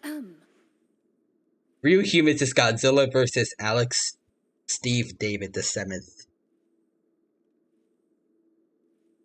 If you were to fight Godzilla, would you lose? Ahem! My fellow Marashose hunters, please forgive me, for I have sinned. Okay. Tone it down. Sorry. After crossing swords with you and witnessing your courage in battle, I've rediscovered my true self and regained my pride as a Marashose hunter. Oh, do I smell a redemption arc? I like those too, Farina. I confess, I was brainwashed by the evil sorcerer. He asked me to lure you here so he could bury you in this cave. That little... Wait, you're saying all of that wasn't you, but the evil sorcerer? Yeah. That's right. He's adept at manipulating the hearts and minds of the people. I fell under his influence because I did not possess a strong enough sense of will. Also, Eldridge is here. Dino of the Upside Down. I've become an Australian dino. But also, what is your wisdom? My wisdom is... play gacha games. They are a lot of fun. Totally worth it. You will not lose your wallets. Huh. And how are you going to prove that you're a changed man? We're not going to fall for the same trap twice. To be perfectly honest, I only came to my senses after seeing the treasure. It reminded me of my father's past teachings. The treasure was actually... The names of all the Marashose hunters from ages past and their weapons? Yes. Wait, you already know? Of course. Don't underestimate a veteran role player's exploration skills. You're going too meta. There we go. Exploration skills. Also, Eldridge says, "Hey, Tyler, now how are you? The Dino's doing good, and I hope you're doing good, Eldridge, and I hope you have a good time here with the triple Gacha game stream, although it might just be double, because as soon as we're done with this quest, then we still have a lot to do for Weathering Waves. I don't know if we're going to be able to get to Honkai in time. We just finished reading through the content of the stone tablet. Luckily, there isn't too much going on for Honkai yet until like next week, so yeah, it'll be fine. That tablet recorded the lives of some fascinating people. For example, this Marechaussee hunter called Est. She inherited the responsibilities of the Golden Hunter and passed judgment on many people. But in private, she had a very easygoing personality. Her favorite pastime was singing and dancing. View with humans her as friends, Australian dino, and lend she me was your said to power. have a beautiful voice. Have me power, might. So, she was just like you. Oh, you really think so? Yes, you have a beautiful voice, Farina. Well, when you put it that way, I suppose I also have a few things in common with this Walter. Working as an executioner, he supposedly used a countless number of tricks to confound his enemies in battle. Oh, if only I could have seen the feats of magic he pulled off back then. I mean, I don't know if it's necessarily magic, like those kind of tricks he was using, but Their lives were all so exciting. You could write so many cool books about their accomplishments. How could they have all been forgotten? Because they chose to be. To hunt monsters that only appear in the shadows, you must also operate in the dark. To be a Marechaussee hunter is to willingly give up on wealth and fame. Then this stone tablet must have been left behind by their companions. That's right. Few Marechaussee hunters ever revealed their identity to the public. They always protected the city from the shadows.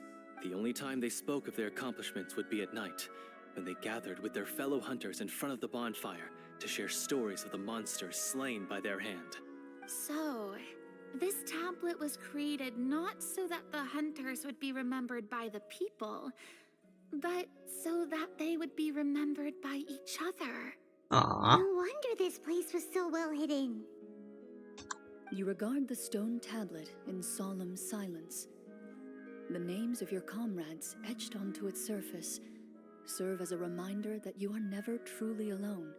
The tablet proves that, although a hunter walks a shrouded path, it is not a solitary one. There will always be those who walk beside you, a fact that their legacies shall continue to be passed down from generation to generation, as everlasting as the stone onto which their names are carved. Father, you once told me that I should seek out the treasure if I ever became lost. So this is what you wanted me to find. I like to do an insight check on him first. Okay. Oh, alright, we got it. His eyes are sincere, and his words ring true. You can tell that every word he spoke just now came from the bottom of his heart. You know, having played through most of the story, I don't know if it actually matters if I chose like normal or easy mode. I implore you, everyone, please give me a chance to make up for all I've done. Allow me to fight alongside you and defeat the evil sorcerer that threatens the peace and prosperity of everyone in this kingdom. Well, I say we let you join. Sounds good to me too. Everyone makes mistakes. What matters is what you do to make up for them. I have no objections, but Mr. Florian, do you even know how to defeat the evil sorcerer? Friendship. When he took over my mind, I gained some insight into his thoughts. Every time I thought of the treasure, he reacted with a strong sense of fear. Huh? He's afraid of New the Human treasure? says, Well, arise. there's nothing here except some broken weapons With some and the distorted stone stuff tablet. there in between. What if the secret's hidden inside these weapons? GM, permission to investigate. Alright, let's see. We did it. At first glance, the weapons appear absolutely ordinary. But as you observe them, you notice a faint energy emanating from within. These blades have slain countless monsters. Though it's been a long time since they were used in battle, their edges remain sharp. as if they're simply waiting for the next worthy hunter to carry on their legacy. So basically, take these with us, right? Alright. I'll take this weapon, since it used to belong to Est. Maybe it'll find comfort in being held by someone who appreciates the arts. I remember seeing a cutscene where she's holding a sword like this. Good That could be the idea. pre-rendered I'll take cutscene. Mr. Walter's bow then, from one archer magician to another. Alright. Paimon's gonna pick a cool weapon too!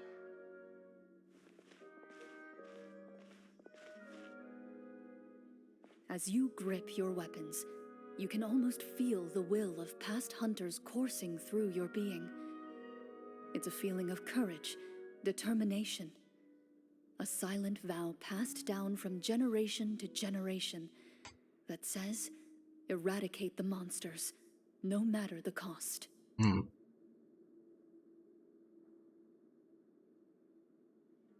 Mr. Florian, do you know where to find the evil sorcerer? Your humans is here, Paimon. Have a grenade that is very sticky. While we're on that, yes, and while we're on that subject, I loved and hated the sticky grenade in Super Smash Bros. Brawl. I was able to see his surroundings when our minds were connected. I believe he's currently hiding out at the church in the kingdom. We must be extremely careful. He's spent so long living among monsters that he's now taken the form of one. He will not be easily defeated. Then why don't we explore some more and try to find some higher level gear? We don't want to just... Josh Paimon. No, we have to strike now. He was greatly weakened when I managed to break out of his control. If we let him rest, he might have time to escape. I agree with Mr. Florian. We've got to act while we have the advantage. Don't forget, the people of the capital are counting on us. Yeah, now that we've got a plan, there's no point in waiting. The longer this drags on, the worse it will be for everybody. Yes, that's what's called... Taking the initiative. Yes, that's exactly right. Alright, you've persuaded... Josh Paimon. Please, lead the way. Of course. Follow me. He had to set up so many scenes today, and now he has to join in for this last part. I really don't envy his job. Yeah, definitely, that's what happened. Finally, you decide to slay the evil sorcerer and bring peace back to the kingdom once and for all. As you walk away, you feel the gaze of the stone tablet at your back, as if all the hunters of the past are wishing you success in the battle ahead and awaiting your triumphant return. Alright, we did it. Alright. Alright, so we go over here now.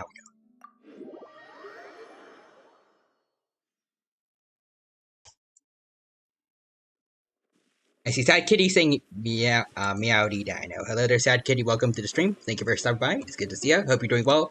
Hope you have a good time here with us at the Triple Gacha stream, which might just be 2 gachas today.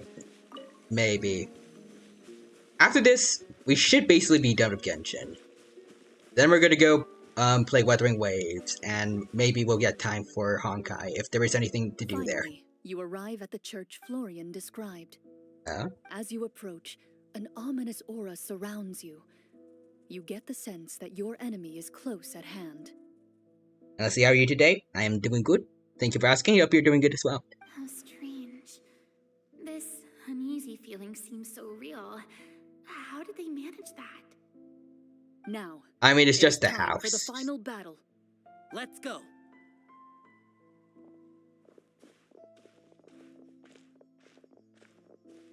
Florian, wait. Oh? What's wrong? I think you should wait outside. You've already been corrupted by the Devorator once. Oh, we're gonna fight it. Could Oh, easily okay. enter your mind and take control of your body. We're fighting an actual monster. Okay, then. And also, Sad Kitty says, I am just here sewing some kimonos. Oh, nice. I don't think it's a good idea I hope that's going well. Close. If it corrupts you again, it's possible you might take on a new form entirely. That'd be sick, though. That's exactly why I have to go. Why I should be at the very front. You mean... Yes. I intend to lure it into my body. That's too risky. If things get out of hand, I might have to kill you. Do you understand how dangerous this is? I understand, but if I do this, you'll have a clear and visible target. Oh, okay then. The Devorator will have a hard time passing up a chance to enter a body it knows how to control. You won't have to worry about any of your friends being taken over. You're not like me, Miss Clorand. You're a just and powerful Marechaussee hunter. The monster broke free due to my error. It's only right that I shoulder the responsibility for its destruction. This is something that I have to do. Consider it a duel to restore my honor. My only request is that you give it your all. I understand. Then, as a champion duelist, I hereby accept your request for a duel, and extend to you my most sincere regards. Alright. Thank you. The battle is now upon us. Let the Devorator once again tremble under the blade of the Marechaussee hunters. Alright. Enter the church in the capital. So walk into this shabby house.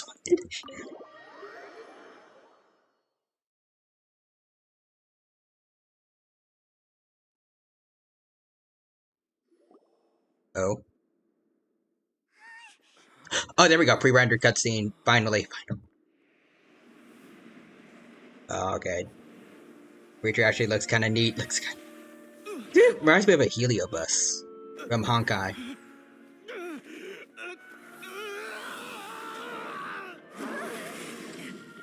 Huh. Alright. So lifelike.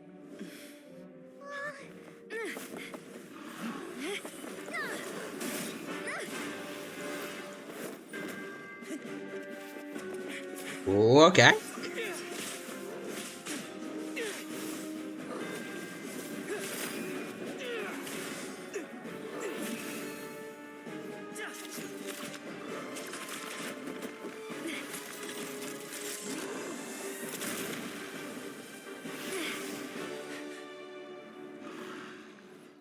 Okay, that was sick. With the glowing eye and the smoke. This foe is not invincible. You hold the treasure, the power to defeat it, in your own 2 hands. Ah, there it is. The treasure? You mean... the names. It's the Marechaussee hunters' names. How are we supposed to... You forget, Paimon? There's still one skill we saved until the very end. Hunters fight not for fame, but to aid the people whenever they are summoned. Walter the Marechaussee Hunter, master of 1,000 tricks, executioner of the Phantom Hunters, I call for aid! Oh, it actually works. Est, the Marechaussee hunter, inheritor of Cassiodor's will, judge of the Shadow Hunters. Answer my call! Also, I'm just saying it would have been really sick if they had their own unique designs, like the other Yakshas. The hunter I respect the most. Thank you for saving my friend, the best one I'll ever know. Please, lend us your strength.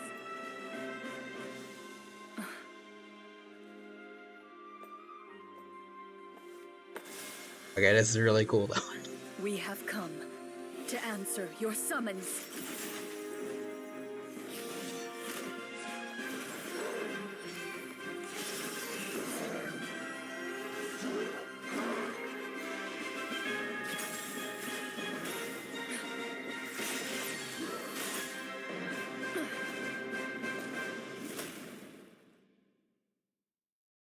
And so, the monsters were eradicated, and the sorcerer was defeated.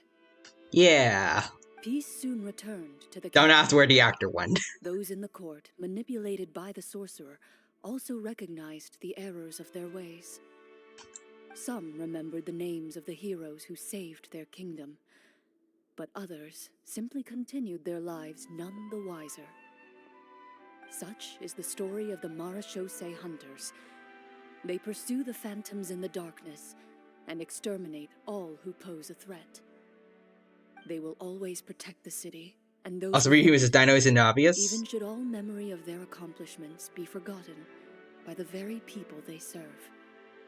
He went to get milk. He's just taking a nap. We finally reached reach the end. This is just a really long nap. Yes, you've reached one of the better endings. Yeah. It's a pretty solid story overall. I thought it was just an ordinary adventure at first, but the further we got into it, the more impressed I became with the production and the plot. That final battle especially. All the effects were super realistic. Yeah. Oh, right. Yeah, totally. Mm-hmm.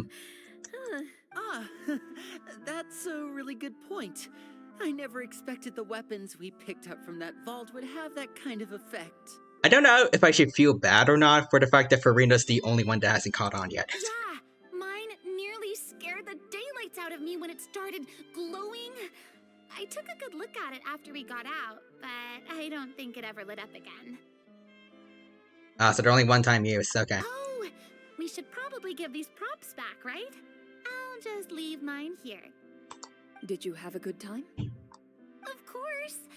Let me know if another script like this comes around. So it must be a pretty deep nap because I can't feel his heartbeats. And stop breathing too. Really dedicated to his nap. Sure, no problem. Then I'll head back for now. I think I need some time to fully digest everything that just happened. Once Mr. Florian is awake, please pass on my regards to him. He must be extremely exhausted to have passed out cold like that. Yeah, mm-hmm. Well, I mean, at least there's a body. I thought there wasn't one. And there is slight movement on said body, so... You're right. He's had a lot to deal with. Well, see you all some other time. Toodaloo! Alright, see ya.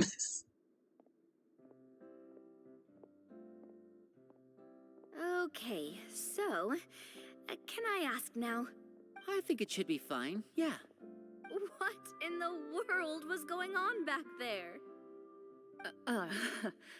So you saw through all of that? Yeah. That time in the cave when you told us to close our eyes, it'd be weirder if we didn't notice anything. I was dying of curiosity the entire time. I mean, you did a pretty bang-up job of pretending nothing had gone wrong. Guess none of us wanted to be the one to break the illusion. What are you all talking about? I was just playing along too, which is... Oh, wait, don't tell me Paimon never... Shush, Paimon, shush, Paimon. A bit late for that, don't you think? You're saying Josh. It's probably more accurate to say this was never a real scripted story to begin with. What? So loud. Oh, okay, he's fine, I guess. Hey, you! Get up right now and Shush, Paimon, shush. No shaking, please! Oh, my head. Imagine Paimon actually killed him. You know, actually, if that puts her in prison, I'd be okay with that. You can take one for the team. Did Paimon just hear that right? It's not nice to lie to people. Yeah, it was like watching a magician improvise a spectacular magic trick after forgetting an important prop. If Paimon knew something was wrong with that bug... Shush. Everything was under control. As if you've ever described a situation as being out of control. I'm pretty sure any situation you consider to be easy to handle would scare a reasonable person half to death. Guess I'm just used to it. Paimon finally does something and goes to federal prison. That sounds like a W to me. For you, Florian. I know there's no excuse for what I did. I'll turn myself into the guards at Or, once. I mean, I guess it happened in Fontaine, so she go to the Fortress of Meripede, which... I mean, it works. I would say you've already suffered more than enough. What? You may have been blinded by fame and fortune in the beginning, but your actions during the final battle had proven you to be a true Marechaussee hunter. You'll be far more used to the city above ground than below. Your job as a hunter is more important. But... Of course, you'll still need to take the keys and pay a personal visit to the 2 hunters you wronged. Prepare to accept any terms they give you as well. Yes, of course. As far as I'm concerned, though, your showing in the duel was enough to prove your honor. Then I'll do exactly as you said. I'll go return those 2 keys right now. Thank you so much, everyone.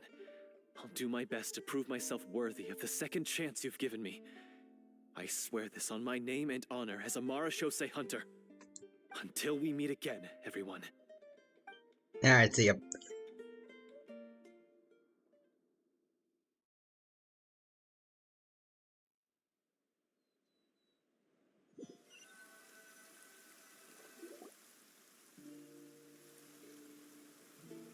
Speaking of Mara Shosei hunters, what should we do about the treasure in that cave? Leave it be. Are you sure? We could show it to people, make it so that the hunters are remembered. Don't you want that? No. Every name on that tablet made the same choice. All hunters know what the path entails. I am no exception. My identity as a Mara Shosei hunter is not something I need people to remember. I wish only to be recognized as a champion duelist. Nothing more. I was kind of surprised by the fact that Clorman's, I guess, caretaker didn't show up in the end. That's certainly very different from the path of a magician. Still, I admire your decision. I really thought she was gonna show up in the end. Wait, I just remembered something. If there were no special effects involved, why did our weapons begin to glow during the battle? That's because the Mara Shosei hunters of ages past would often imbue their weapons with special enchantments to suppress the monsters. Whenever a monster was nearby, their weapons would start to glow. Oh, so that's why they had an effect on that guy near the end. I really thought the summons were doing all the work. View him as a champion duelist, then go to Battle City. Well, I'm sure the summons were a part of it too. Or Metrocity. Oh? How so? This particular Devorator probably hailed from the same era as the hunters we saw in the room. The names you recited all belonged to the bravest hunters. Countless monsters fell to their blades. That's likely why the Devorator visibly reacted when you said them out loud. So the names held the power all along!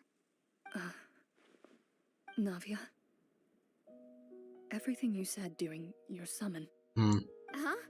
Oh, I meant what I said. Ship him. I mean, it was true to my character, so yeah, I'm glad you heard it.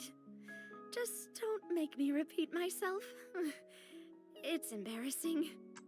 I really appreciated those words. All right.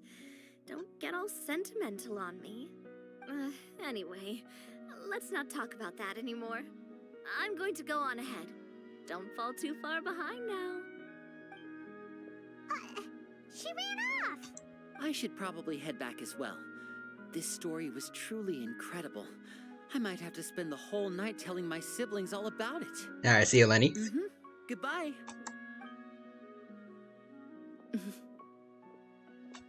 Traveler, should your name and deeds be forgotten, what do you think the significance of your journey will be? I suppose the significance would be the journey itself and the world we helped create. There's still value in the time I shared with everyone here, in the things we were able to accomplish, even if no one remembers them. That's nice. Also, Zach finally gets to get paid today. A great answer. I'll remember it. Let's see, what would your answer be, Clorian? This has to be probably the best, I guess, Genshin version so far for the Traveler VAs. The Mara Shosei Hunter says nothing in response to that question. Perhaps her answer lies in her silence. An unspoken vow left to echo through the night. The path she walks needs no explanation.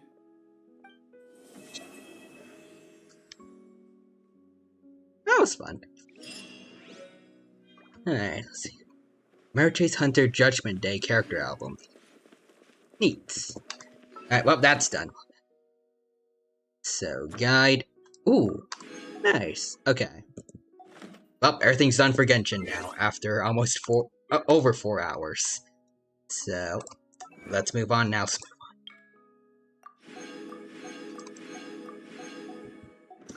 Alright. One game is done. And so that was your first D&D campaign. In a way, it was. I liked it. Also, I'm pretty sure you got to see the email that I used for Genshin on there, so shoot.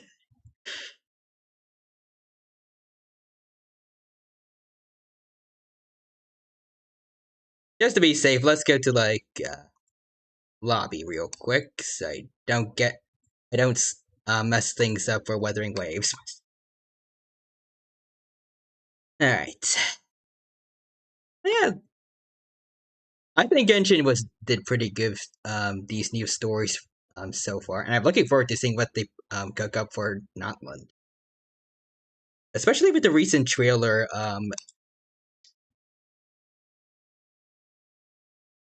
I will say definitely is not what I expected. I was expecting more, I guess, traditional looking dragons, but I do not mind the kind of Pokemon / Power World aesthetic for the creatures.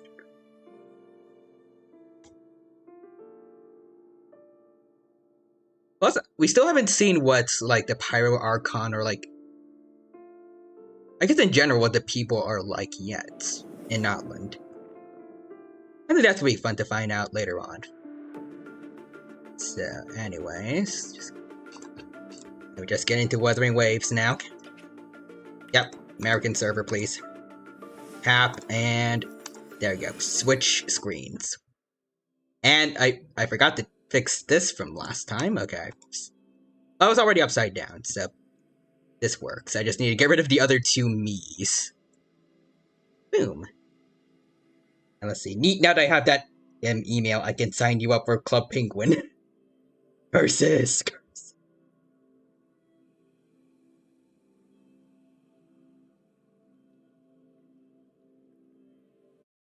Alright.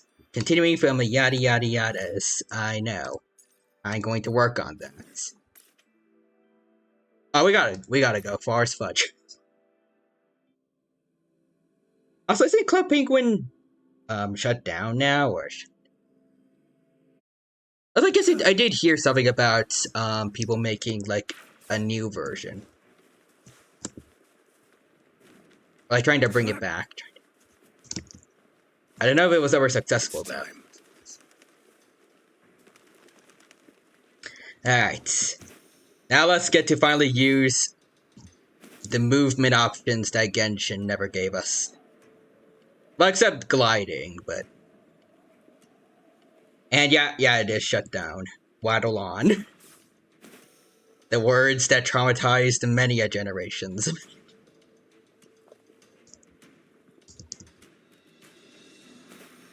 Okay, come on. Make our way to the teleport beacon thing. Oh, there's monsters to fight. Okay, I wanna join in on that. Boom. Farina, go. Destroy them, child. Oh, they tried. Disney threatened to sue them.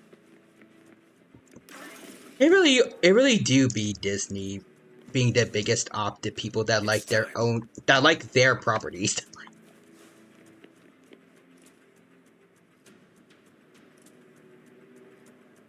You must be... Hello. Yang Yang, an outrider. General Jian sent us here to help. How are things going? Those monsters have occupied the emplacement with a surprise attack, but a few brave troops are still holding on. We've blocked off access to protect our base, but I'm opening it up for you. Thank you. Please, they need your help. We're counting on you. I think this guard spoke with some decent urgency. Try to give credit where credit's due. He was a pretty okay EVA.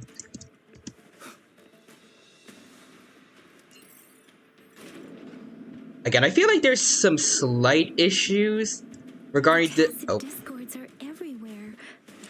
Wait, what? Oh, okay. Trial characters. Okay, makes sense. No, thank you. Where are the team skills? Bruh. Oh, there we go. Yao Yang Yang. Boom. Bird time. Oh, okay. You can stay down there, dudes. Fight him. Why do we have to be level 50s for this, though? If any trial characters at all, like, I want to use my own team. They're a lot stronger than this. I hope he's all right. Oh, wait. Let's go check on him. Who? Which one? Which one? General. Oh, I guess it is this one. It's this one. Hello. G1 sent us here. So great. We know how important this cannon is. I can hear the British. We kept it safe. Never let them have it. Oh no.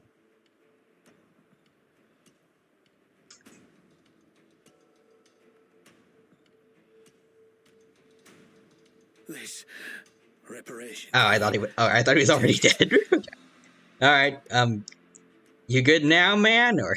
I may not see our victory in person. Okay. Again, I really like the camera work in this game. Oh, okay. Please defeat that monster. For us. Okay. You're a brave boy. Thank you. You are welcome.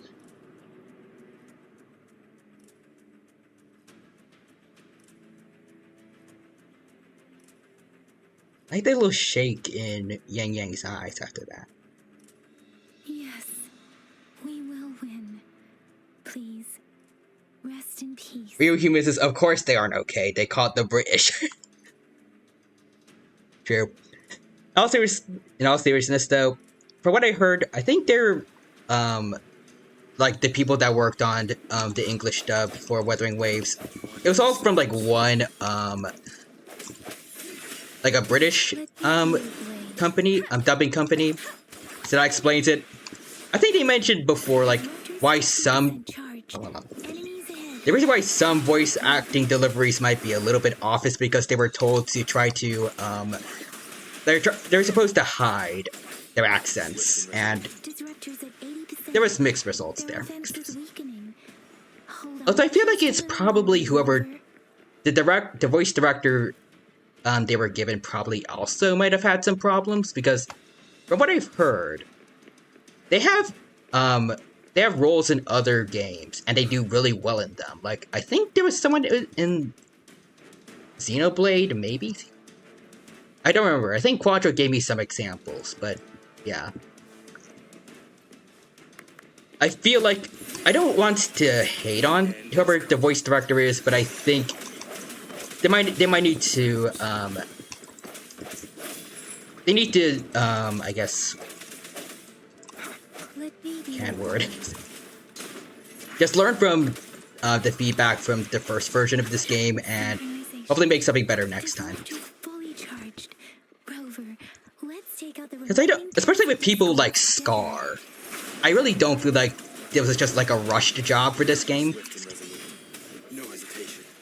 I think they can do a good job. Either that or Scar's VA is just like extremely skilled, but just doing, it's like mostly doing things themselves. I'm gonna still give them a chance. Like, I'm gonna give the voice director a chance. Also, gotta take care of the big guy over here. How much HP do you have? There we go. And Real Human says, un-British thyself. Pretty much what they had to do. Again, with mixed success.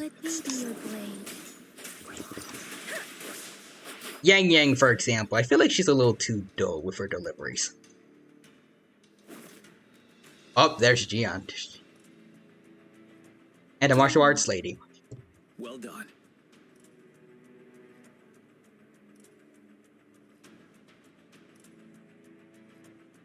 The rain has stopped. I'll say Jian himself. He has a pretty good voice. He was spectacular in his trailer too. I mean, For a character trailer, you have to pull out all the stops, but like still. General, the retroact rain's effects are subsiding. We are observing a sharp decline in the number of TDs in the Norfall Barrens. Oh, we got more to say. Fully charged and ready to fire, but yes, it takes a lot of energy to fire the disruptor. If we missed, yeah, I can get the picture. We blow up the moon. This is our only chance. Greetings. Can you hear me?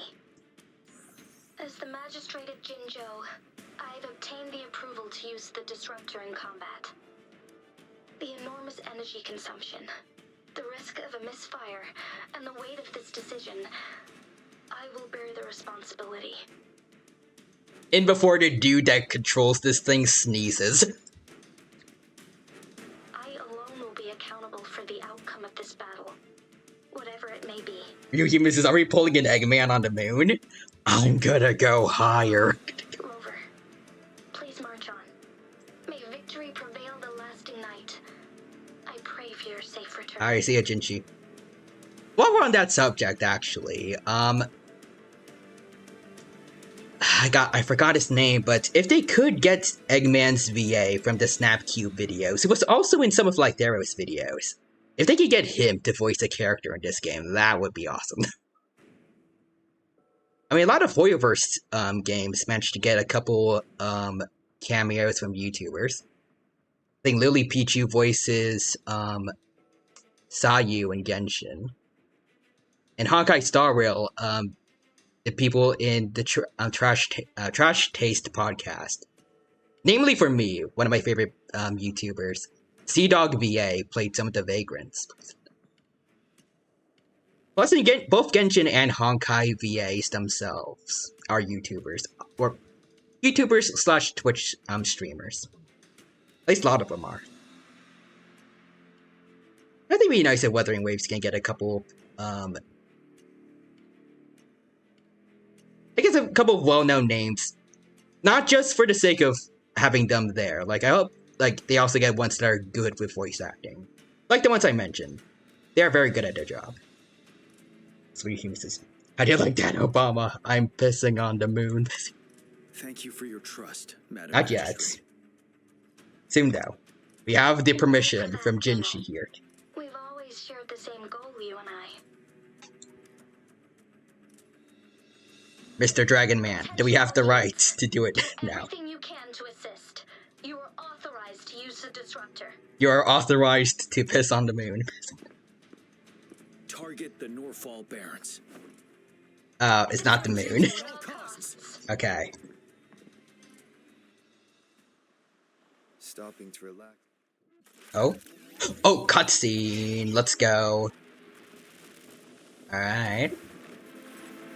Ooh. Ryuhi misses out quoting that. Okay. Put it in the out of context section.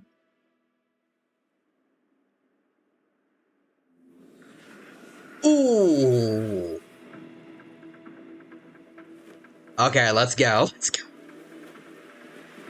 Okay, this is more of an in-game cutscene than a pre-rendered one, but still, that looks sick. Jumping into battle. Oh, okay, I guess we are using trial characters again. I just want to be able to use the characters that I raised. Okay.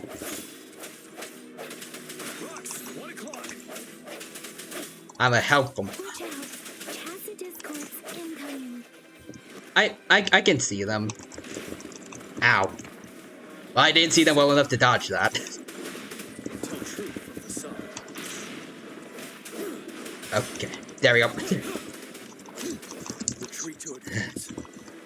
Can you not, you son of a gun? Boom. Again, I wish I had my guy. Like, my Geon can do a lot more damage than this. Oh, good lord. Please don't drop on me rocks. Ooh. A Flausist. Boom. Boom. Remus is quoted. Awesome. Gian's ult is so much fun. Bam. Bam. Bam. Bam. Bam. Bam.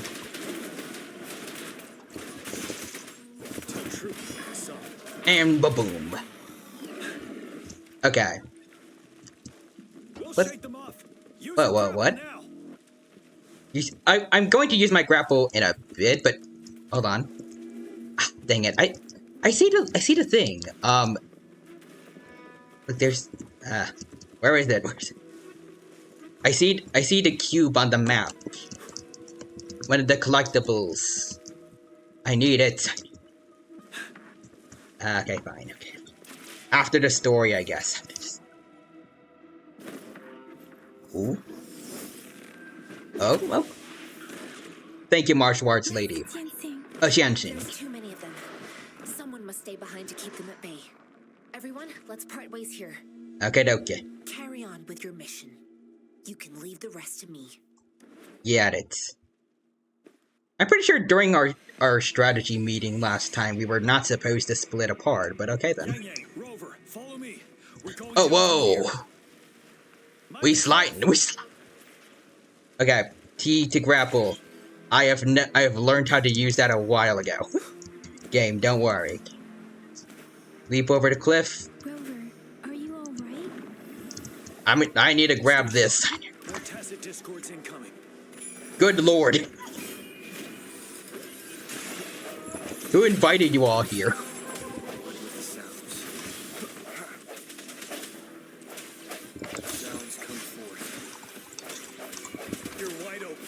Jeez.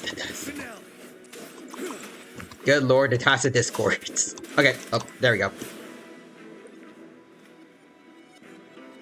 I can't move. There we go. The suspended ruins are ahead of us. The resonance beacon here is still functioning, and the defense feature is intact too. Ryuhimus is what? Were you not invited to the pizza party? The pizza party was for after we won this war. No TDs are allowed. We've been cut off from our main forces. And I'm not talking about Tacit Discords. I'm talking about anyone named TD. They're not allowed.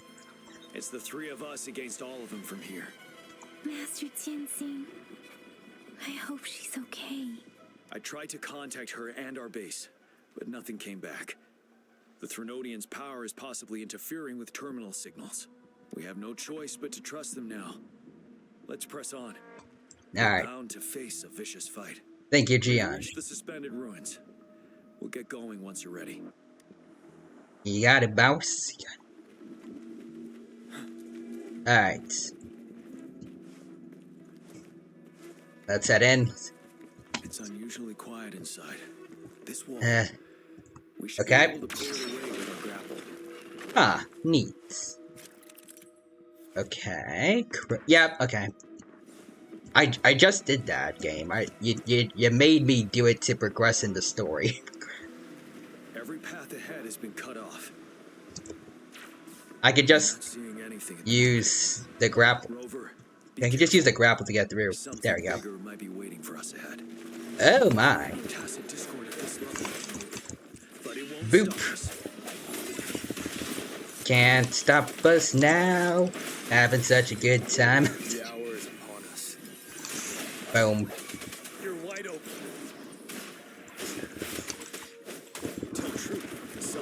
Boom.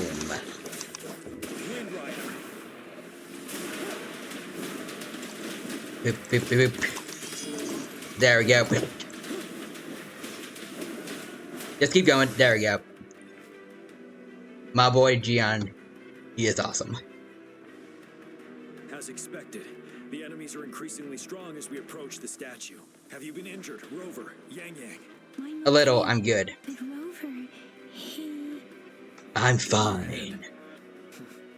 Knew it. The battle has left you with a few scratches. I mean, that's just guaranteed in a fight normally. First aid with me. Please use them. The upcoming battles will be even more dangerous. Should you get injured, you must let me know in time. Let's Alrighty.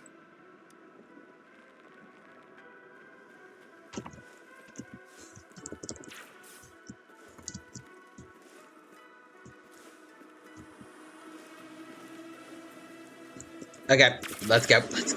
Oh, whoa. Platforms ahead. Perhaps we can make use of them. Okay. Let's go. Whee. Watch out. I can feel tacit discords ahead. I can see the tacit discords ahead. Boom. Boom. Boom. Also, if any one of them can drop an echo, that would be great. Boop. Like a single one of them. Nope. Okay. And Ryuhime says, no, I don't want to accept the Discord invite. These rocks are blocking our way. We'll need to get rid of them. The tacit Discord server. You hear me? Our signals got blocked off by the Threnodians. Hello, Mortifi. Took us a lot of effort to make this call get through. I have to say, your terminal has a very intriguing design. We'd love to thoroughly investigate it once we have the chance. Now back to business. We are aware of your situation. Thank you. Luckily, your current location is still within the Disruptor's range. We can provide fire support. You've seen what the Disruptor is capable of. We could turn down the output power, but I strongly advise finding cover far away. The structure This is like saying, there's a tree in front of us. Don't worry, we got a nuke. Just stand back a bit. There is a floating platform over there. Perhaps we can make use of it. Okie dokie. Aim at that wall. We can pull ourselves over. Whoa, whoa, whoa, whoa, whoa. Frick, okay. Okay, so T there. Ooh. Also, Hoarding Bug redeemed Attenberg voice and do a barrel roll. Alright, hold on. And here we have the wild dino spinning around. For what reasons, they're unknown. This is the beauty of nature. It's good to see you here, Hoarding Bug. Welcome back. Hope you're doing well, and hope you have a good time here at the stream again. And you've also redeemed Dancing Dino, so give me a sec. There. This is definitely dancing. I'm sure you can tell. There we go. Thank you for the redeems. Understood. Watch out, everyone. And here we have the classic nuke. We. Oh, whoa, whoa, whoa, whoa, whoa, whoa, whoa. Ah, shoot. Wait, hold up. After that, it needs to recharge. I forgot the chest. Standby to help you anytime. Okay, there we go. Okay, back to work.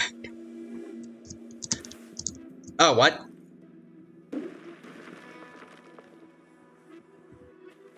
We did it. Oh, thank goodness. Thank you. The Disruptor's power is down to 1/3. We can only fire it one more time. After that, it needs to recharge. Take care, everyone. Okie dokie. Let's try pulling the floating boulders together. We should make our path ahead. Beep. Beep. Beep. One moment, Rover. Oh, hello. Oh, okay. Ow. The terrain to our advantage here. Let's try to wall down on them, and they'll be trapped underneath. Okay, this is a tough one. You're wide open. Bam. Bam. Also, Horny Bug says, it is dancing. And Ryuhime says, I see a tiny rock on the way here. Use the annihilation you get to use death. And also, Ryuhime says, bug. Ooh. Oh, I just tried using the... Oh, okay, hold up.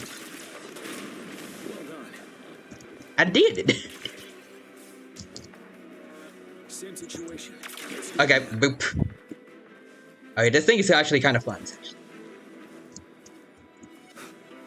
An impermanence heron. This place. I fought one of these before. Do we need rocks or... Doesn't look like it.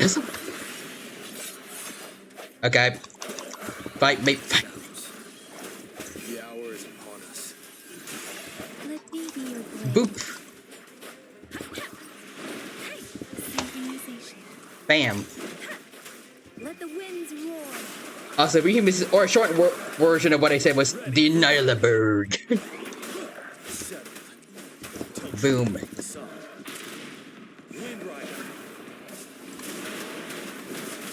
Is that reference to something, or is that... Come on, dragon can beat a crane. Ow. A dragon should beat a crane. There we go.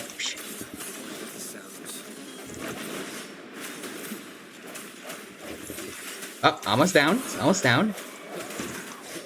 Ooh. There we go. And... Bam.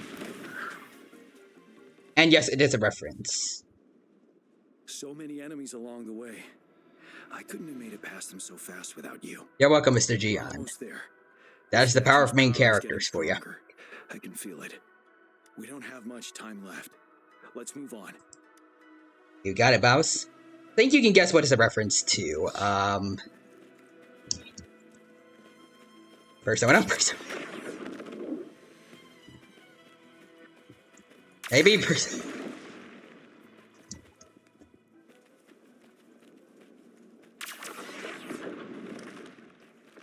It sounds familiar. Would you like a hint? A small hint, perhaps. It's currently blocked off. We'll pull the rocks away first, then let it carry us up there.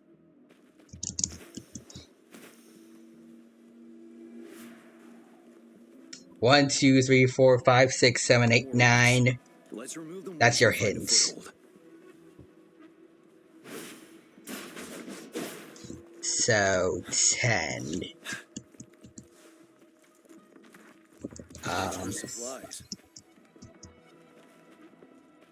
Something 10?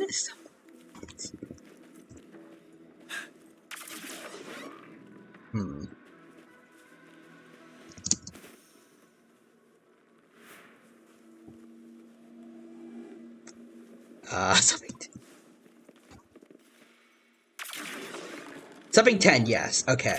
Let's give it a couple more. There we go. Oh. Okay. I'm safe. I'm safe. Okay. Oh, Ben 10. Right? The top soon. Want another hint? Was that it? Ben 10? Yep, Ben 10. There we go.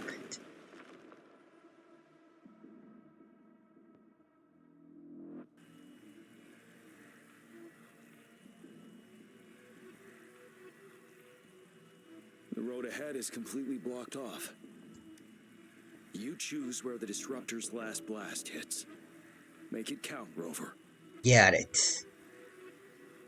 May it cleave out. Aim for the moon. For the moon.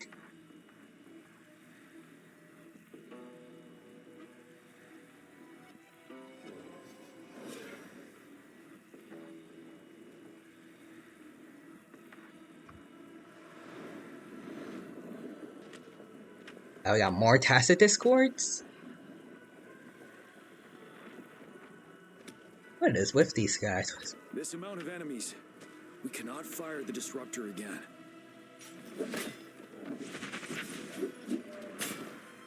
Oh. Yang, you. The Trinodian is only going to summon more of them as we go. We need someone to keep them away and escort the others into the statue. I understand you're planning to do it yourself, General. But I think I am better suited for this task. We all want to beat the Prenodian once and for all. I understand that you don't want to leave anyone behind. But we all know you and Rover have the best chance against that monster. Okay, that's true. That's true.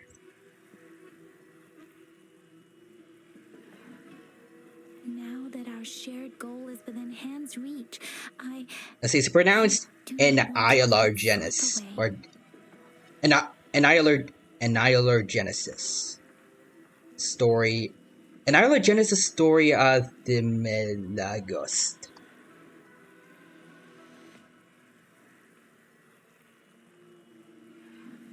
What kind of a name is that? It sounds like an alien smashed a keyboard. Or more specifically, it started trying to spell annihilate and then started smashing the keyboard.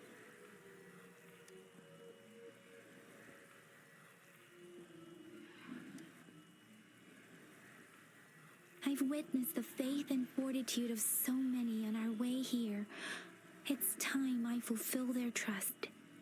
Rover, please leave it to me. I'll have your back. Alright, thank you. Now, Rover, please make the call. Okay. I'll stand guard here. The Threnodian will not be able to draw more power from the monsters. I think she cut herself off, or she just didn't say here for some reason. Also, they never actually say the full name of the show, but they said it in the interviews. One of the weirdest things to be hiding in an interview is like... It's like that stuff from Dragon Ball, like... Android 16 is actually Jiro's, or is actually derived, or is based on Jiro's son. And also Lapis and Lazuli are the names of 17 and 18. Like, no one ever talked about any of that in the show.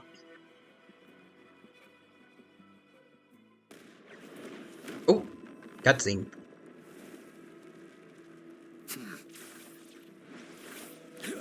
Ooh, okay, this looks sick. Oh. Oh.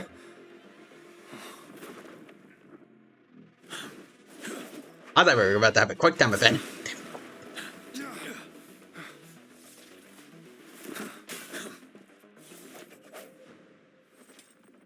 Damn, we look awesome. Damn, we look awesome.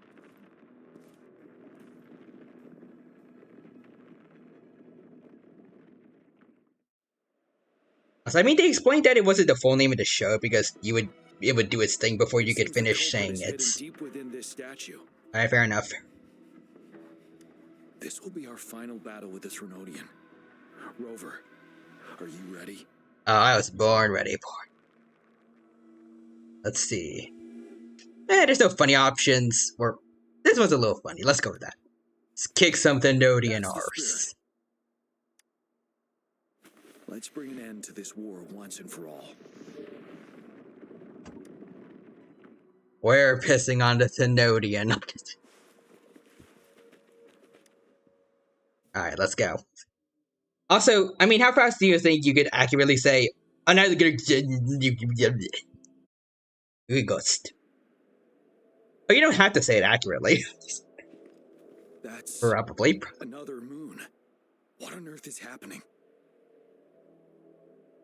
Dr. Eggman's gonna be happy to hear that, but also, like, I mean, is it gonna blow up if you say its name wrong? Like,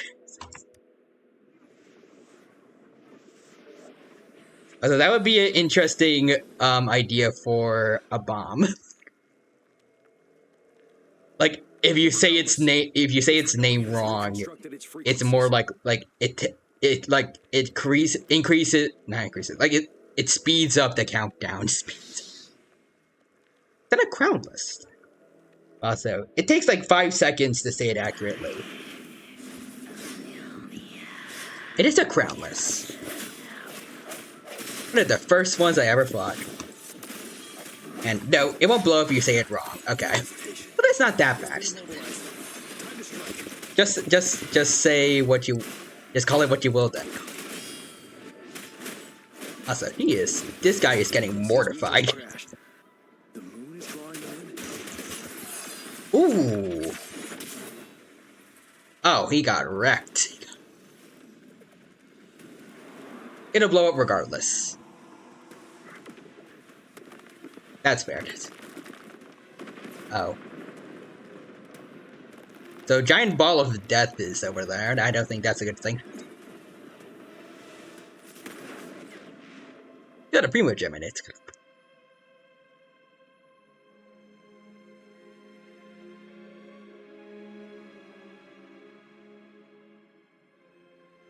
And a very creepy looking creature.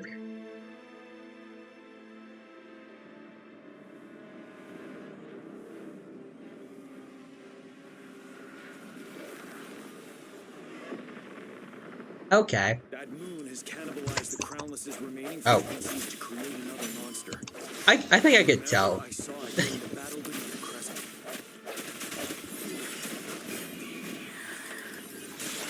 Ha. Boop. Boom. Where did you go? Where did you come from? Where did you go? Oh. Did I technically die? I think I did. Nope. Okay. I've gotten slightly better at dodging in this game. Okay, here we go. Just gonna glaze Weathering Waves a bit more while I do this. I like the dodging and parrying system in this game. It's a little bit more fun than Genshin's. Like, you have to time it more right.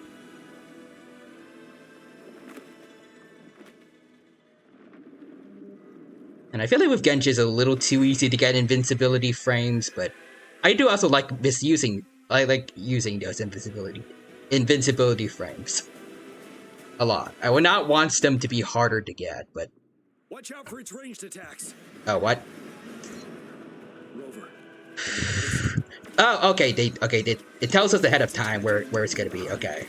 That moon must be the core of our enemy. Okay. Where's the moon for? Use character text to fend off enemy projectiles. Oh, what the heck? Find a chance to strike its core. Oh, okay. Oh, all right. Okay, so Gion's just constantly using his ultimate. Okay. Oh, what? Is it summoning dragons?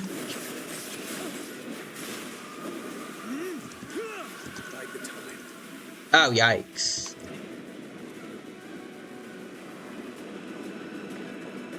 Oh boy. Oh man. Oh, good golly. Car resonator left the... Oh no. Oh, Gion, you good? Okay, he's blocking it for us. Just like his counterparts in other timelines. Bro's carrying us. Also, let's see. It was introduced in one of the 2 episodes that a lot of people say are among the edgiest Ben 10 episodes. Huh, interesting. Alright. Come on, Rover, you got this. Bro did a dragon fist.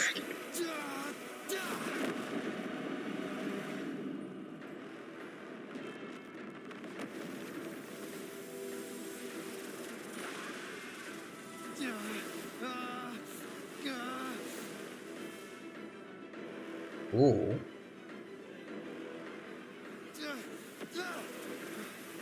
I kind of want to hear a little more veracity in the way you speak. Oh, whoa. Oh, we got wings.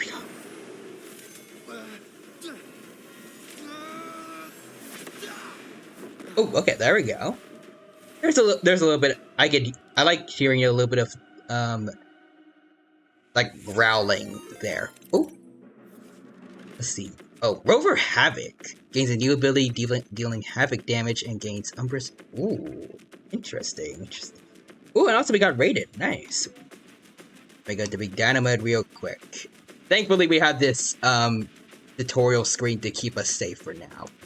Welcome, Raiders! Hello. My name is Tyrano Pyoyo. I'm a T-Rex VTuber for anyone who does not know me. It's good to see you here. Hope you're doing well, and hope you have a good time here with us at the triple gacha game stream, even though it might just be double gacha game, because we played Genshin earlier, we're playing Wuthering Waves now. I don't know if we'll have time to get to Honkai Star Rail today. Plus, I'm not sure how much content we really have for it story-wise right now that I haven't already done. But yeah. Hope you enjoy, and then we get your shout out command, fellow Dino. It's good to see you. Thank you for stopping by. Thank you for bringing your community over here to hang out with us. Hope that you had a good Dave the Diver stream. Hope everyone enjoyed, and hope you enjoy my stream too. Also, if you need to go get water, food, or rest, any of that, take care. Have a good rest of your day. But if you're gonna watch the stream with us, also, then I hope you enjoy. Right now, we are. Oh dear. Okay. Okay, wait. Okay, so basically we are fighting a big boss right now, in Weathering Waves.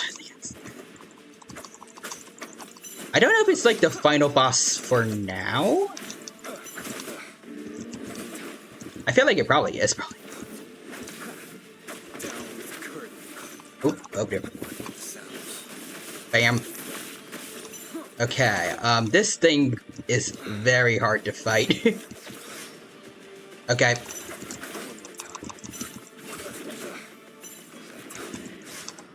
None shall whisper. Boom. Shadow follows. Whoop. Oh, someone joined a party? Let's go. F. Oh, there we go, Gian. There we go, Dragon Man. Let's go. Awesome, which was totally didn't forget to copy the raid message. Oh dear.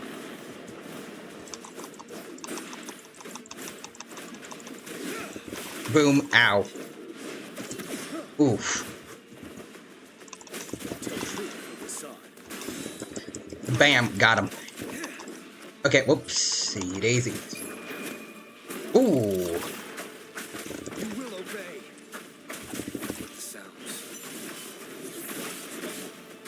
Okay. I was weird, fully healed for some reason. Ooh. Weave him. Weave. Weave. Ow, that failed horribly. Okay, there we go. Again, what I said before about, like, timing the dodges. There we go.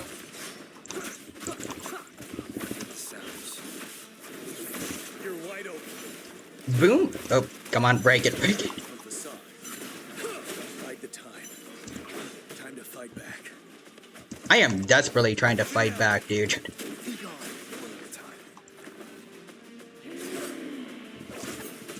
Owie. Okay. Oh my.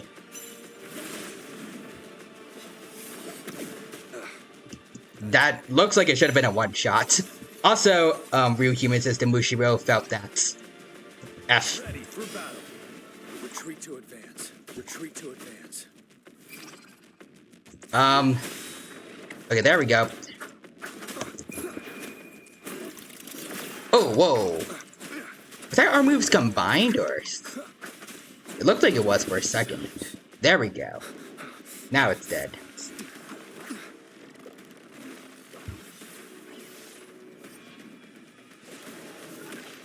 Oh, go Gian.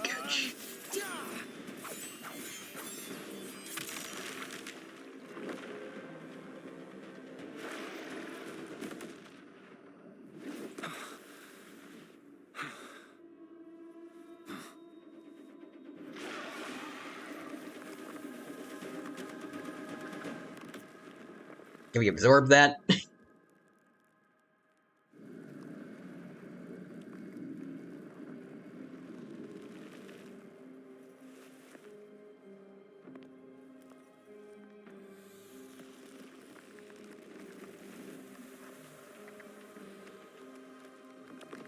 Oh, come on.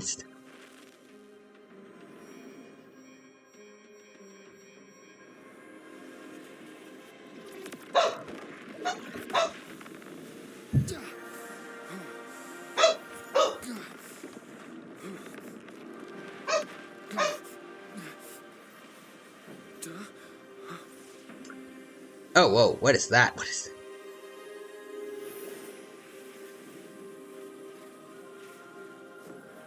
Also, Ryuhima says hi, Lucas. He says hi. Is that like a bunny? it is.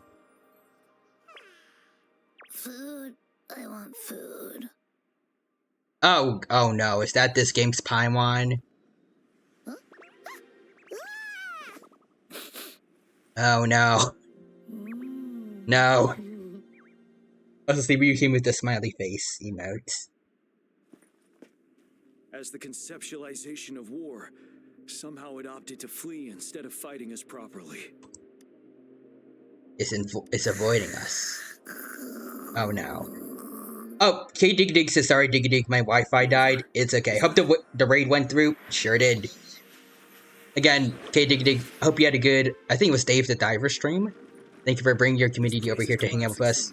And hope you had a good stream. And I hope you have a good time here in mind. If you are sticking around, if you do need to get food, water, or rest after stream, definitely go do that. Cherish every game. Right now we are playing Wuthering Waves. We're having a good time here with it. Ooh. Our feather-haired maiden faces a horde of beasts, and just in time, a ray of light. Okay, good, Dig Dig. Burst through the clouds, banishing And by Spirit, darkness out of VT sight. says it did. I hope I pronounced your name right. From the statue emerged two.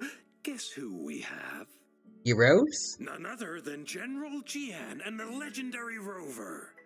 And lo, ruins fell, a colossus shattered, the Overthrax meets its defeat.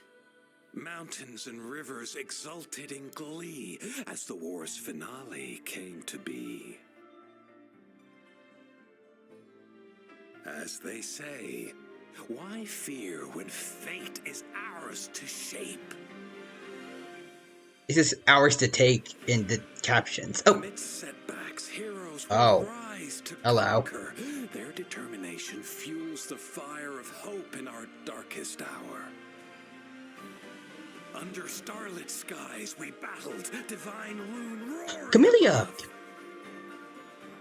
Now victorious, our songs of triumph shall shake the clouds. And our story goes on. Nice. Is that the end of the main story for now, or we got an epilogue?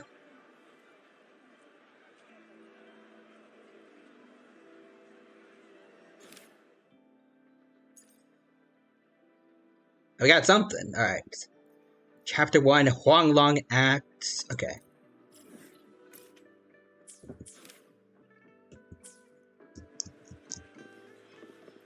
Oh,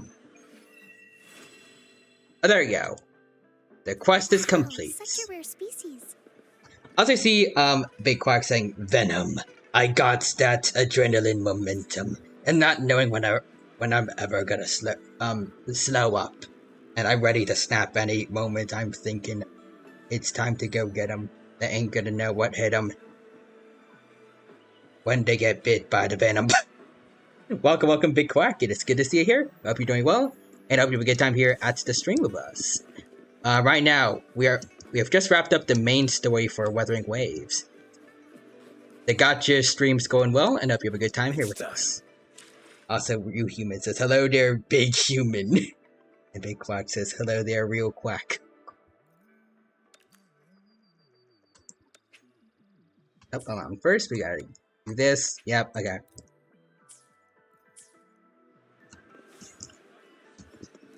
Okay, but I'm not gonna mess up anyone's names starting now, okay? Because I don't remember if I messed up any names earlier today. I'm just gonna say right now, I haven't messed anything up. Anyways, Real Human says, what hit him is Borger. And Real Human says, I give him 11 minutes. I'll be honest, that's probably very generous. Let's see. Daybreak at last. Okay, here it is. Alright, we're doing your story quest, Mr. Gian. Hopefully we have time for the others. And let's see. Big Quack is the real human. Is that a motherfucking SpongeBob reference? Could be. Okay, to the match sites. Also, I feel like there's... Was there something we needed to do, or... Oh wait, we can switch from Spectro to Havoc now. Ooh. Alright. Cool. Resonators. I got a new thing for them. 2 new things for them. Alright, boom. We don't need those anymore, though. Okay, let's go. Real Humans is not intentionally, but yes. A Big Quack has the Mammoth emote, or Mastodon emote, one of those two. Beautiful, beautiful. I give myself 6 months.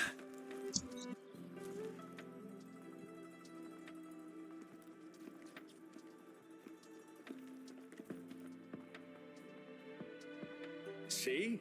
How lively. You really need to come and see it in person for the full effect. Hey, Gian. And that's thanks to your efforts, Wenshu. Well, I'm just doing my job. I should be the one thanking you. After all, without the Midnight Rangers tirelessly guarding the front lines, the Riverside Games wouldn't be possible. Don't always be so tense. Sometimes you have to give yourself a breather. It's not good to push yourself too hard. So, how about picking up an event to participate in? Wenshu, thank you, but you don't have to pitch me. Why not? Go, enjoy your youth. I would have rushed to sign up if I was still young. How old is he? Rover, it's good to see you here. Hello. Oh, I guess you must be the Rover. Mm-hmm. Nice to meet you. I'm the director of the Riverside Games. You can call me Wenshu. Hello, Mr. Wenshu. Thank you for the invite. I almost dropped the ball on this one. I would have forgotten to send out those invitations without Jian's reminder. It's not worth mentioning, Wenshu. This is the first Riverside Games in many years. And you must have been busy with various matters. I only offered a little help when I could. Rover, it's a slow day today. Please take a break and have some fun. Okie dokie. That's right. Go participate in the event, you two. That's how you enjoy your day off. I can participate too. Of course. The Jinzhou Riverside Games is an event for all people to enjoy. Indeed. I'm looking forward to your performance, Rover. Thank you, Gian. Only a few events specifically require participants to be resonators. Other than that, there are no special restrictions for any event. We haven't held the Riverside Games in years. Look at him. Jian still remembers the rules better than I do. Who would have thought? During the preparation, I came across some pictures from past games and instantly felt a rush of adrenaline. Ah, the memories of my... Oh, whoops. That wasn't the game. That was just me. That was just me. Getting ready for emergencies. The Riverside Games is their only chance to relax and have some fun. Rover, I suggest looking around for events to join if you're interested. Many of them are open to on-site registration. Alright, based on the name of the quest, we're probably going to make a boat or something. Now, if you'll excuse me, I need to confirm the safety of the surroundings before the race begins. You can consult Wenshu should you need any assistance.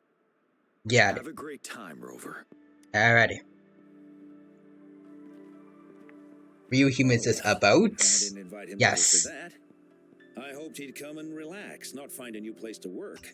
On the other hand, we couldn't have brought the situation at the borders under control without Jian's prudence. Sorry, I'm getting off track. The Gullpuff relay is about to start, and I have to go to the scene in case anything happens. Especially those still warming up in the backup lane. Gotta bring them over. Rover, are you coming with me?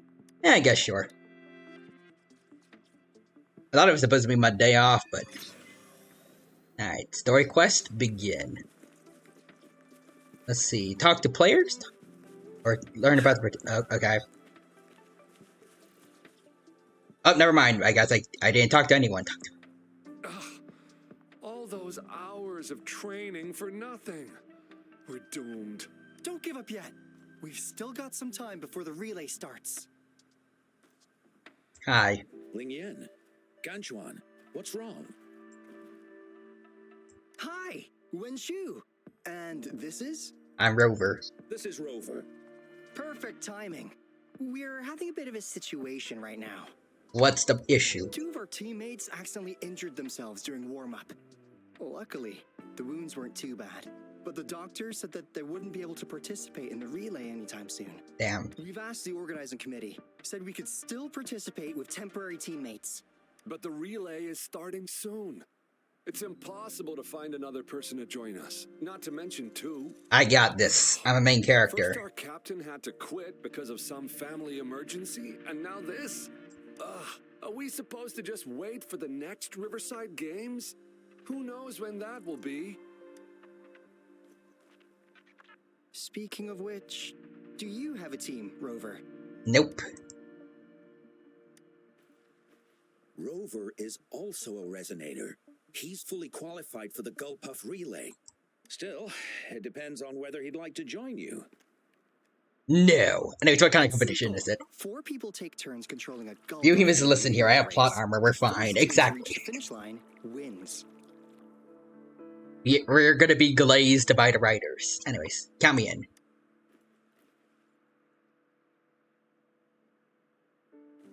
I am eager at the thought of defeating NPCs. Money, we'll definitely split it with you. That's right. We'll buy you the best barbecue in Jinzhou. Oh, well, now you extra have my attention. Then you're only 1 person short for the relay. I know a good candidate for that. Is it him? Who? You're gonna like it, definitely. Mr. Gian. Mr. Gian. Oh, why didn't I think of him? I like how he's just so nonchalant about it. Like, oh yeah, Gian. But also, Big Quacks is how we feeling about Walking with Dinosaurs 2. I am hyped as fudge for it. We're gonna have to wait a while, but I know it's gonna be worth it. Or at least I really, really hope it's gonna be. If it somehow flops, like, I think Dinosaurs with Stephen Fry and kinda, to some extent, Life on Our Planet, at least I feel like people were kind of mixed on that, I would be very sad. One thing I heard that's, I think some people said, like, one of the creators mentioned that their dinosaurs are gonna look vastly different from the ones from the original show. I mean, obviously, there are some designs that are very outdated that do need to be changed up, like Utahraptor, T-Rex, but, like, I really hope this doesn't mean, like, they're going to completely remove, like, the color palettes, because I can't word. I feel like the colors of basically every Walking with Dinosaurs design is amazing. I've seen paleo art of people reconstructing, I guess, like, making more up-to-date versions of the Walking with Dinosaurs dinos. And they look beautiful, especially the T-Rex. As weird of a design it has, the color scheme looks excellent on our current idea of a T-Rex. And I hope we get to see that in Walking with Dinosaurs 2. Plus, not T-Rex, another Hell Creek resident, Triceratops, I heard is going to be featured in an episode. So it gets to have relevance in Walking with Dinosaurs other than being dead. But also, Big Quacks is interested in seeing what they do with Spinosaurus. Oh yeah, that one too. Spino it's an interesting choice, definitely, since everyone knows it is probably going to be outdated by, like, the week after it's released. If you're going to make Spinosaurus in a documentary, you're guaranteed that you're going to be, like, it's not going to be fully, like, it's not going to be fully 100% accurate for too long.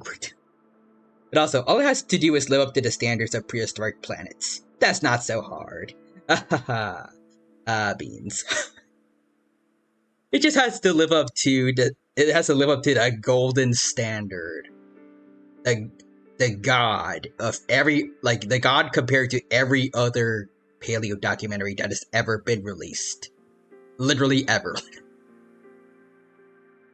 The actual goats of paleo documentaries. You just gotta compare yourself to that. Possibly the best piece of paleo media ever. Or it is definitely it's definitely tied for first place for me. But also Big Quacks. I just want it like Prehistoric Planet, but we follow individuals, like in Walking with Dinosaurs. And also another peak dinosaur documentary that also follows that concept. Dinosaur Planet. I love that show. Some inspiration from that would be beautiful. With up-to-date dinosaurs too. Heck, up-to-date versions of Pod somehow ending up on Hatek Island. Dinosaurs living in the Gobi Desert, like up-to-date Velociraptors and Protoceratops. Presumably not with Tarbosaurus and Dinochirus, I think. I think that's one mistake Prehistoric Planet made. It'd be nice if those guys got their own episode, though.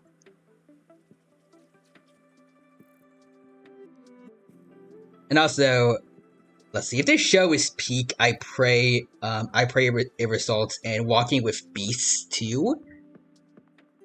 Swimming with Sea Monsters 2. Maybe we can even get back... We can get back the goats, Nigel Marvin for that. Chased by Dinosaurs? Maybe Prehistoric Park Season 2 after all these years.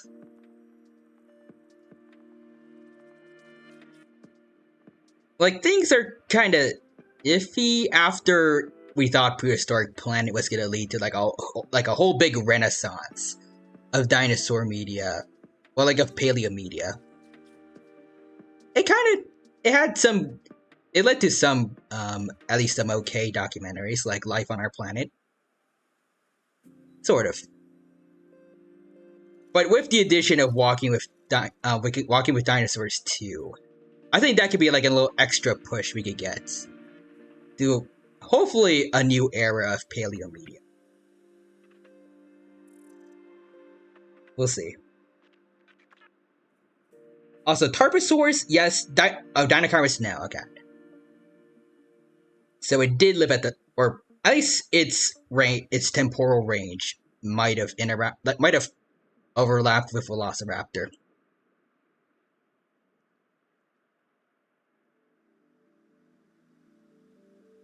It's very confusing for me sometimes. But yeah, Big Quacks is me and the boys pulling up to Prehistoric Park 2. Heck yeah.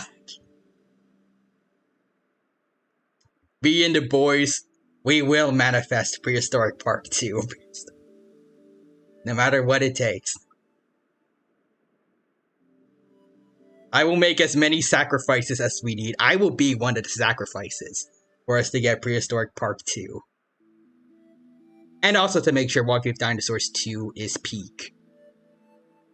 If someone somehow, if some executive somehow gets in there and decides to make it a documentary version of Walking with Dinosaurs 3D, the movie, nothing will save them.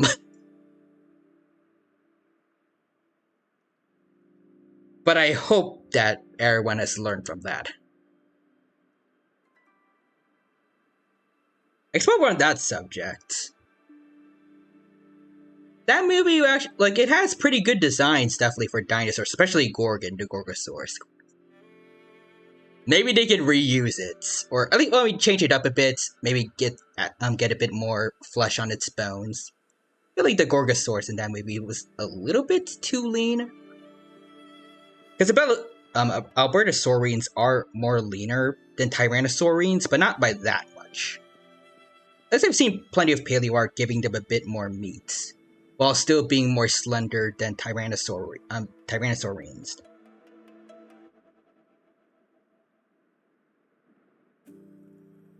Like, I want those designs to be redeemed. Because they have potential. It's not their fault that they were, that they have to be associated with garbage. Including the Kairos Denotes. I think, that one looked really good too. Also, let's see. I truly believe the reason we're getting more accurate dinosaurs in Jurassic World Evolution 2 is because of the positive reception to prehistoric planets. I'd imagine that, definitely. I mean, it's part of why I believe Barbarodactylus was even added to Jurassic World Evolution in the first place. As opposed to, like, Nyctosaurus, like, Barbarodactylus, basically no one... At least I don't feel like many people knew about it until Prehistoric Planet showed it off. And then people loved it. Also, I know it existed alongside Shantungosaurus and Dinochirus, despite those animals not living alongside each other. Okay. And Real Humans is me and the boys committing several blood sacrifices to get a documentary an audience score of 62% on Rotten Tomatoes. Tell me who gave them the bad reviews. Also, Big Quack says true. Also, I don't actually hate the Walking with Dinosaurs movie, low-key. I just think it's mid as heck. I hate it because it had so much potential going for it, and then all it took was a couple executives being like, kids won't like to see dinosaurs. They need to be more relatable by giving them random celebrity voices and potty humor. Like, I was a kid when that movie first came out. I think it was in 2013, right? So, like, I was 11 then. And I hated that. I've seen some people make versions without that dialogue, and it's great. I think there's even a version narrated by the guy that plays Doctor Strange. That one's pretty good. It's not enough to take away the pain of seeing what the original was turned to. Let's see. Low-key, all you have to do is remove the voiceovers and out my man's David Attenborough in it to put my man's David Attenborough in it to narrate it, and it'd be good. That would be pretty good, yeah. And right, because kids hate dinosaurs. We hate dinosaurs unless they talk. Meanwhile, everyone that has screened Disney's Dinosaur they were in love with the first few minutes, and then as soon as they started talking, that's when people were like, oh no.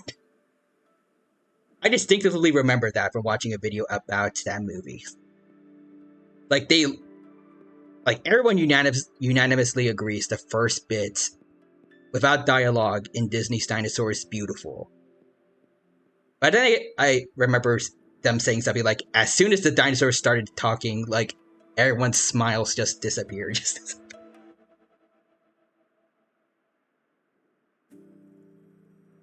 Also, no wait, get Nigel Marven to narrate it? Oh, that would be also peak. Also, Real Humans is... Okay, which one was voiced by Chris Pratt?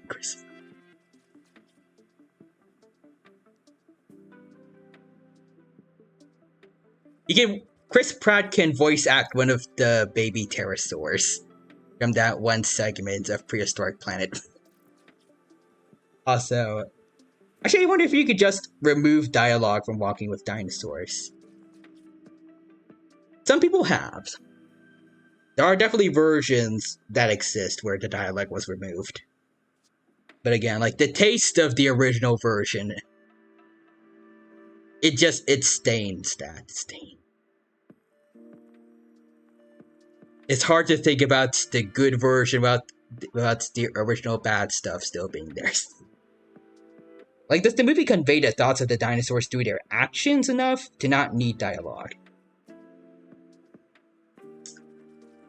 Maybe. I mean, I'm pretty sure it was initially intended to be a fully silent film until, It's possible. I have to look back on it and see.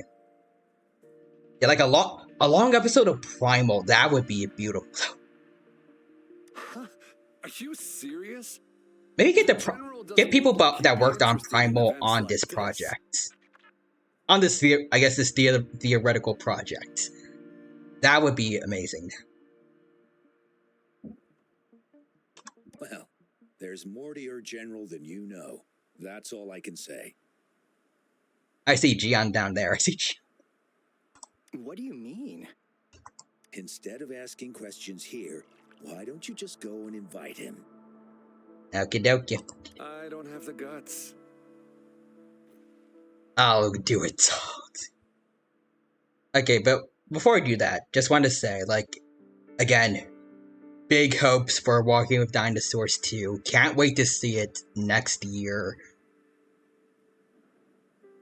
I don't know all the people that are behind it, but if they have good paleo artists working on it like they did with Prehistoric Planet, I have very high hopes for the designs of the creatures at least. And again, I hope to God that they do still use the color palettes for returning dinosaurs. You know, like just to get the connection to the old show, while still having like their general anatomy be more up to date. And also, friendly reminder that the guy that made Primal made Dexter's Lab and Samurai Jack 2. I knew about Samurai Jack, but not Dexter's Lab. That feels like the oddball of the group.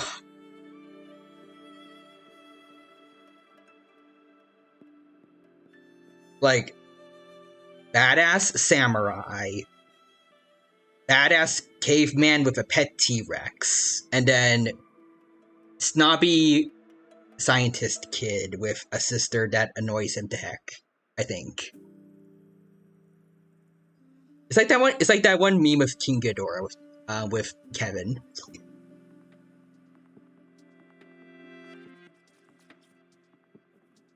Also, Big Quack saying, I hope the Rex just looks like the Prehistoric Planet Rex, but with the Walking with Dinosaur colors. Peach fuzz and all. That would be glorious. Although I'd imagine they'd probably want to change up the design a little bit. They don't want to just straight up take it.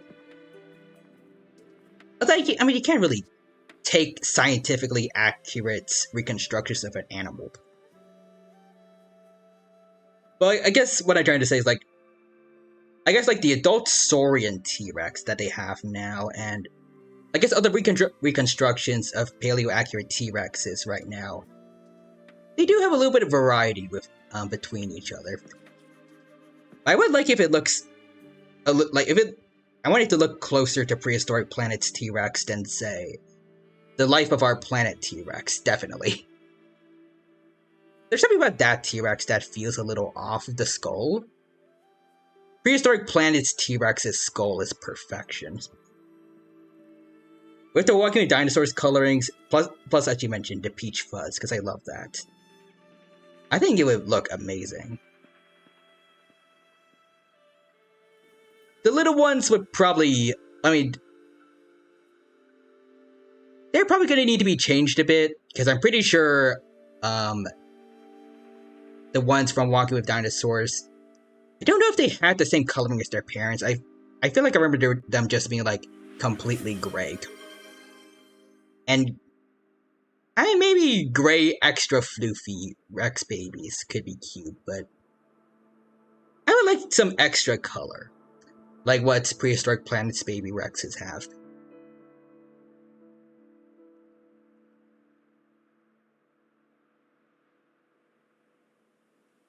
I guess I like seeing, baby birds look a lot different than their parents in terms of coloring. Like ducklings and goslings. That's like it's chickens too, yeah. And also, wait. The final season of Samurai Jack is partially what inspired Primal. Ooh, interesting. And no, I want Hank to be the new Jurassic Park / Papa Rex. Okay, you know what? If it does lead to that, I would happily accept them, like, just basically taking Hank's design, taking Hank's model and then just coloring over it. I would gladly prefer Hank over the Papa Rex, or the JP Rex. Although, that being said, it's because of those designs that AI can never make good paleo media. Those guys are the shield for paleo art. Because they're so overused, AI is almost always guaranteed to take from them. And thus there's always going to be inaccuracies.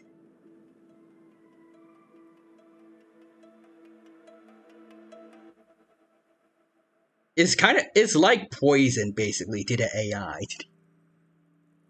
And I love them for that. Because only unlike a human, an AI can't work, but I don't know what I was gonna say, but basically a human can make a T-Rex without having to rely on the JP Rex or the Papo T-Rex. And AI has no chance of not doing that.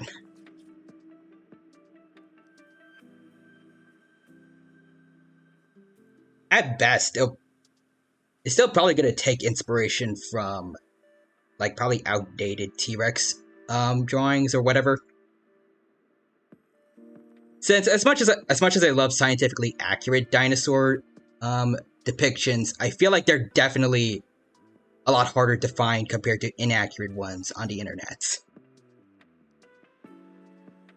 But also, let's see, rip off this Rex, y'all. Not the JP Rex. Also, wouldn't mind for the babies to be a dull brown for camouflage. Okay, maybe that could work. I see Real Human with the emote there. Very nice. And I actually have a soft spot for the Papa Rex. He's just a goober. I mean, I could see some kind of charm to it. It's mostly just like the Jurassic Park T-Rex with the gnarly teeth of the Vistatosaurus from King Kong 2005. But I will admit it's a fun-looking toy, at least. I would definitely play with it as a kid if I had it. And Real Humans is...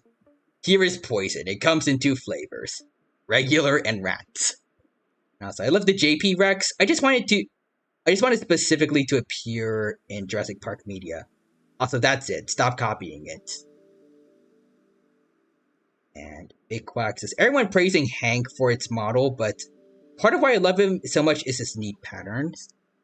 I mean, absolutely. The prehistoric planet designs in general all have really amazing colorings for their creatures. Can't talk.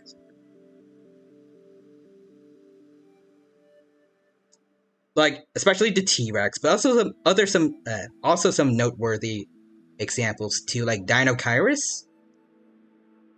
I feel like that's probably one of the most iconic designs for that animal right now. Unfortunately, it didn't have much competition before, but still. That one is peak. So are basically all the Star Kids, especially the ones that were mating on the beach. That doing a mating display on the beach. The colorings on the head are gorgeous. I think it was Hatzegopteryx.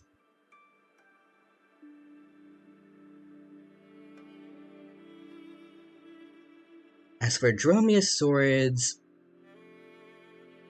I think we saw a baby Pyroraptor for a little bit, and I think his colorings were pretty good. Plus, I guess grayish cyan, kind of, for the Velociraptor is a unique look. It's definitely not what most people have ever seen before on a raptor. Also, Ty, don't forget I have a Papa Rex guarding my kitchen. I bought him as a meme. Interesting. Also, of course, I enjoy for some reason Dino-Kyrus is becoming a staple in paleo media, especially games. Again, I feel like it was pretty well known.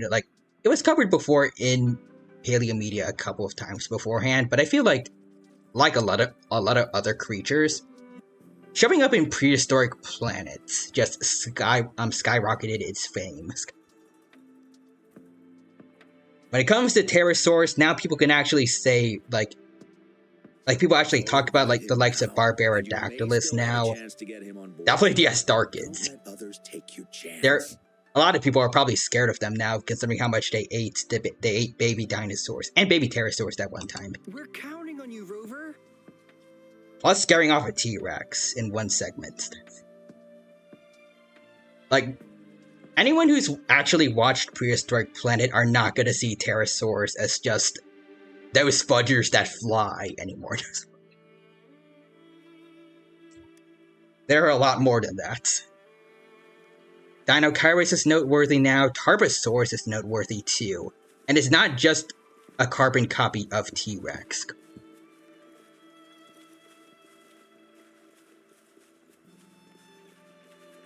Plus, I was gonna say Edmontosaurus even gets some spotlight, kind of. It's not a complete slaughter when the T-Rex is hunted at night. There wasn't really much they could have done. Alright, also, let's see.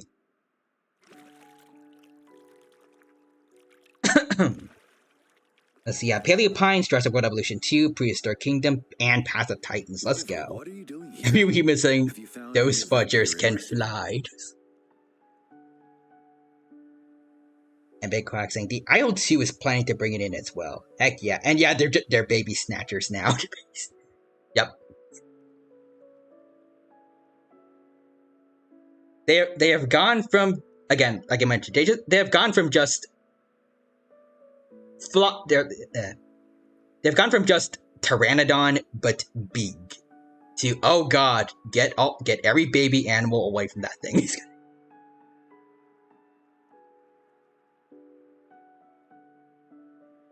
Oh god, imagine if we get a Prehistoric Planet Season 3, and they have Hatzegopteryx attacking and killing some of the dwarf sauropods on Hateg Island. Like, maybe weak, fully grown adults they could, like, peck to death.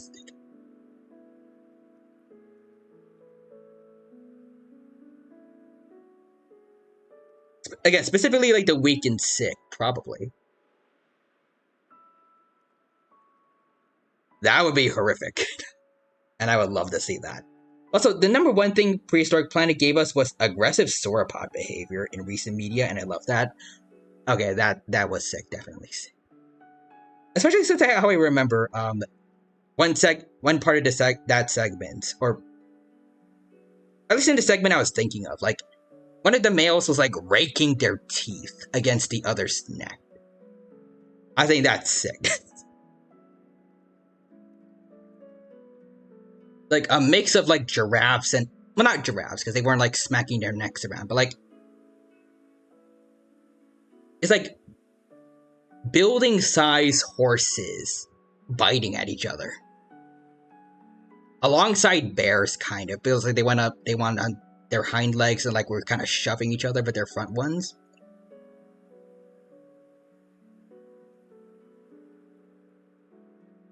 Like, you could feel the weight of a sauropod when you saw them do that.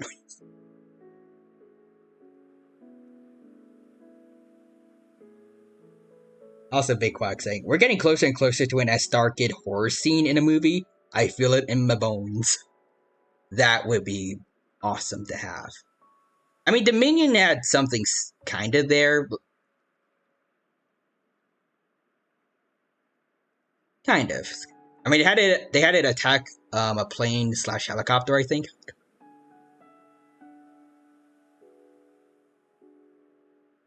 Oh, but also, I forgot to mention the hatchling. Oh yeah, I love that short. But I don't love a certain bit near the end.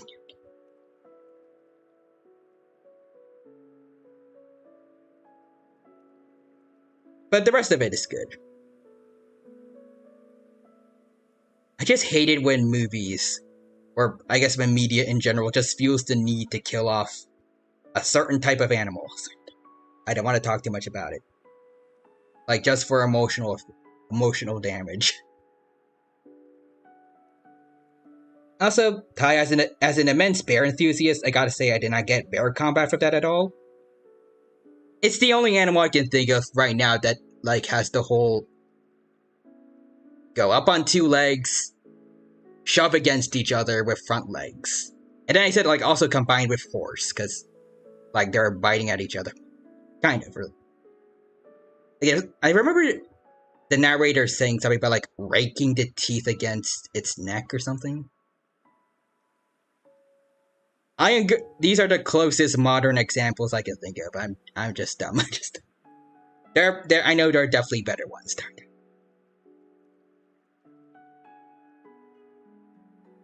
Also, yeah, that felt like a cheap attempt at shock value. And also, I want them big, excuse me, big AF storks stalking people on the ground. We could get that eventually in the Jurassic franchise. I remember there is a shot where, I forgot where, probably in Dominion, but there's two Quetzalcoatluses nesting on top of a building. And I mean, there is one food source for them that is readily available in the city that they could feed their children to, too.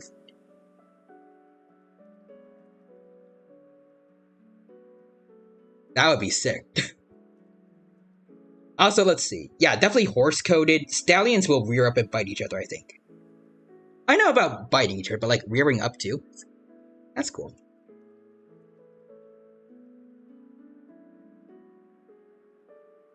Also, actually lots of ungulates will rear up like deer and elk. Interesting. I feel like I've seen them rear up in Bambi, but like I think when Bambi was fighting one other male deer for a bit, but I just thought that was like for the sake of looking cool in a Disney movie.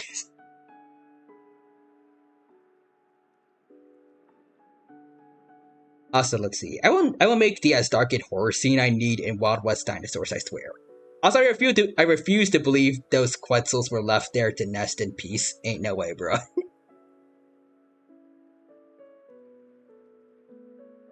Okay, fair enough, but like, how much damage did they do before they were either, or chased off?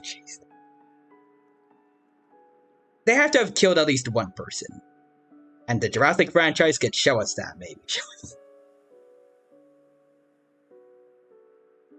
And besides, like, there's a freaking mosasaur in the ocean that people have gotten camera footage of. And no one has tried to kill it, even though it could be a danger to a lot of oceanic wildlife. And there's just one of it.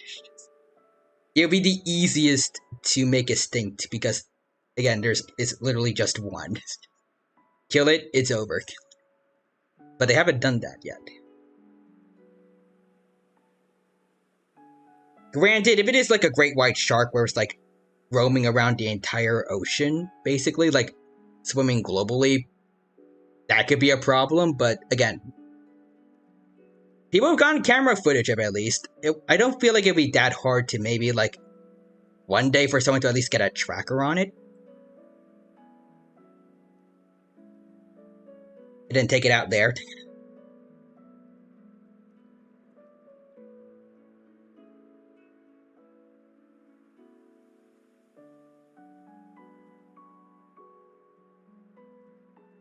They were shot, killed, and stuffed an hour later. Sad emote. I mean, in real life, maybe, but like, I want to believe that Quetzals could do more damage to people than that. Although I guess that's probably my bias towards animals.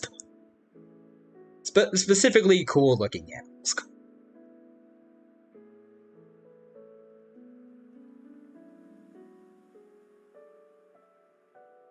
Like, I still look back on Kong's final fight against the airplanes in Peter Jackson's 2005 movie, and I still think, nah, he should have taken out all those planes. Somehow. Like, he could have torn off a piece of the big tower he was on and then throw it at them.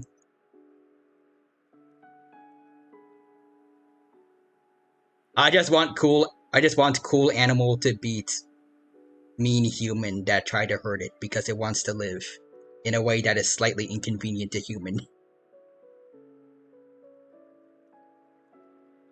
Also, I could do an hour rant about why Dominion doesn't make sense with how it handles the dinosaurs on the mainland plot.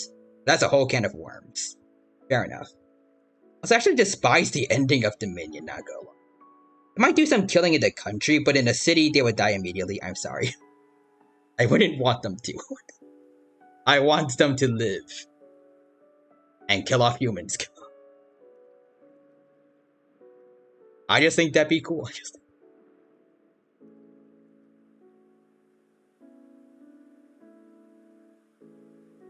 I mean, it's not like the Jurassic World movies are like childish, like not childish or like kid friendly.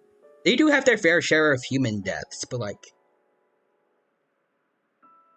still, like something about an Astarkid doing it, like chasing, again, as you mentioned, chasing people on the ground. And it's like flying up, taking a human with it over to its nest where its babies get to feed on it. That's some cool nightmare fuel. Like something I can imagine seeing in the novel, like in the Jurassic novels. Maybe not quite as brutal, possibly. Maybe the Quetzal does the thing that eagles like to do to goats before they eat it. And then it brings it back to its babies. I would consider that a bit on par with the Lost World novel, where the male T-Rex takes, what's his face? The guy that was in charge of Engine at the time. Back to the nest, and the baby T-Rex eats it there, because in the novel they didn't have the whole San Diego subplot.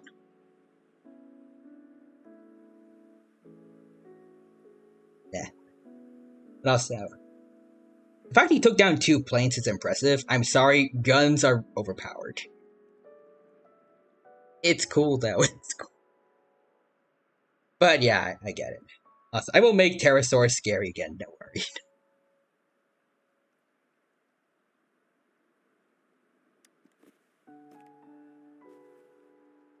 Anyways, back to Wuthering Waves, because I've forgotten to play the game. Maybe I can help. I'm sorry to everyone that wanted me to focus on playing the game, but I just really like talking about dinosaurs. And I guess dinosaur-adjacent things, like other prehistoric animals. Anyways, guns are in the Wild West dinosaurs, by the way. Deathwings are smart, though. Oh, guns are in Wild West dinosaurs, but don't worry, Deathwings are smart. Alright.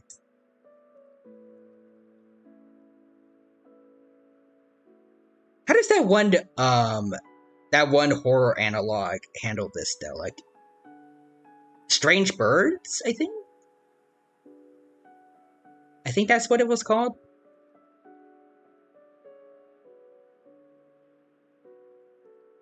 How do they handle, like, anyone that has the Second Amendment?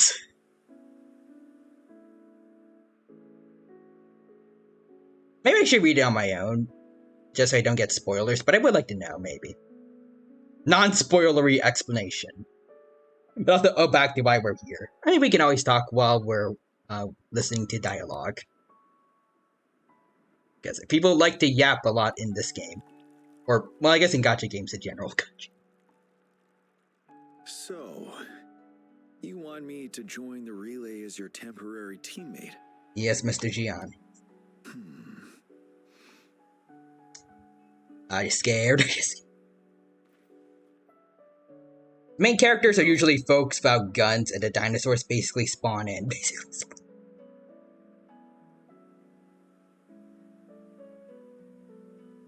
What if I was in charge of spawning dinosaurs, and I was still in my phase of playing Zoo Tycoon 2? Let's see. What if the giant Troodons gets jumped by a pack of dogs somehow? W for the dogs, let's go. The key to winning a relay race lies in mutual understanding, cooperation, and trust among team members. Most of the teams are formed according to the Midnight Rangers units they belong to. Therefore, they're familiar with their teammates and have good teamwork. I believe you can find a better candidate for your team. That candidate doesn't have to be me. We'll be disqualified without another teammate. I really want to join the race with you. I just want to be with my bro Gian. Also, let's see. They basically come in through portals, like in Primeval. Might be fun. Oh, interesting. But given we never trained together before, it may prove challenging to win. Doesn't matter. We're a last-minute temporary team, anyways. A temporary team. Yeah, right. I'm fine. Thank you for asking. It's been a long time since I've last heard that phrase. Indeed. No need to worry about the end result before the competition begins. The team will be thrilled to have you. Yes. I'll join you. Awesome. We got that charisma. Spectators are gathering along the lanes. The race should start Also, soon. the government in Weird Birds is just as much of a threat as the animals, so there's that. Well, never mind then. I guess that also explains it a bit. How badly, though? Like, is it like one of those things where, like, they will, I guess, to put in friendly terms for Twitch, will they neutralize anyone that have seen these odd occurrences so that they don't tell anyone?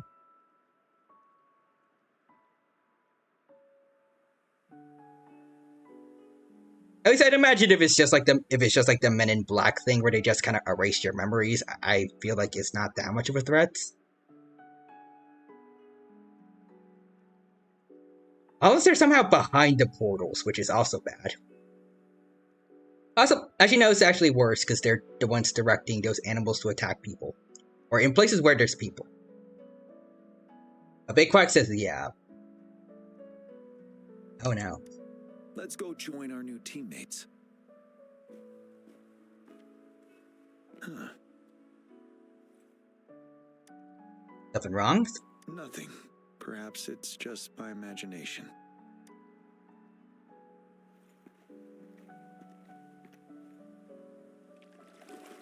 Okay.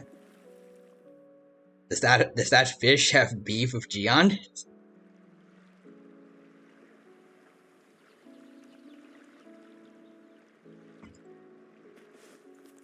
Also, let's see. Also, another giant Troodon gets jumped by a Tyrannosaur Mouth.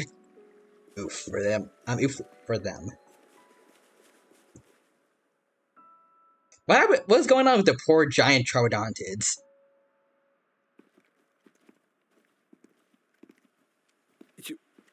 You managed to rope the general in?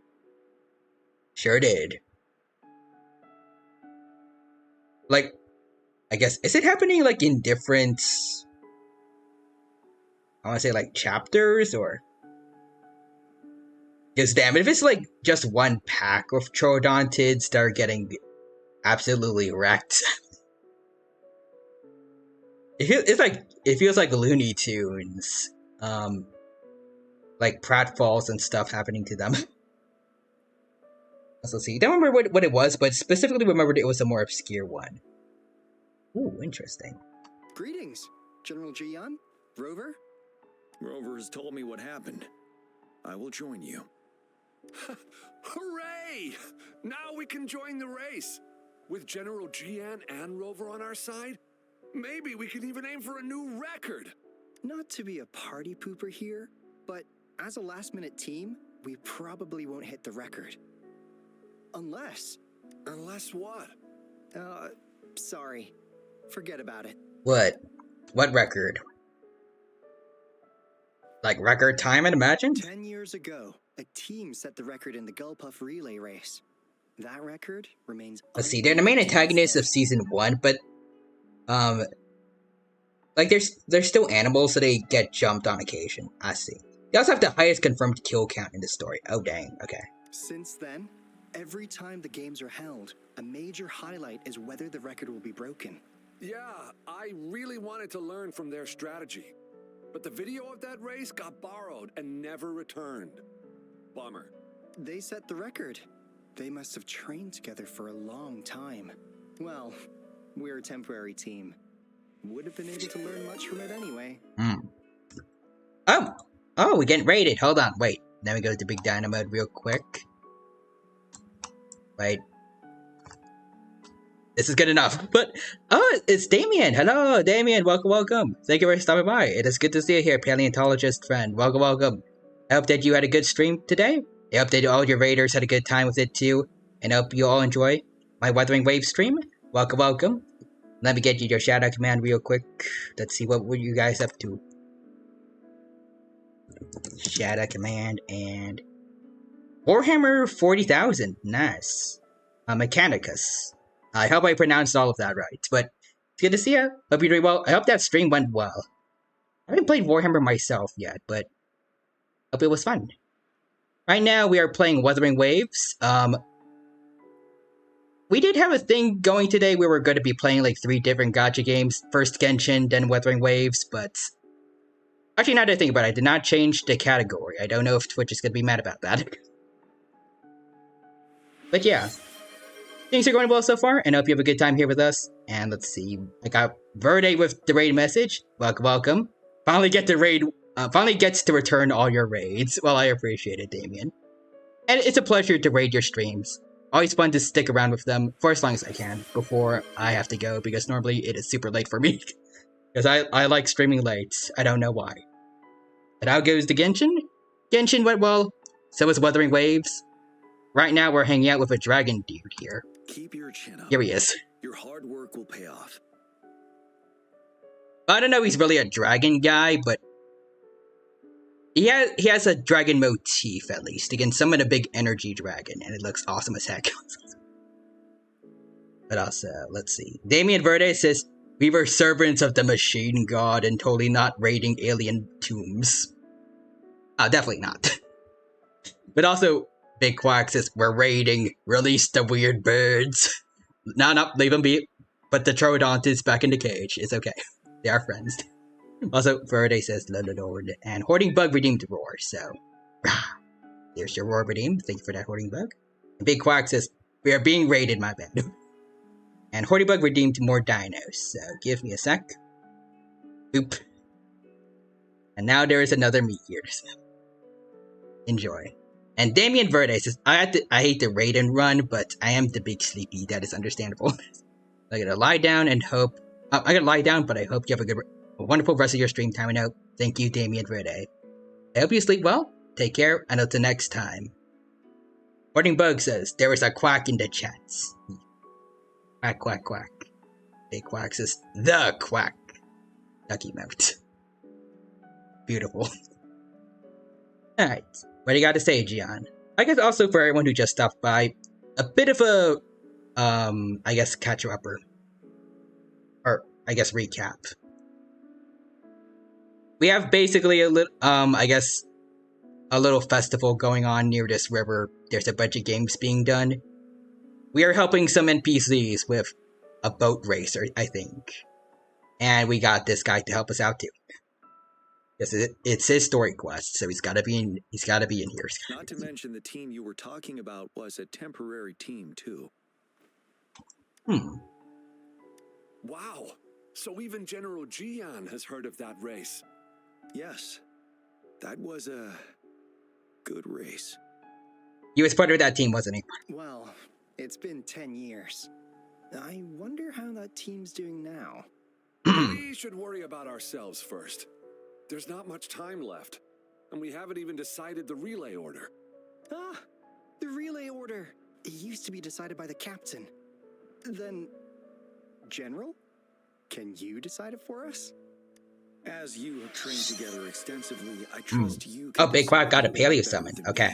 What you got for us? I'll gladly cooperate to the best of my abilities. All right. In that case, I think Gunchuan would be perfect as a first runner. The American Mastodon. Awesome. Let's go. And boom. Here he is in all his majesty. Okay, kind of move him up. Make him a little bit bigger. Not too much. So he's not blocking dialogue or anything. I'll just move the Mies too. There we go. There you can see him pretty well. There's ya boy. Big Quack. Enjoy the redeem. Me? The first? Seriously? You've always been the first runner during our training.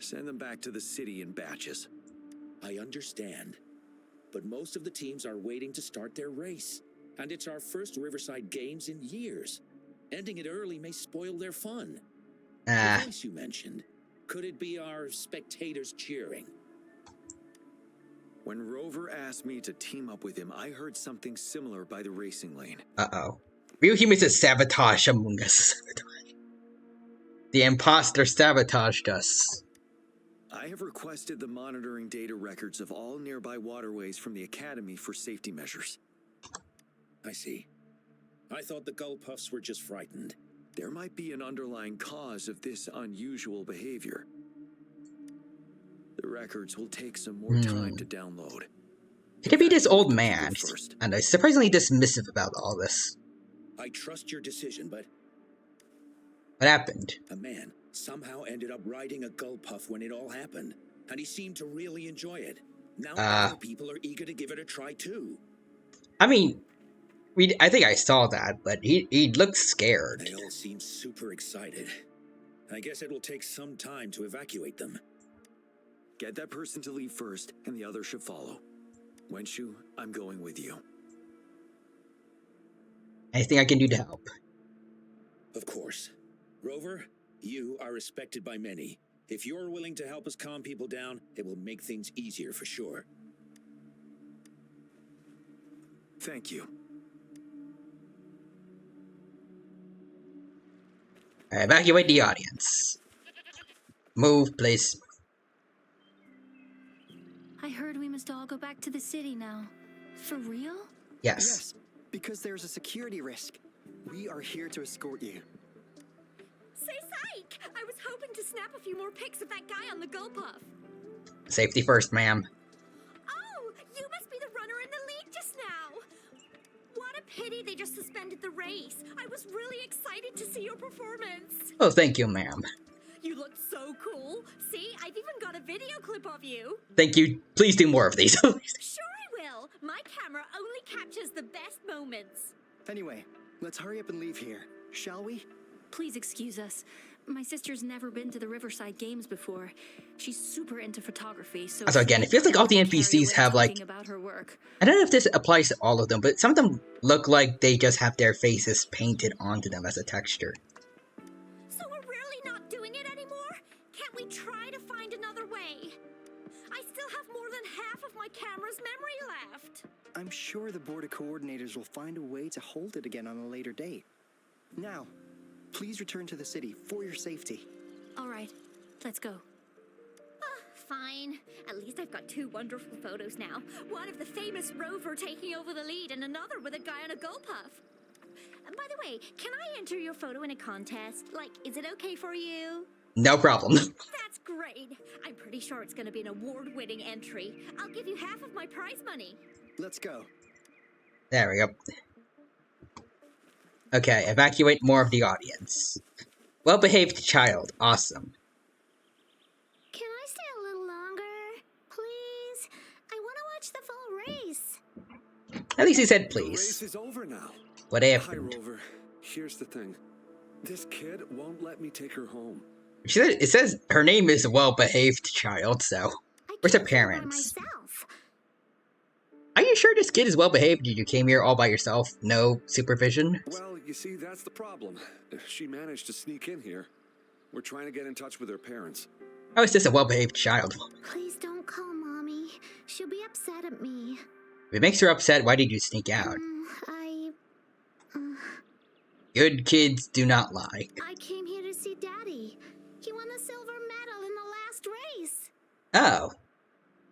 Okay, well then why didn't you just ask your dad if you could come along? I haven't seen him for a long, long time, so I thought maybe I can find him here. Why? What does that mean? Is her dad dead? The last relay? That was 3 years ago. Oh no. What's your father's name? Gwen. Oh no. Oh. It's him. Yeah, he's dead, isn't he? Do you know my daddy? Yes. We were stationed in the same camp. Great. Can you take me to Daddy's place? Well, he's busy, like super, super busy. So he's not here today. I'm glad he's. I'm glad that he's not telling the kid. I'm not sure. I know. Mommy said he's fighting monsters. Yes, he's out there fighting now. I'll ask your dad to give you a call. That's worse. Really? Yeah, you need to go home first. You can't lie to me. I never lie. I don't think we should say this, but okay. Pinky swear. Rover is the witness. Pinky's. I'm just saying, if she finds out what actually happens eventually, she is not gonna trust grown-ups for a very long time. Let's go. All right, let's go. I'll take her home first. Rover, we're counting on you to handle the rest. Alright, be safe. Ah, that poor kid. Alright, well, let's see the excited audience now. Sir, please calm down and stop talking about riding gull puffs. But that was really fun! You're the British in him again. Have your hand. What? What's wrong? Nothing major. I just need to confirm something. Did he affect them? As I expected. Huh? When did I get hurt? I didn't feel it at all. Oh. The adrenaline from excitement may have dampened your sensitivity to pain. Are they like... I mean, they look kind of like it. Are they like pufferfish? However, your nervous response betrays your condition. Your right hand has been shaking involuntarily, likely because the wound has been left untreated. I mean, it doesn't look like it's shaking extensively. Fortunately, it's not caused by the gull puffs. Please take this to relieve the pain for now. Ouch! Oh, it's really starting to hurt now that you mentioned it. All right. Have you calmed down now? I'm sorry. I got a little carried away. I'm sorry again for the trouble I've caused. Let's go have someone see to your wound.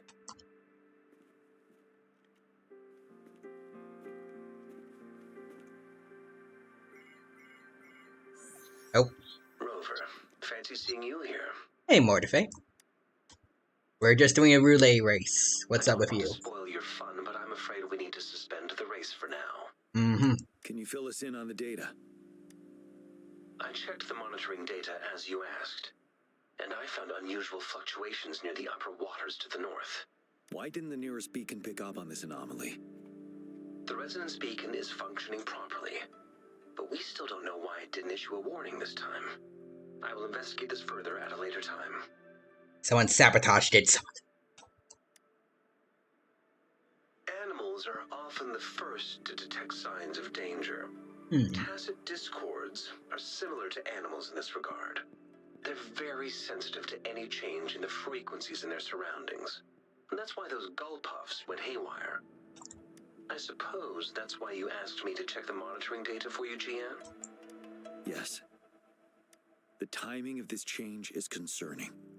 Why did it happen precisely during the Riverside Games? Perhaps the Riverside Games frequency resonated with something in the upper waters. Let's go check up the upper waters then. Yes, let's go. The lack of perceivable warning signs typically suggests unknown risks. GN, Rover, stay safe.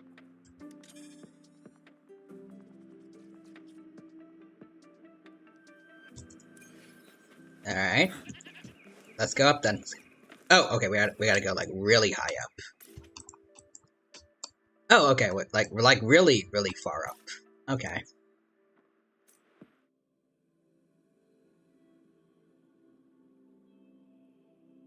And not by a connected water source for some reason.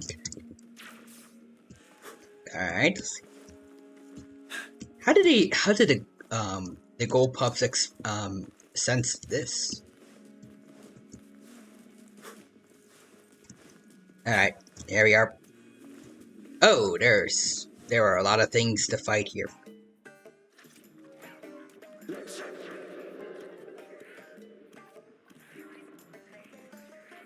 Are they dancing?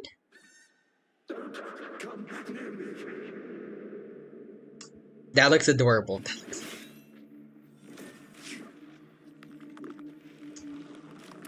If y'all really want to fight, I can fight. The tacit discords are increasing. Let's take them down first. Okie dokie. It's the retroag rain. We need to hurry up. Alright, well, let's end this quickly then. There we go. Alright. One ult. All down. Good job, Gian. Good job. Oh.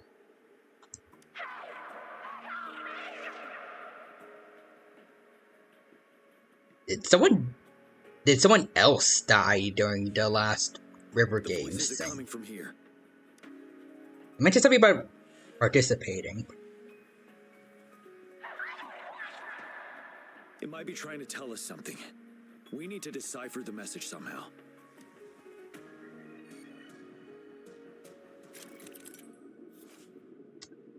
Let's see. Capture frequency signals, yada yada yadas. Okay, analyze information. 1. Oh, okay. It was like this.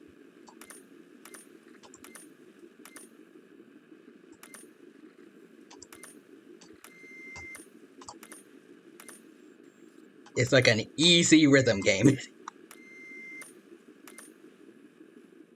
There we go. We did it. 100%. You should relax. You can. Who knows when it's the next second? Let's go. Come on. Go. Take over. What? Tacit discords. They won't. No. I can't. Help! The voice is there. It's the cheers during the Riverside Games mingled together with cries for help. Perhaps some people have been trapped in this place. Or maybe... Anyway, we have to figure it out. Alrighty. Enter Serrano Sphere. Oh, okay. Echoes of the past. Okay, well my team's got this.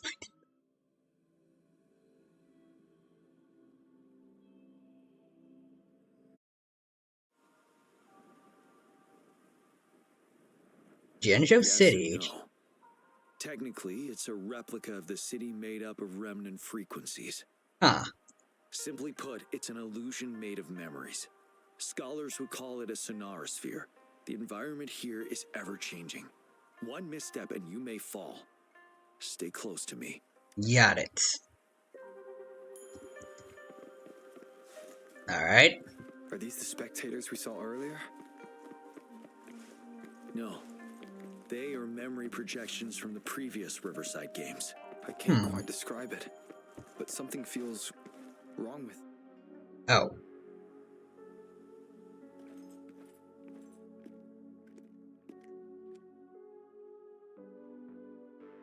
Oh, come on! Are you seriously expecting teamwork among members of a temporary team? He mentioned that. They made a mistake. Such a shame. What?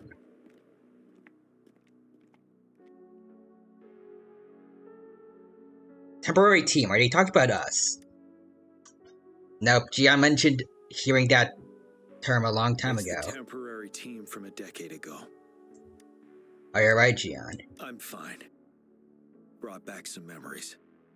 Didn't they get like a record though? Like, according to what mistake did they make? This sonosphere was resonating with the Riverside Games frequencies, and it led to the abnormal fluctuations we detected earlier.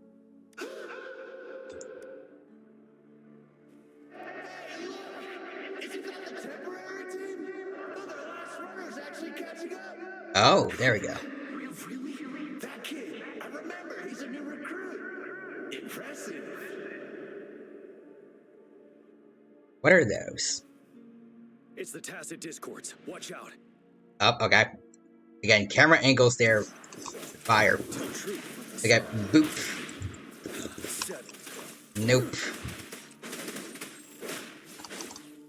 Boom.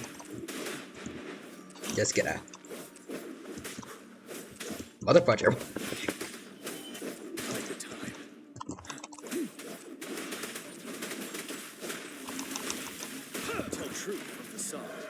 Boom. Okay. Boom. Get him out, and then we get Arena to heal us. Get him, kid. Get him. Boom. So those spectators are Discords too. They seem to be playing a game of imitation. Hmm. Those are nothing but empty shells, no matter how lifelike they may seem.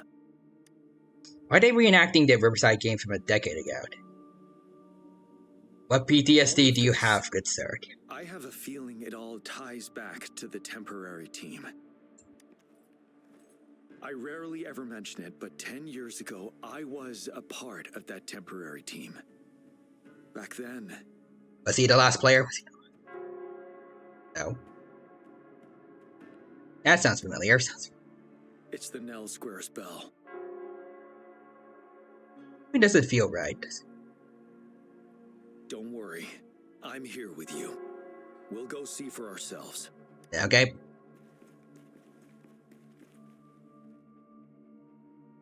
Why does it sound so ominous? Or sound so ominous? Alright, let's head in. Wait, Rover. Look out the window. Oh, wow. The city's upside down. So is everything in this place like this?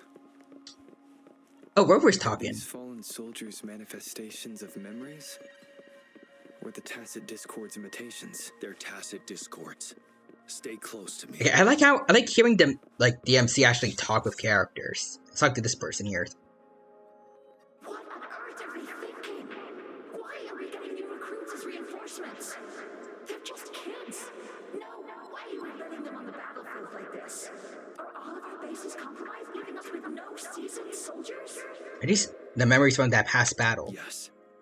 The tacit discords devoured our fallen soldiers' frequencies to gain their memories. Why were the new recruits sent to the battlefield? Back then, we suffered simultaneous assaults on our defenses. We had a critical shortage of troops. The situation was urgent. We had to deploy our latest recruits as a last I see. Also, Big Quack says, "I Ty, you have fun. I'm going to listen to true horror stories while wandering in a forested region in a game." Many of us couldn't make it back. Alright, you have fun with that, Big Quack. Take care and have a good rest of your day. And until next time. Go, run while you can. Hello? He does stand out among the new recruits, but he lacks experience on the front line. And now our captain's asking us to listen to his commands. Can we really trust that kid? They say that, but he from what I remember, he took over very well, whereas the general before kind of sucked. We have no choice. Jinzhou needs our protection. We must buy more time for our people. Every human says, "Don't talk to Slender Man." That's a name I haven't heard in years. You know, those who stay may not make it back. If we must stay to hold the lines, count me.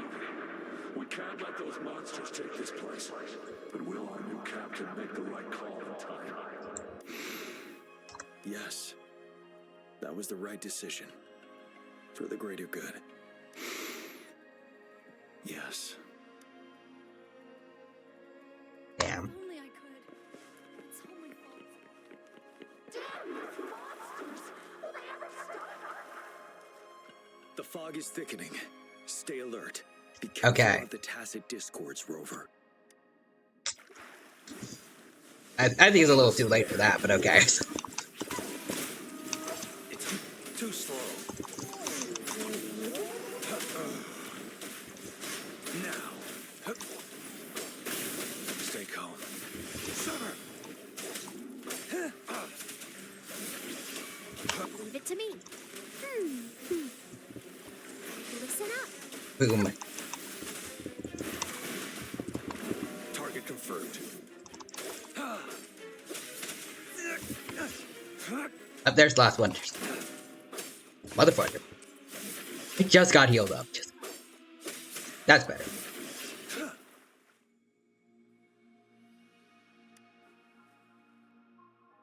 A decade ago, shortly after the conclusion of the previous Riverside Games, a sudden TD outbreak struck the Desserok Highland. The voices from that past battle. I think I already said that. Yes, the Midnight Rangers had to send its latest recruits to the front line because of the situation's urgency. In the end, we contained the outbreak at a heavy price. The battle took countless lives. Our victory was overshadowed by the immeasurable loss. They're temporary teammates. And they were not the only ones who lost their lives in the Desserok Highland. This sonorosphere is probably made up of the reverberations they left behind. How did the TDs acquire their... As tacit discords devoured the fallen soldiers' frequencies, they became convinced they were the soldiers they feasted upon. Now, they're just reenacting what happened in their memories. Ugh. But it seems the remaining frequencies of our soldiers are still resisting.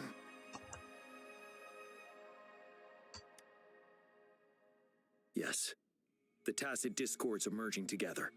This will endanger more civilian lives if we allow it to occur. It would seem so. It's the bell. They must be showing the way for us. Well, let's go then, and I gotta grab that chest first. Please don't make me leave without it. Oh, thank goodness. The loot we find is not part of my pay. It's all yours. There we go. The bell whoa. Closer now. This feels like it's about... Okay. I thought it was gonna, like, fall apart. Discord should be aware of our presence now. They'll be harder to deal with. Brace yourself for the fight. I have been braced for a fight. Okay, come on, bring him in. Bring him in. Oh, it's right off the bat, and okay. They had invincibility frames for a bit there. Okay. Doesn't matter. Still wrecking shops.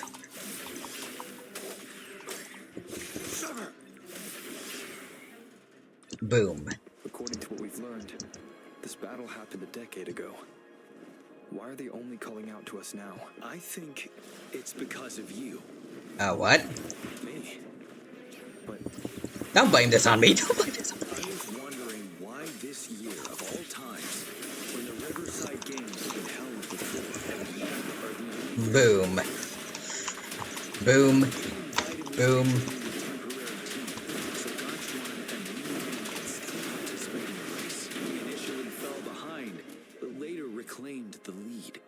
It's like a deja vu of the race from a decade ago. And that's what triggered the resonance. The fallen soldiers, they must have held on to those memories dearly. That's how they resisted merging with the tacit discords. Yes. Neat. They have been silently fighting for us all these years. They would have faced a TD outbreak during that past. Oh, whoops. Yes. Okay, well, hold on. We fought together. Okay, wait. They probably didn't want it to happen again. All those deaths and losses. And so they called out to us for help. Let's move on, Rover. Oh, good lord, okay. Why do you have such a big shield? Trying to get rid of... I'm pretty sure these guys are involved. Oh my god. The die is cast. Okay, there we go. Just do this. Alright, vengeance is mine now. Boom. Okay, Verena, go.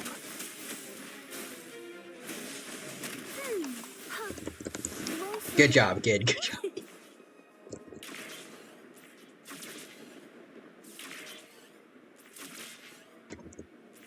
Boom. I really do love using the grapple. It feels like I'm Spider-Man. Spider-Man. Is it an L square ahead? Alright, let's go. Oh, whoa. Oh, so we have an upside down. Okay.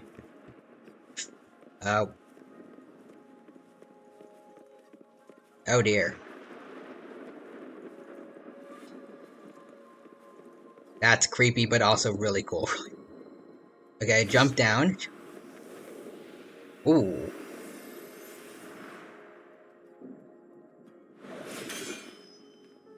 That's a sick landing.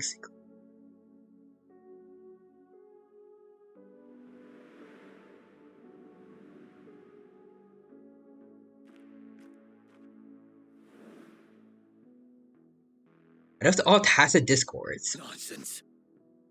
What? What on earth are they doing? They're reenacting our first lesson for new recruits.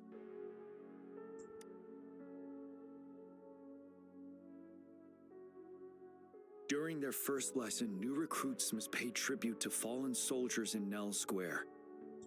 We are required to do this before being allowed on the battlefield.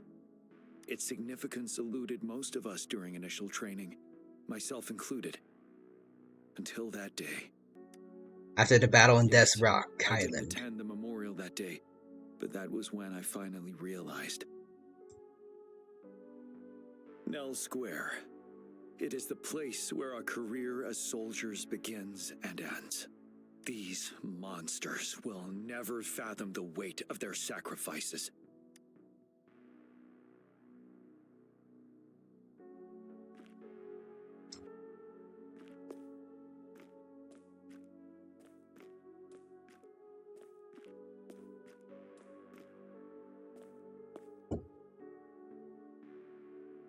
Let's go bid them farewell one last time, I guess.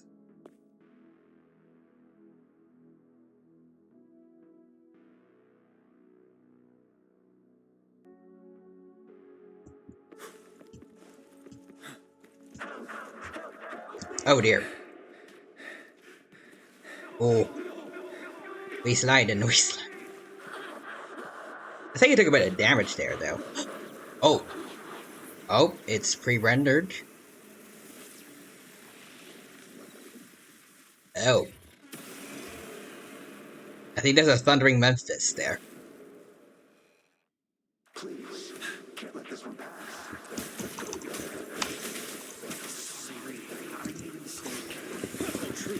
Boom. Ow.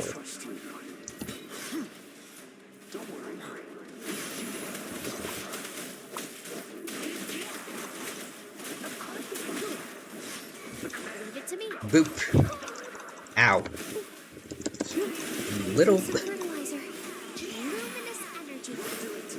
Target confirmed. Bam. All is fair in war. Boom.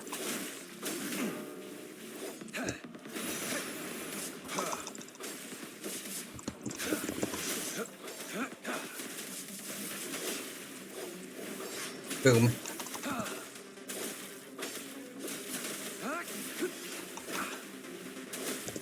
Boom. Okay, get him. Come on, you got this. Kalkaro, come on. Ooh. Okay, Jin coming in.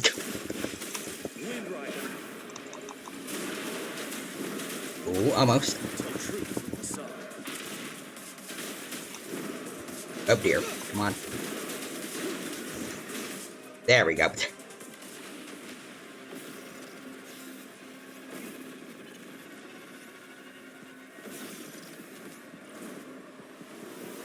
Ooh.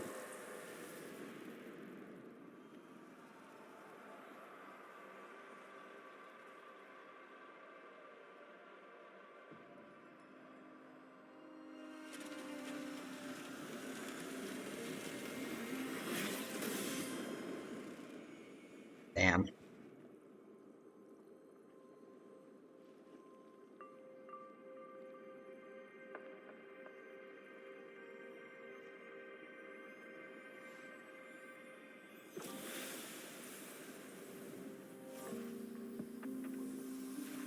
Oh.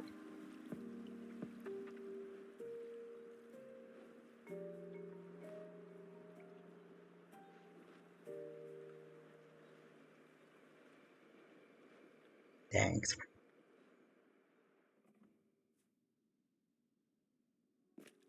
Good cutscene, and also Wait, was it just as Raid Shadow Legends? Rover. Okay, but in all seriousness, I really feel like this game like, I guess this quest specifically really does the theme of Survivor's Guild pretty well for Gian. I'm fine.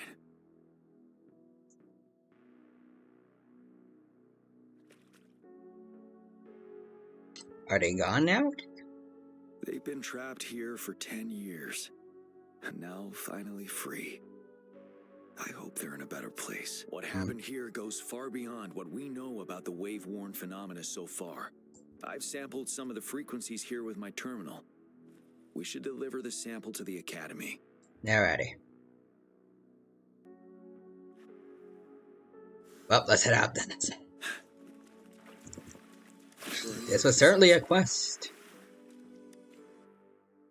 And we've only played 2 so far. We have Yinland's next, but I don't know if I can finish it up today, but this one is definitely my favorite so far.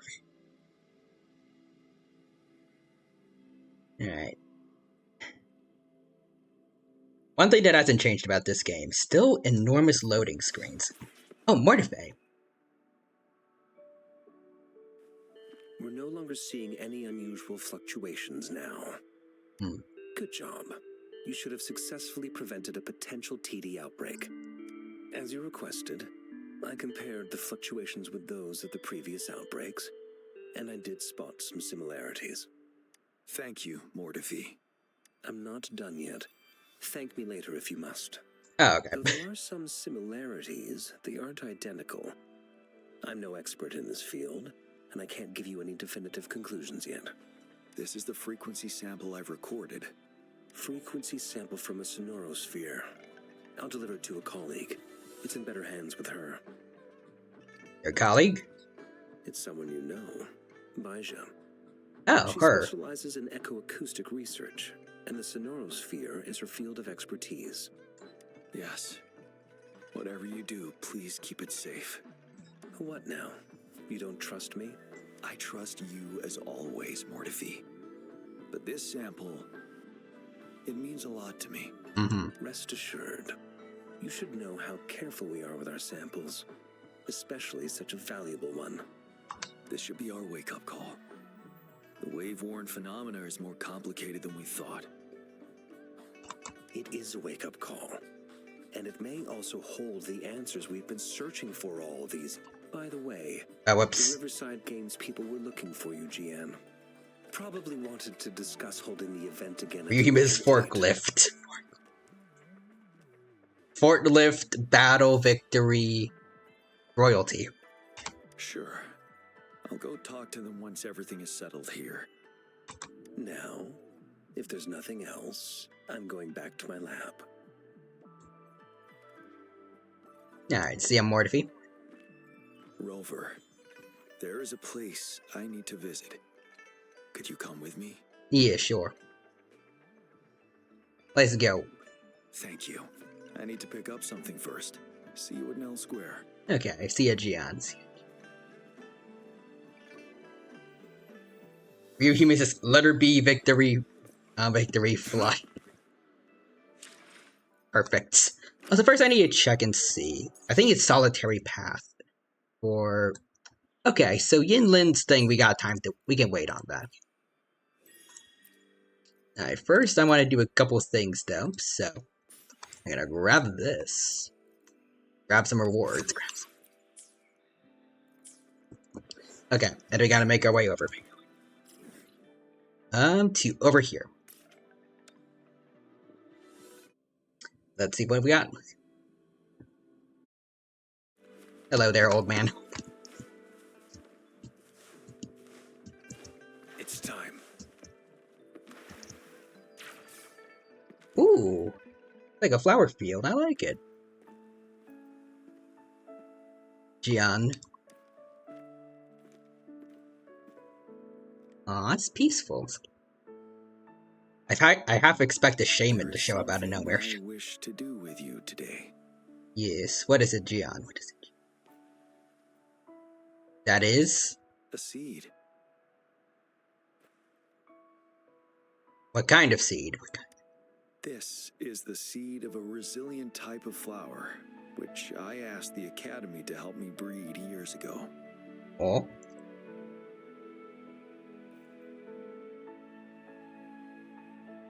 Is it breed or... I feel like cultivate makes more sense for like a plant, but did you plant all these flowers here? From here you can see all of Jinzhou City.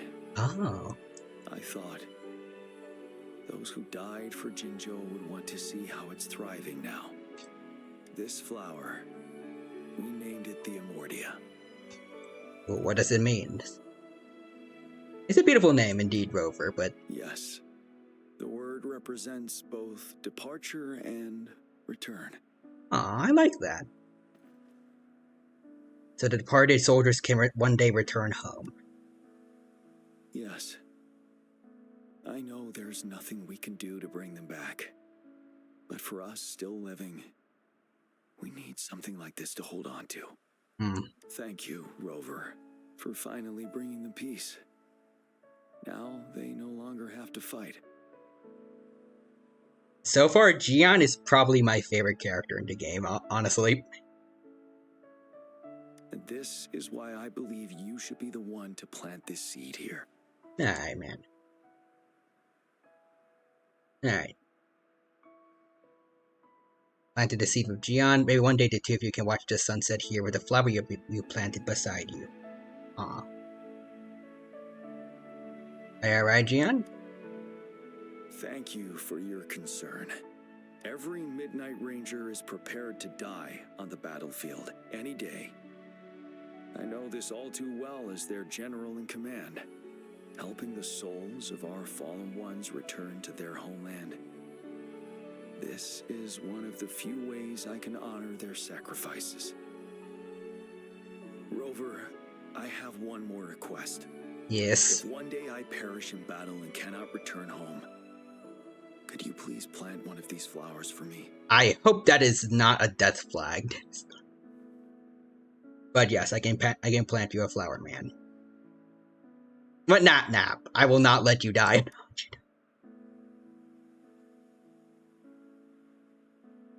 Thank you, Rover. I entrust my main character energy to you. At least a portion of it. There we go. Rover, I heard you'd return to the city with General Jian. Yes. What a relief. I am beyond happy to know you're all safe and sound. There is something I Hello, forgot to give Wenshu. you. Let's meet up somewhere when you have the time. Alright. Talk to Wenshu. Talk to... Oh, he's right here. Okay. Actually, no. We have a closer place. Let's go. Where are you? Oh, wait. Oh, it's down there. Still closer. Hello.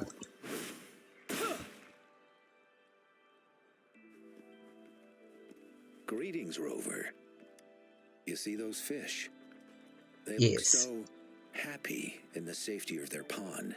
Mm-hmm. Happiness and safety often Nice come at a koi. cost, whether it be for fish or people. And if we don't feel the weight of that price, someone else is carrying it for us. Why happened to that temporary team 10 years ago? Well, I mean, besides Gian. 10 years. How time flies. I coordinated the Riverside Games that year, too. Lucky for us. Dozens of teams competed that day, and the race lasted well into the afternoon. The sunset was so beautiful. Like what we're seeing now. It was so tranquil. Ooh. That team was thrown together last minute, and nobody thought they could win. They even stumbled during their first exchange. Oof. But then, the team surprised everyone with their final runner's expert gulp-puff handling and victorious finish. It was truly a race to remember. Gian, he's just always carrying every team that he's in. Yes. He's built remember different. How excited those kids looked. Just like how you looked in this photo. Aww. Is this a group photo of us? Cute though. Be right for the two guys that are running away from the fish in the back.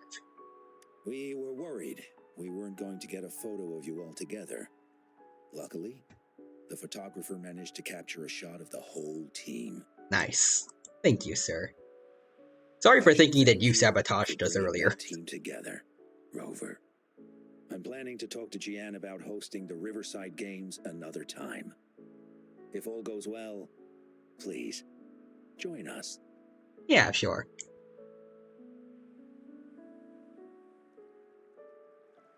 That was fun.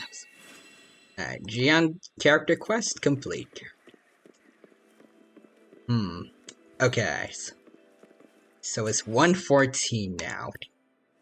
We do have one more character quest we could do, but do you guys... I guess especially since it's a weekday. How many people need to go to sleep? Oh, also, real humans, yeah, 114 is a time. Does anyone, like, does a significant amount of people need to go to sleep, or... I do feel like, Gian's quest was kind of short, at least compared to, like, a Genshin story quest. Maybe Gian's is, too. Real humans is, what is sleep?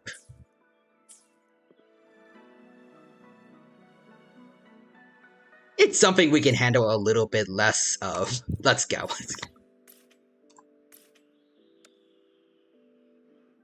I was unfortunate enough to not. At least we don't have. I don't think we have much content to do for Honkai Star Rail until like next week at least. I gotta make it up for you guys with doing a little bit more of Wuthering Waves at least. So let's go. A little bit this quest I did earlier because it just kind of auto happened when I logged in. So yeah.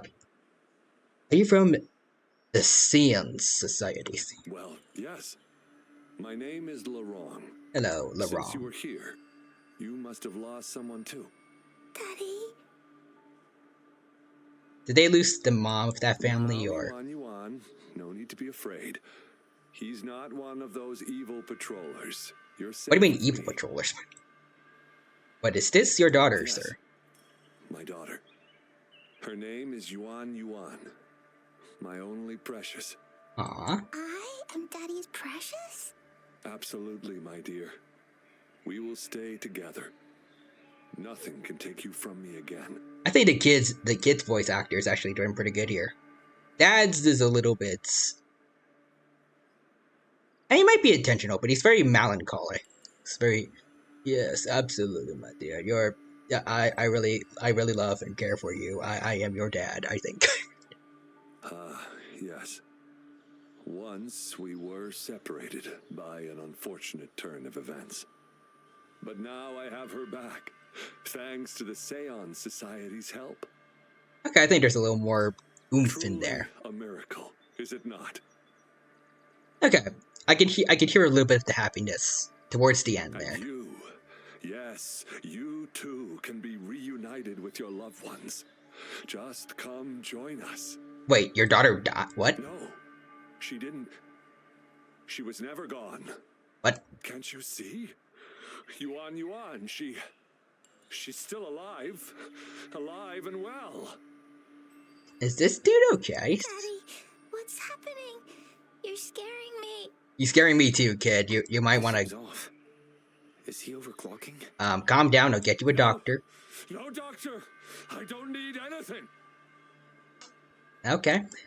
I am not leaving her. You're not leaving Daddy, right? Yuan? You might hurt the girl. I need to act fast. Yep. Yep. Sorry, sir. I'm sorry. Yuan! Okay, stop. You're going to hurt the kid. Shut up! Take your hands off her now! No! Daddy! I am not comfortable with the energy that this ant is creating. Oh. Hello. You'll be safe in my care. You still have other things to do, remember? You know, especially with like the red dots under her eyes. Give me Sparkle vibes right now. No, don't. Yuan. Laurent. Oh. Do you want to lose your daughter again? Okay, I get that you're trying to calm him down, but you're implying that you're going to kill the kid yourself. At least it sounds like that. No. Fine. I'll leave it to you. So, you know that guy? Now hand over the girl. Okay, how many people need this kid? Good lord. You see, that man is her father. Why do you want to separate them? He's, a little bit unstable? Perhaps? Oh, well, whatever. Wan, come over here, please. Yes. Okay, Yuan, that... Good girl. Stay here, Wan. And why would you be concerned? Smart girls know how to mind their own business. Why does her dialogue say smart boys when she says smart girls? Okay. How about... I remember in the trailer she gives off Kafka vibes too, so I'm guessing she mind controlled the kid, or... We're not fighting now? I can go on if you want. Alright, let's go. They're coming. It's the patrollers. We can't let them find out about Wan. I mean, you can't let them find out, but I can. No, if you don't want to get into trouble, better do as I say. I'll explain everything later. Including what's happening with the Seance Society.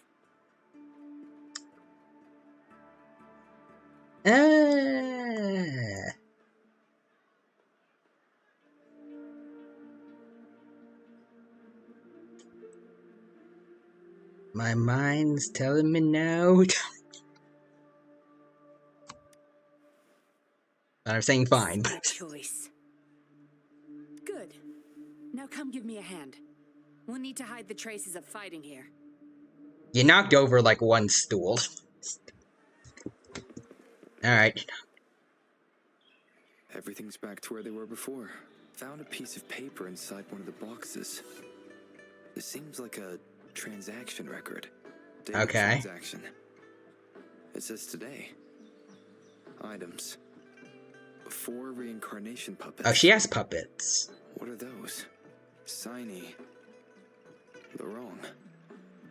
Probably forgot to take it with him.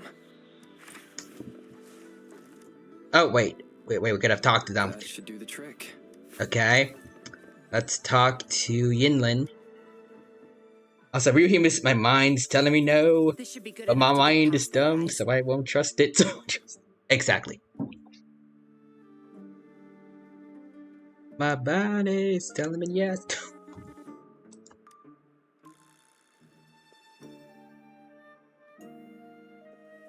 The patrollers are almost here. Shh. Okay. You there. We heard some commotion coming from this area. What's going on?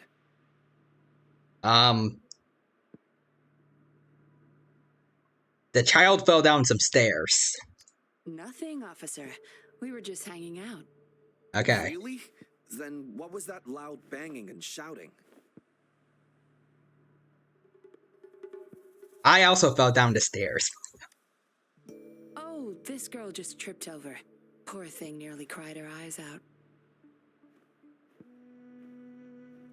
Really? Oh, okay, well, she can put on a sad face. I'm sure it's just a misunderstanding. Is that so? Then what did you do after that? It seems she can't find her father. We were just trying to help. Right, Rover? Okay, that face. Yeah, okay. Yeah, exactly. I see. So they're just being kind. Yeah. I don't have other questions. You can... Leave the girl to us. We'll help find her father. I mean, yeah, sure. Thanks, but we've got this. Little one seems quite shy. She's just warming up to us. Wouldn't want to bother you further. Don't worry. You're not bothering us. It's our job to help civilians in need. Trust me, I understand how tedious a patroller's job can get. That's why I want to help. Okay. My name's Yinglin. I'm also a patroller. Here's my ID. Okay. Oh, a fellow patrol. You sure this is real? Never seen her around. It'd be nice if they could show us it, like, on her hand, but... You think I can't tell a fake ID when I see it? Shut your mouth. Okay, that one definitely needed a retake, but okay. No reason you would have seen me. I don't work here. Just visiting Jinjo on vacation. Huh. Ah, makes sense. Then we'll leave the girl to you. Thank you for your help. If you can't find her dad, bring her to the patrol station. Come on, we're going, rookie. Okay. Enjoy your day. Have fun in Jinjo. Oh, hey, wait up, Captain. Are you really a patroller? I heavily doubt that. Do I not look the part? I mean, you don't have the NPC outfit, so... I didn't plan to blow my cover, but that patroller was sharp. I would have risked them finding out about Wan Wan otherwise. Okay, why do you need this kid so much? Yeah, why didn't you stop Lee Rong then? You should see for yourself. Let your soul rest. Return to your true form, daughter of Lorong, Wan Wan. Oh. She's... Yunwan, she's an android? Oh god, so this is the prototype for 18. Yes. A puppet, to be exact. This helpless little girl before you, Lorong's beloved daughter, is nothing but a humanoid robot. Yikes. So can she also cast illusions like Sparkle, or... They're the ones behind Jinjo's recent missing person cases. They offer these puppets to people who have lost their loved ones. These puppets can perfectly replicate the personalities of the deceased. To those mourning people, they're indistinguishable from the living. So the kid died. With the puppet, she has been resurrected by her father's longing. People gave up everything to join this society for one chance to reunite with their beloved. Yikes. As for how they got their hands on these puppets, I have no idea yet. Why does Yinlin not want people to know about them? Beware. The puppets may seem harmless, but those who got too attached are much more likely to overclock. Lorong's the recruiter. You're the perfect outsider, traveling all alone, ripe for the taking. But it seems he picked the worst candidate possible. Why are you still helping him? I need to apprehend the true culprit behind this group. Okay. But this is not your problem. I'm on a mission. Leave now and forget everything that happened here today, will you? Are you looking for this? Lorong's transaction record. Where did you find it? It was among the list of stuff that we knocked over. You're such a box of surprises. You promised to tell me everything, ma'am. Sure. Why not? I'll give you what you want. Excellent. But I don't want prying eyes. If you're really that curious, meet me outside the city at these coordinates. Alright.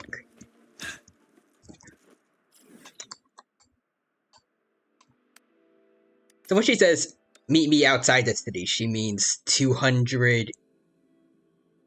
Is it kilometers or miles away from the city? Oh, okay, 500 meters is not bad, but still, that is still far away, still.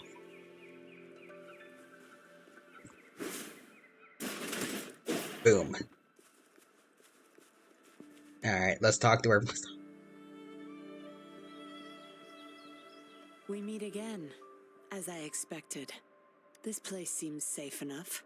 So, any questions for me? Tell me about your mission. Didn't know you cared so much about me. Yeah, about that, anyways. It's supposed to be confidential. But I've been authorized to make my own calls. My orders were clear. Infiltrate the Seance Society, gather evidence of their crimes, and find the culprit behind it all. So is she like a vigilante, So or... far, I've had no luck meeting any of their higher-ups. Just playing a system for Lorong to gain their trust. So, Any questions for me? The Science They Societies. operate under the guise of a non-profit charity. The Seance Society lures people in with their promise of bringing back their loved ones. But it's all a sham. You've seen firsthand the truth behind their supposed resurrection. How can you, like, remove the illusion on them? Despite previously keeping a low profile, they've recently become more active and are using people like Lorang to recruit new victims. From what I've gathered, they're in cahoots with Fraxidus. Oh. And a Fraxidus intervention would have only made things worse. So, any questions for me? How about Lorang? Lorang, once a Midnight Ranger, lost his daughter in a tragic accident. Oh. He joined the society to see his daughter again, and he's been feverishly trying to convince others to do the same. He truly believes the puppets are living miracles, a God-sent means of redemption. He could have been a good father, but his obsession with losing his daughter consumed him. So, any questions for me? I don't have any more questions. Aside from recruiting new people in Jinzhou, Lorang and I were given another task. See the transaction record in your hands? Some Fraxidus members ordered a batch of puppets from the society. We're in charge of handling the deal. They made puppets for the Fraxidus Not until too. their collaboration started. The Fraxidus have been demanding prototype puppets regularly. Why do they need those? Scar doesn't seem like the kind of guy that would bother with those. I plan to investigate these prototype puppets for manufacturer clues, but Lorang keeps things very tight. He never takes me to his storage place. It's almost time for the deal. I need to bring Wen back to Lorang before he gets suspicious. With the Fraxidus in play, things could go south very fast. Now you know the nitty-gritty details. It's still not too late to call it quits. I want to find out who's making these. You don't seem to be mourning someone. Why the interest? They may have a way to recover my memories. I doubt it. They're just a sham, but... Memory loss. I see. Indeed, if they can make such life... I just want to stop these guys. Tapping into people's memories, perhaps they could help you remember too. But we need to find them first. You can be my civilian investigator. What do you say? Yeah, sure. What's the plan? Lorang and I are about to meet the Fraxidus for our deal. He will then leave to get the puppets at the storage house. I will need you to follow him and send me the coordinates once you're there. Will do, You're sure. in already. Didn't even think twice. Suffice to say, I don't need to think twice. Oh, well, you seem really confident, and that's a good thing. They're coming. You'll hide and watch Lorang. I'll bring Wen to him. Hopefully he won't suspect. Won't suspect anything, or... Rise and shine, Wen. Miss Yinlin, where am I? Where's Daddy? Don't worry, Wen. I'm taking you to Daddy in just a moment. But before we do, promise me you'll be a good girl, okay? Okay, I promise. That's my girl. Let's go. I'm leaving the rest to you, Rover. Well, okay then. Go to the meeting place. Okay, it's not that far.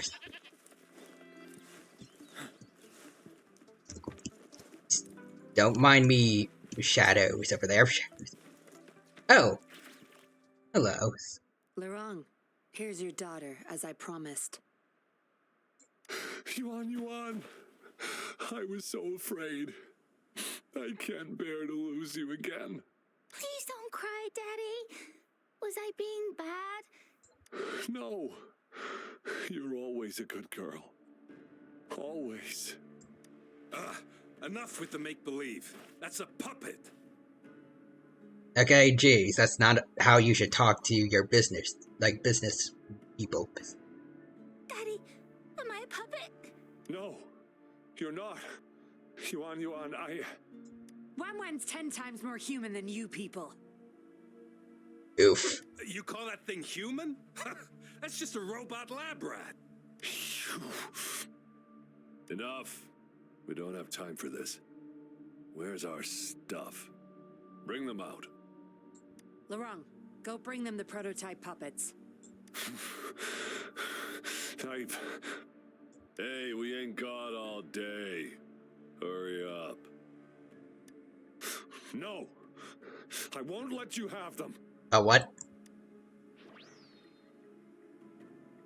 Is that his echo, or? I'll make you regret this. Oh, okay. after him. You're going nowhere either, Missy. Here we go. Laurent's trying to escape with the puppets. Here's hoping that Rover can stop him in time. Alright, I can do that. Well, closely behind you, Lee Wrong.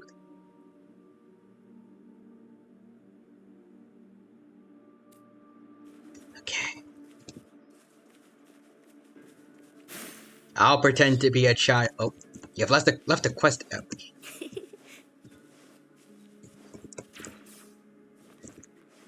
What do you mean left the quest area?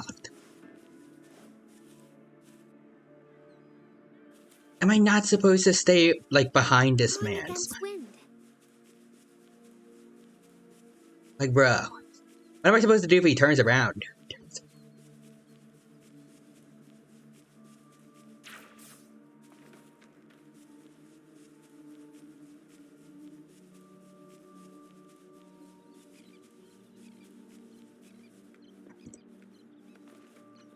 Okay.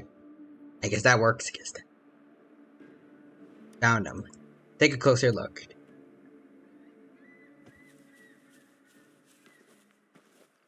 Oh, darn phone. Hello?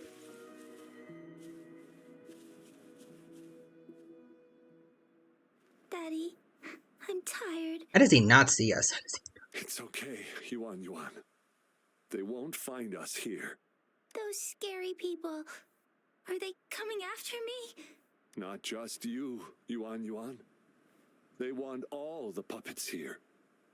But I won't let them. I'll make sure every puppet finds home, together with people who love and need them. I will not let those freaks use them for experiments. Oh dear. Master Dollmaker, how could you be the first to betray our belief? Dollmaker? Is that the leader of the Seance Society? Is Master Dollmaker bad, Daddy? I'm not sure anymore. He was our hope. He saved us all, but... Doesn't matter now. I must get you all to safety first. I guess they still have some morals. There's still things they won't do. I spotted them over there. How did he follow them? You can't hide from this good old sniffer of mine. Where did Yinling go? Yuan, get behind Daddy, quick. Oh no. I'll grab these puppets now. What about that guy, boss? Ice him. We'll take that puppet behind him, too. Huh? I will not let you die! He's overclocking, I think. Laurent's going to severely overclock at this rate.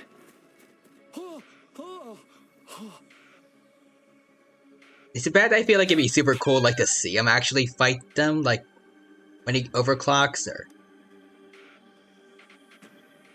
Hey! What the hell are you doing Okay, here? fine. One man's not gonna make a difference. Get rid of them now. Forgetting someone, are we? There you are. I think we only heard her. Where is she? There you are. What the? Those idiots! They were supposed to take care of you! Careful. What do you mean? I thought that you two were the ones that were fighting her.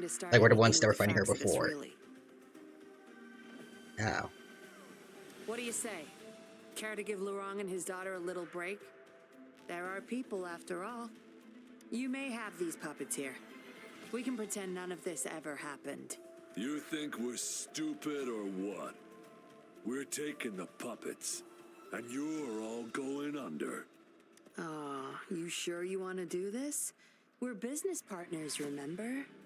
Partners? You're just a bunch of lab rat keepers trying to play the game!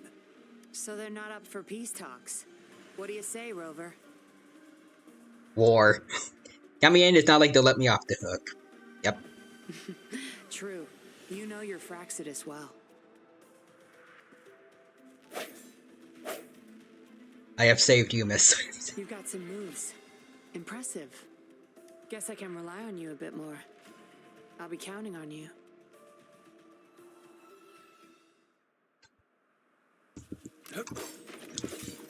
So can I get both her and Camellia?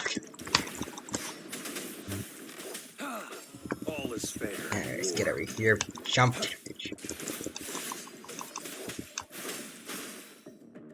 Come on. Where's the heat? Okay, I guess there's no heals for now. How did you like the fight? Are you injured? I can take on a dozen more. I'll sit back and leave it all to you next time. Yeah, I'll sure. Take care of him for now. But there's probably more trouble coming our way. Just to recover at risk. My, are you worried about me? Yes. What a surprise. I thought you never trusted me this entire time. Fine. I'll spare you the teasing for now. Your serious face is quite cute, though. Don't worry. We took care of all the Fraxidus people here. If the Society becomes suspicious, I'll just pin everything on them. They may still question me, but I've mastered gaining trust with lies. It's the key to being an undercover investigator. Just like what I did to you. Try feeling your back. You planted a bug on me. Okay. A bug and a tracker. How else do you think I got here so quickly? Fair enough. I put it there the first time we met. This seems to be the same energy as Injustice Batman putting a virus in Cyborg the first day that he met him. Don't trust anyone. That's the first thing I learned in training. You may not belong to any group, but you seem to care for Lorong and Yuan, and you want to recover lost memories. Also for Randy Luciano, thank you for the bread redeem. Bread, there you go.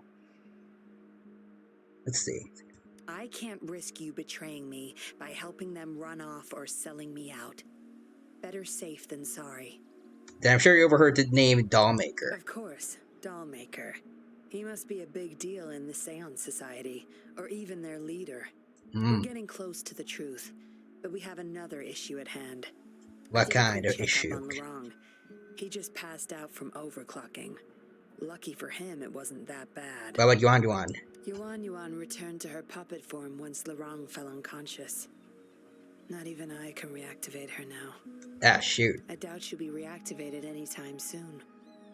We've reached a dead end with Lorong. Can we use the prototype puppets? Yeah, I was planning to. We may find some clues. Probably swap them out with Yuan so no one gets suspicious about the lower amount of puppets. But we gotta move first. Can't stay here for long. Go collect the puppets. I'll look after Lorong and Yuan. Alright. Collect the dolls. Okay, they're saying some creepy stuff right now. Okay, there's one. There is two. I'm just gonna skip that. I'm gonna go talk to, her that. Photosynthesis. Oh? She's on a call. She's on... Okay. I will not hear that. I'll mind my business if I can find the last puppet. Wherever it is. There you go. Oh, there. Oh. Okay, he camouflages really well with these flowers. Okay. Okay. Boom.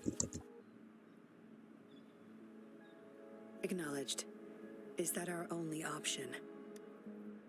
Hmm. But I believe it's unnecessary. Oh, okay. Yes, understood. I'll have it taken care of. He's like a secret agent. Who are you calling? Yes. It's my contact from the Public Security Bureau. Oh. They'll be sending people over soon. We can leave Lorong and Yuan in their care. Alright. Done with the puppets? Yep, all here. No clues, though. That's fine. We'll dig further once we're in a safer location. My contact informed me of a safe house not far from here. The patrollers will meet us there. How do we find a safe house, We'll though? have a designated meetup spot. There will be wolf-shaped markings nearby to show us the way. Well, that's not very subtle. Let's move. Can't let the Fraxidus find us. Alright.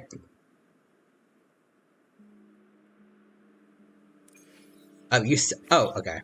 Send us all the way back here. Sweet. Oh, I see the wolf markings there.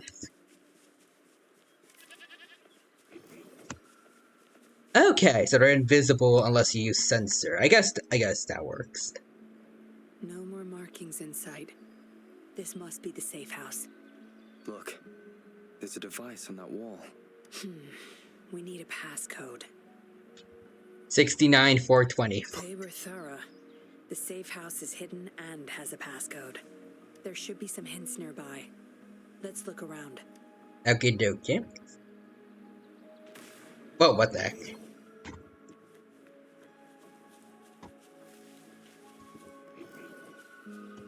I'm not seeing any hints. Yes? Can I ask, you found anything? See those flowers? Don't you think they look out of place here? Try counting them. I have a feeling they may be the passcode. 4, 1, 2, 3. Okay, let me check. So 4, 1, 2, 3. Okay, or yeah, no, that could be it. Or 1, 2, 3.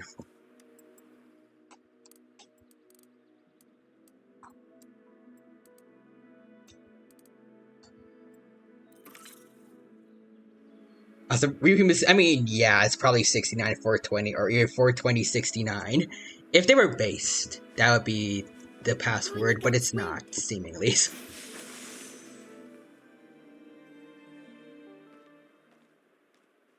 I didn't see shiz here. This safe house is equipped with signal jammers and counter surveillance measures. Oh, okay. The Fraxidus won't find us here. Really living up to his name. It's as safe and secure as it gets. Awesome. So, like, can you close the door, you know, in case anyone passing by doesn't see this giant opening and wants to see what's going on in there? Nothing gets in, and nothing gets out. Oh, I think she's gonna betray us.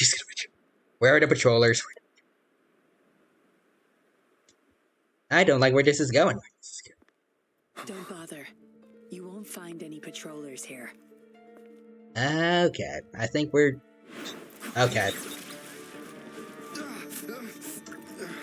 Oh no. Come on, Rover. Oh. Before. Don't trust anyone, remember?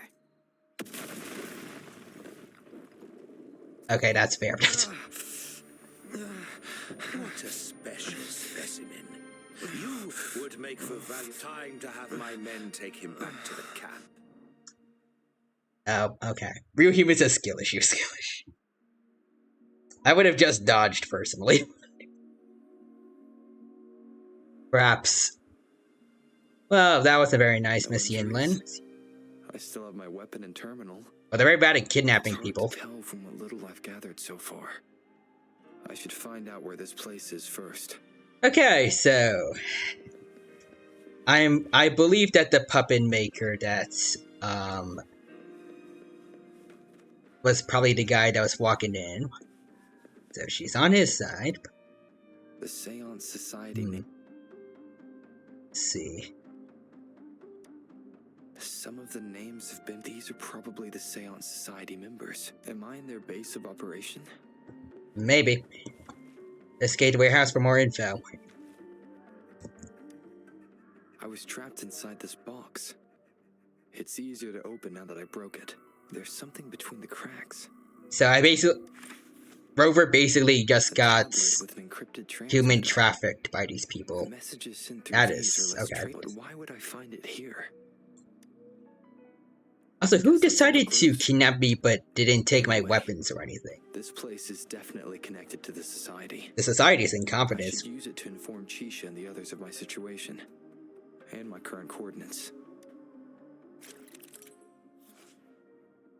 Okay. I know how to do this already, game. Send coordinates. Oh, okay, here we go. It's the rhythm games. Boop, boop, boop, boop, boop, boop, Oh, okay. I thought I did that right. Oop.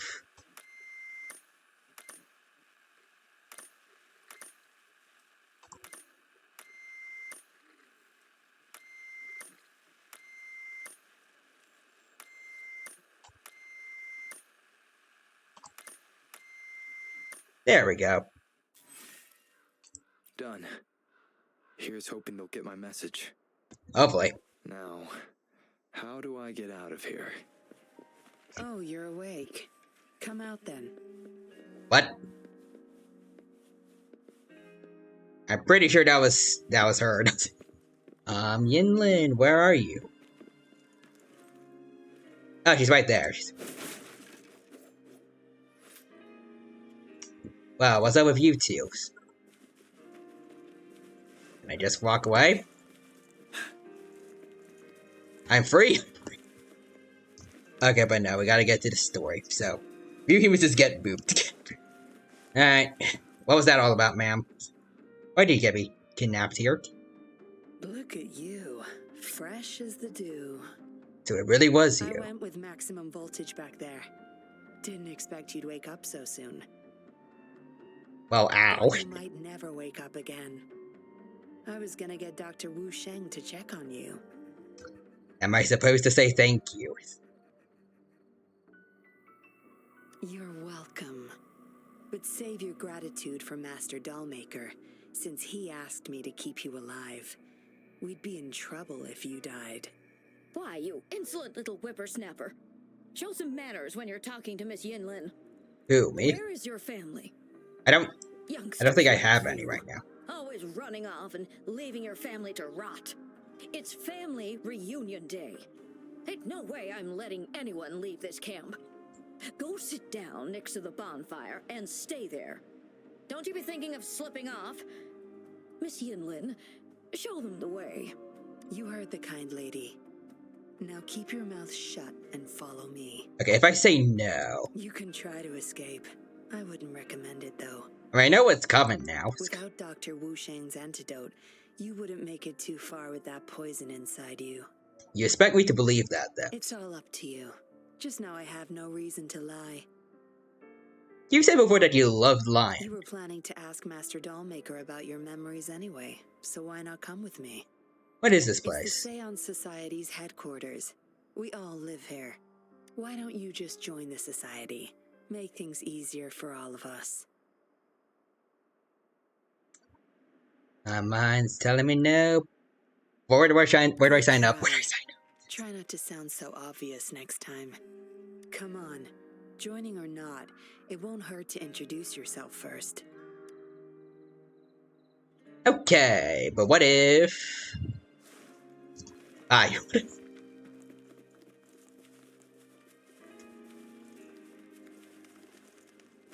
You know, I'm getting pretty far away without any poisons affecting me. I know in this game, if they wanted me to stay in a particular area, they would have absolutely forced me to. They have done it before plenty in other quests. The fact that they didn't tells me that Yinlin is she's full of lies.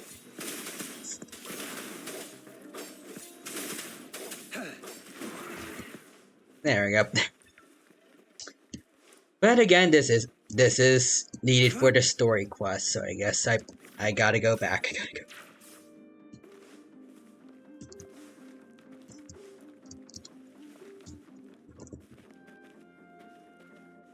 I guess I'll talk to this lady.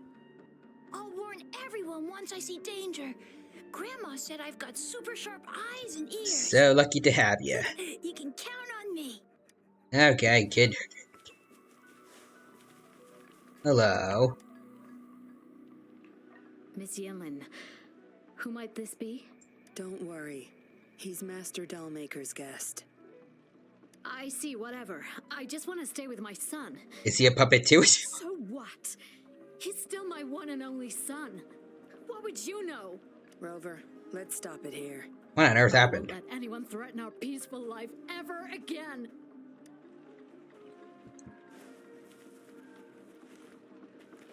Okay. Greetings, stranger. The name's Jin Lu. We're the guards here, He Chang and I. Are you a resonator? Right you are. The two of us and Lirong used to be Midnight Rangers. Huh. How are you feeling? Got the overclocking under control? Well, thanks for asking, Miss Yinlin. I'm feeling a lot better now. Really, Mrs. We're all puppets. We're all puppets down here. He had it rough back there. Why stay with a puppet when you know it's We dangerous? served in the same unit. He Chang overclocked, trying to save me. In the end, he didn't make it. What do you end up overclocking to? I know the risks. I'll do anything. Anything to make it up to him. If I still can.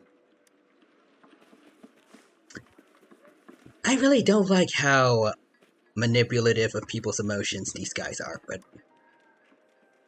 I mean, they are coming here willingly. I don't know. How's Lirong doing? Out of danger for now, but he's still in a coma. Sorry, I'm not that familiar with taking care of resonators. There's not much else I can do. Shame. He shouldn't have disobeyed Master Dollmaker. Said you that injected me with poison. Well, yes, Master Dollmaker asked me to. Wow. We had no other choice. You refused to join us. Did you poison everyone else here too? No.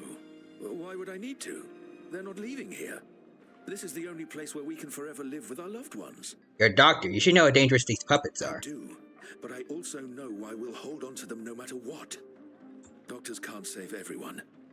Not even the best of us can. I can only watch as my better half passed away in agony. Master Dollmaker saved us with his puppets. That's something no doctor can ever achieve. What about you? Do you have someone you desperately need to see again? As a matter of fact, I do. You can ask Master Dollmaker for help. He'll bring them back. I just remembered there's another place we need to visit. Come with me. Alrighty. Relax. Nothing's gonna happen to you. Not yet, at least.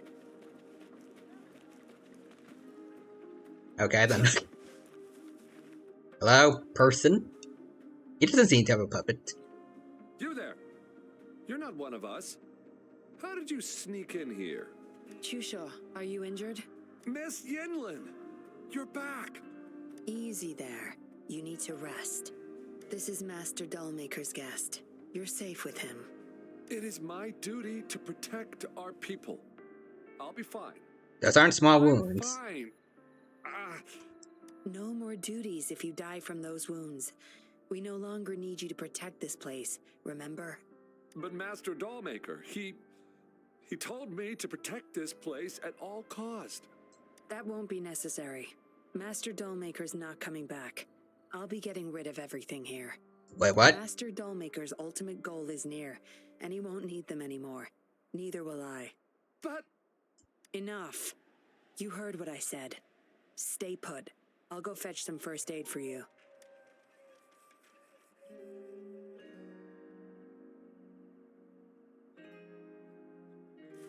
Investigate inside the tent. Okay. From Yinlin, Master Dollmaker. Oh. Gift from my parents when you became a patroller. Okay, let's see.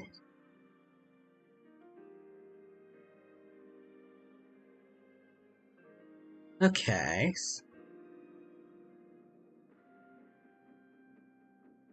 So he became they both became patrollers. And she's thinking about her parents. What did she want to tell the Dollmaker? Guess I'll never know. The message is still here. Which means... Okay. Let's see. Memo covered in blood. Oh, yikes.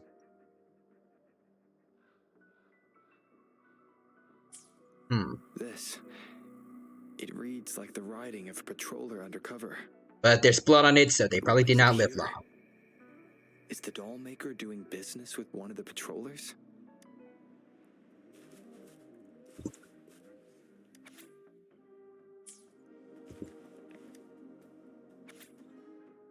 Let's see. Yinlin is no longer an option. Spent a decade on those puppets. Okay, then. The Dollmaker has been delving deep into his craft, trying to make a certain puppet. Whose puppet is he trying to create? Age diary. Looks like a child's diary. There's a crude drawing folded inside, with some scribbled words in the back. A childish sketch. The person on the left looks like Toph. Oh, Master Dollmaker told me stories about mommy and daddy again. Brave patrollers who got betrayed by bad people. Miss mommy and dad. Could this be Yinlin's? Is it the handiwork of one of the children back there? Or a memory of an adult member's youth? Yinlin will be back any moment now. Okay, let's talk to this man.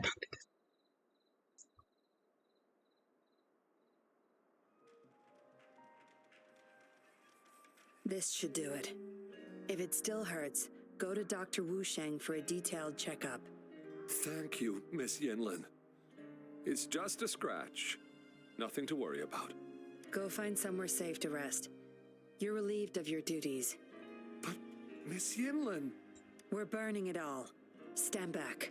I'll use my thunder to start up a fire.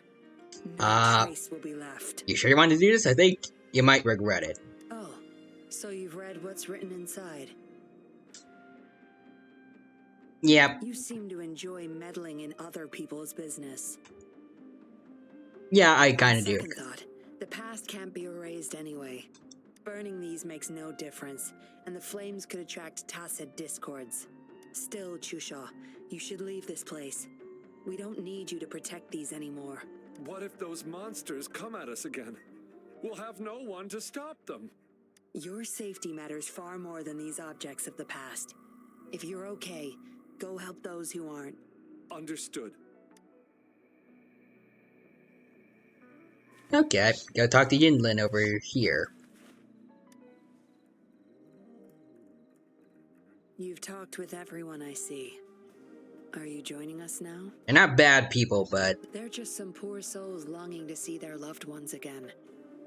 Master Dollmaker saves them, letting them make amends for their past regrets. A noble cause, is it not? Is that why you betrayed me, Miss Yinlin? How is it betrayal when we were never a team? Having a cop on our side makes things easier for the Seance Society, don't you agree? I was just a young orphan. Never knew who my parents were. Master Dollmaker took me in. He taught me combat, puppetry, temperance, and how to become a patroller. I owe my life to him. He's in for more than just saving people. His eyes are set on another ultimate goal. We're all his subjects.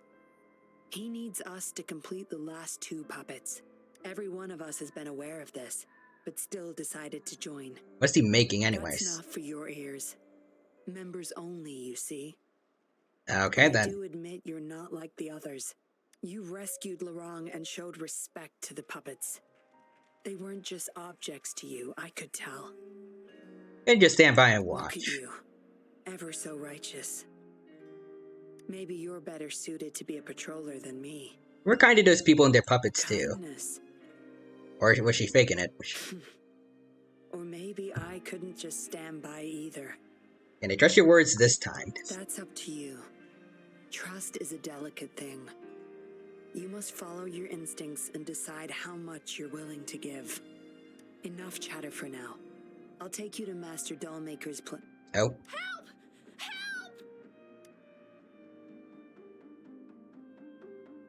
What's going on? Miss Yinlin, the tacit discords are here! You look like you were smiling for a bit. Go tell your grandma. Get everyone somewhere safe. Oh, okay! What about you, Rover? Will you join them? Or flee while you can in this chaos? I'll watch.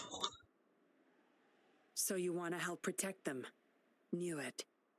I'm kidding. Alright. You owe me the truth after this. Everything. Everything, huh?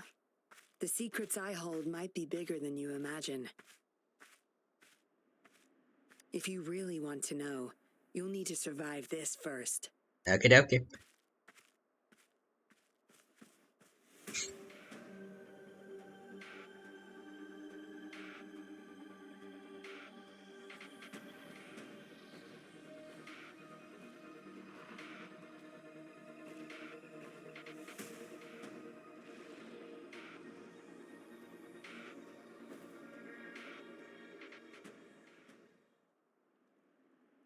Oh, Trial Resonator has joined the party. Wait, what? Oh. Oh, sick. Okay, well, I'm gonna play as her then. Time is over. Ooh. Ooh. Okay, she's got great oh, she has incredible AoE. Okay.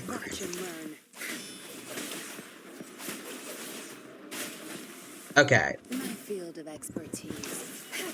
Damn. Oh, ow. Okay. Okay, we're gonna need some heals real quick. Yinli, come in. Oh, okay. Sure. What are you looking at?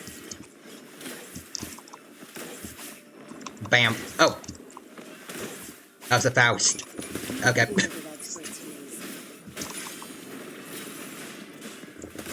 to wrap it up. Whoa. Okay then. That is a cool ult.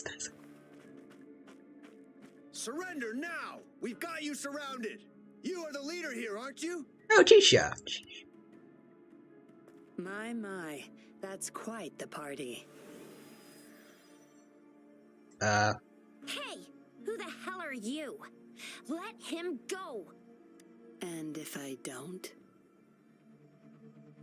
I didn't see the weird thing that she's got around us. Freeze! Shut up! Don't worry. I'm not going anywhere. I've got a hostage, you see? The hostage is the main character. Whoa! You... Don't move! I wouldn't try anything stupid if I were you. Can't risk the VIP of Jinzhou getting hurt now, can we? She and the Dollmaker can't risk us getting hurt either, though, so... Fine. Lower your weapons, guys.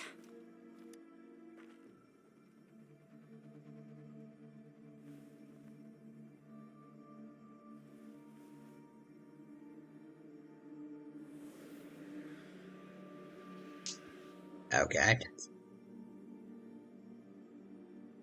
Trust me. Come this way.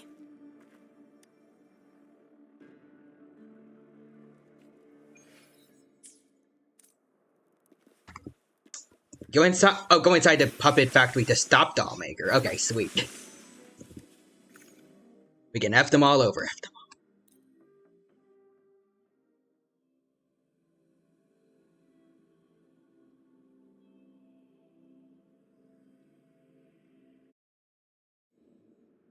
Yes. Some TDs found their way inside and we're now surrounded by a bunch of cops. Hard to make it out of here with the specimens. Fortunately, you caught that rover. Whether he's useful for research or not, holding him hostage will buy us some time. What should I do next, Master? Here's the coordinates. Bring him to me in the inner chamber. Real Humans is when I... Believe me when I say this, but chicken butts. Okay, Real Human. He's a sly one, ready to bolt at any moment. I have trackers planted on him. He's not going anywhere in our territory. We'll talk once you get there. Alright, get ready to have your plans messed up. You're in our turf. Better not get any bright ideas. Well, that's not your problem. Also, no one's coming to your rescue anytime. Do you believe me? Yes. I guess you managed to send out a distress call. Somehow it slipped past us. Ah, you had an encrypted transmitter tablet. You also did not take our weapon for some reason. Hand it over. Don't try to deceive me. Nah. Funny. You think you have a choice. Oh, okay.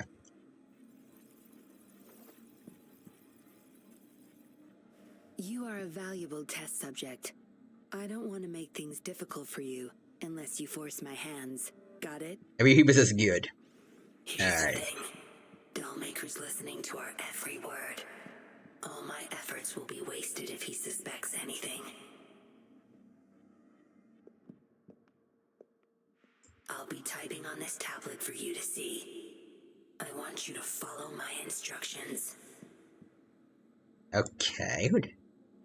Very well.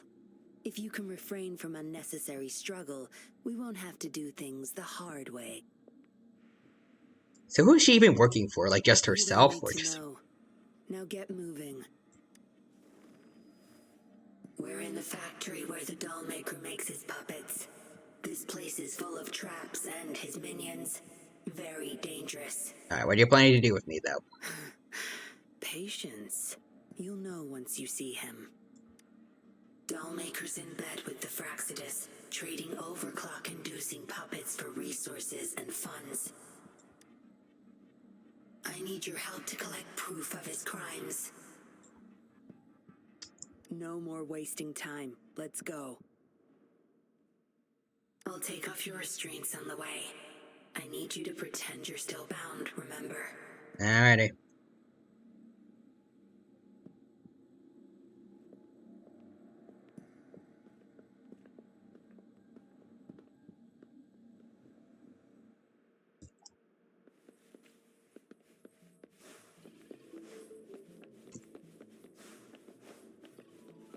Strange. Strange. The path is blocked. That thing should open it back up. I'll handle it. Alright, manipulating dolls. So just put that there. Press E to escape from the doll. Alright. Good. There's no time to waste. Sounds simple enough. Oh. Hello, peoples. What are exiles doing here? You guarding this place for Master Dollmaker? Out of my way. Master Dollmaker asked for this person. They're overclocking, aren't they? Family. My family. They're overclocking. Must have been exposed to those puppets for too long. The bunch of cops that just attacked us pushed them over the edge. Oh dear. Give my family back. Well, yikes. Watch and learn. Oh, that is sick. That is sick. I'm just keep saying it. Good lord.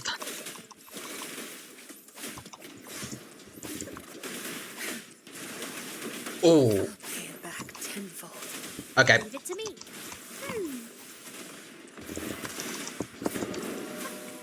Oh.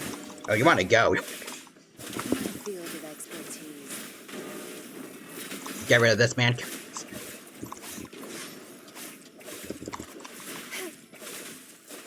So what is that? Is that like a...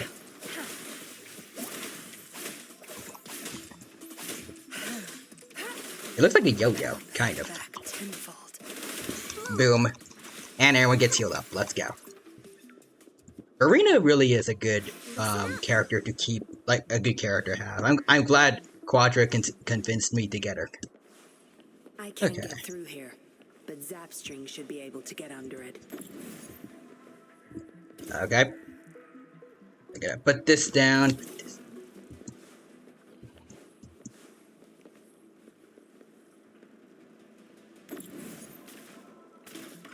Wait. How do I use the puppet, though? Use the mechanism through the remote control device. Doll puppet. What?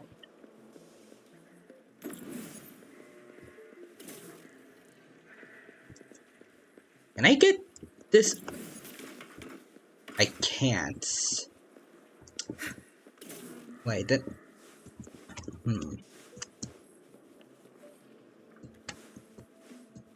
Where is there a doll I could use? Where is there a doll?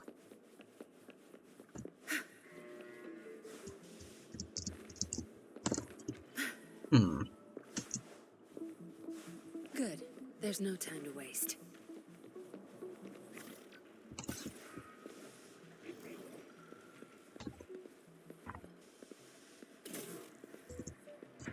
Okay, wait. T.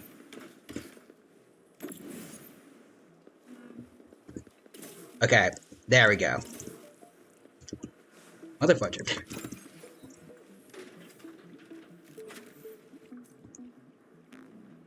Alright, little doll, let's go.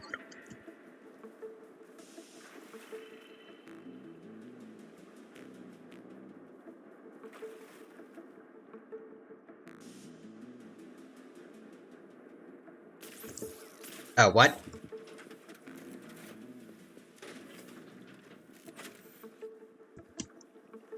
What did I do wrong? Oh, whoops. Okay, wait, so E, that gets me out. Okay. Okay. So we can jump in this mode. I guess I gotta do that.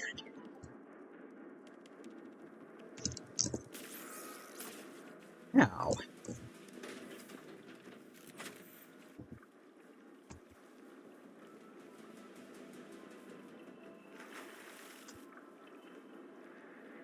What am I doing wrong here? Oh, okay, wait, now I see it. Okay.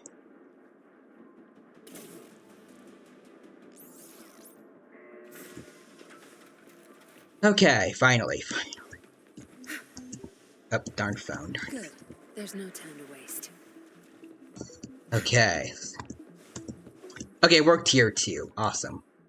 This should deactivate the alarms in the lower levels. The control system. Oh, hello, more of you. Good. There's no Boop. It's our curtain call. Watch and learn. My field of expertise.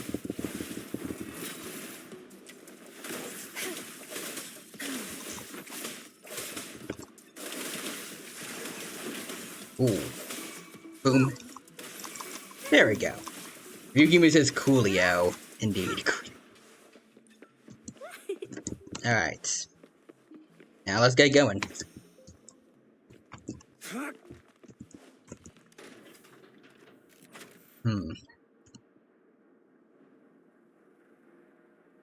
There we go.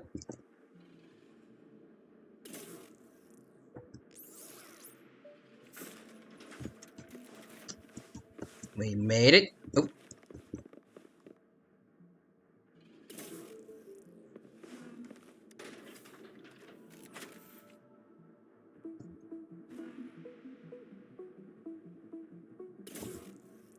Boom. Done. Good. Those exiles can't reach us now. Okay, but like if she was raised by this guy, apparently, Master Dollmaker's chamber. why is she kind of betraying him? Don't die on me now.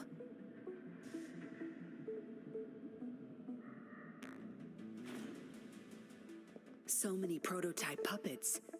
How many secrets does this factory hold? Here, record the physical status of these puppets. Master needs to know for his research. These are his prize achievements. We need photos of them to prove what he's been up to. Okay. That's more like it. Remember to capture every detail. I'll be watching you.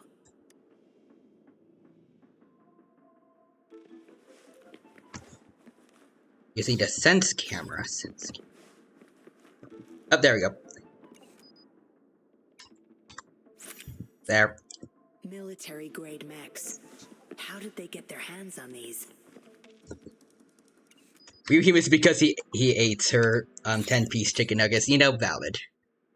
I would do the same. Motherfucker, what did I do wrong? Okay, there. That's the total number of prototype puppets. Imagine what would happen if they were all activated at once. All puppets are powered by these metal canisters. That's why non-resonators can activate the puppets. Okay. Intruder, kill her. They can't even recognize me now. What's the plan, ma'am? Plan? We take them out, of course. Okay. We can't stay here too long. Make it quick. Well. It's time. Summer. War spares no one. Boop. It doesn't spare anyone. Especially not NPCs. Get out of here. Open this up. Oh, more of them. Okay, sweet. All is fair in war. Leave it to me. Boop. Ready for battle. Boom. Go Gian, coach. Alright, let's go. To the top floor we go. I imagine as soon as we get up to Master Dollmaker, she's gonna betray us again. Oh, hello. Oh, that was easy. That was easy. Alright, any more?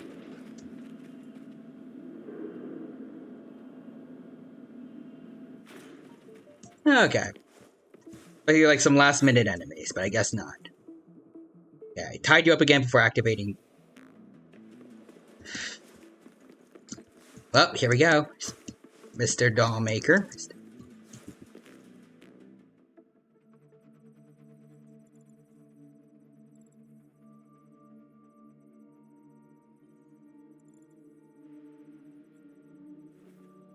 Yinlin, you made it.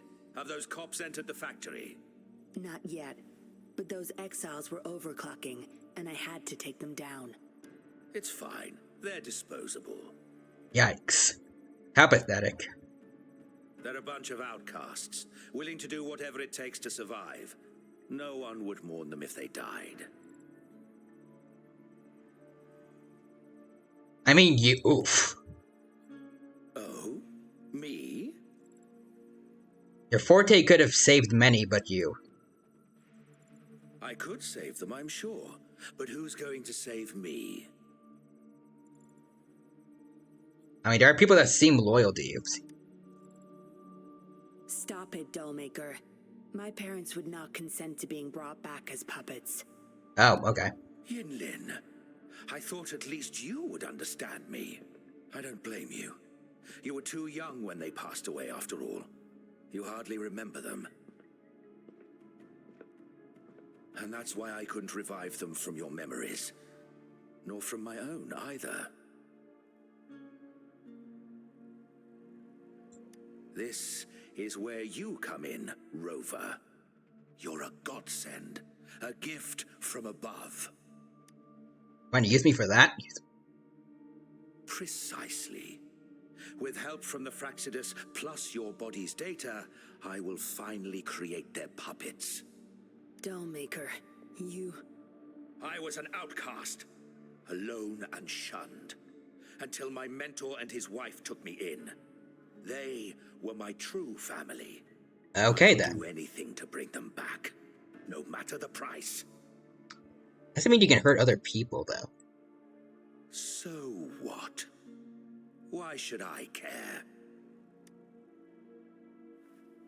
It's almost time. We'll have to leave the factory behind, but there's a couple of prototypes I need to bring.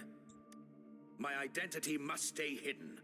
Use explosives to stop them if necessary, Yinlin. But our people are still inside the factory.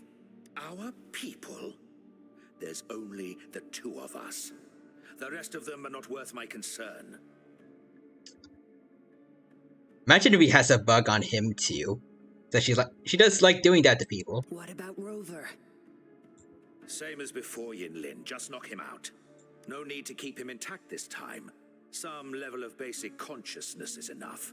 The Fraxidus taught me methods to operate on a body like that. Okay, yikes. I'll leave two puppets here to pretend we're still holding him hostage behind the closed door.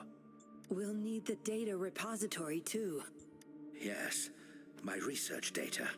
That's more valuable than my life. I'll take care of That's the data depressing, transfer. man. That's depressing. Yinlin, you deal with this person. Be quick. Oh, pre-rendered cutscene. Let's go. Oh, what the heck? Is he made of metal? Yinlin, what are you doing? Like he blocked that with his All arms. Here, Dollmaker. You're going nowhere. You of all people should know why the Fraxidus offered their help. Yinlin, you... How dare you betray me? I have never forgotten who I am. My bloodline is one of Jinzhou's patrollers. Okay, so she's a good guy at heart, kind of, maybe. Just like my parents before me. They fought to the last minute of their lives, trying to save the innocent. Everything I've done, I did it for them! No. You did it to relive the kindness you once felt. But my parents are gone. So are everyone else's loved ones. It's time we wake up from this dream you've been spinning. This is giving me Penacony vibes. No. Don't you dare!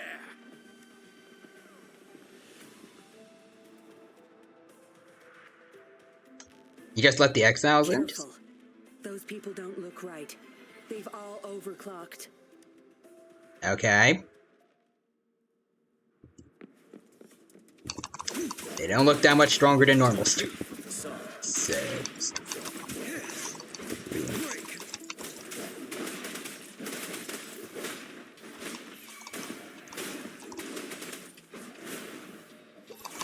We'll tear them to pieces. Ooh. Time to wrap it up. And bring in the altar. Oh, what the heck? Okay.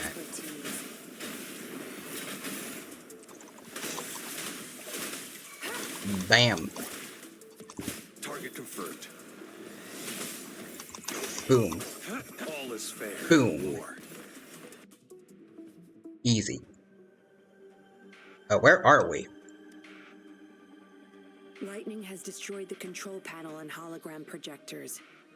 This is what the factory really looks like. This thing, the Fraxidus. You got this from them in exchange for being their pawn? Me? Their pawn? Ha! I'm the one pulling their strings, sweetheart. Really?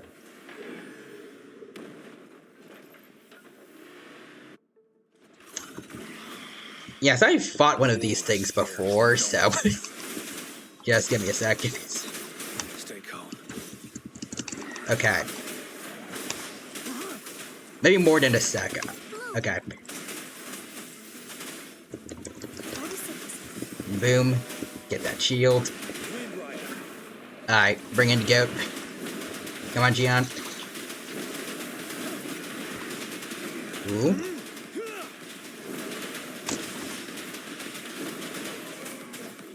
Okay. No mercy. Wait, don't you run away. Don't you. It's our turn. And... Ooh, almost. Come on out. This is her quest. There we go. And that finishes it.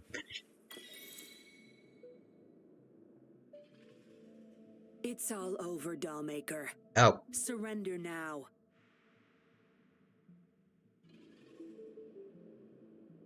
Okay then. Shinlin! How could you do this to me?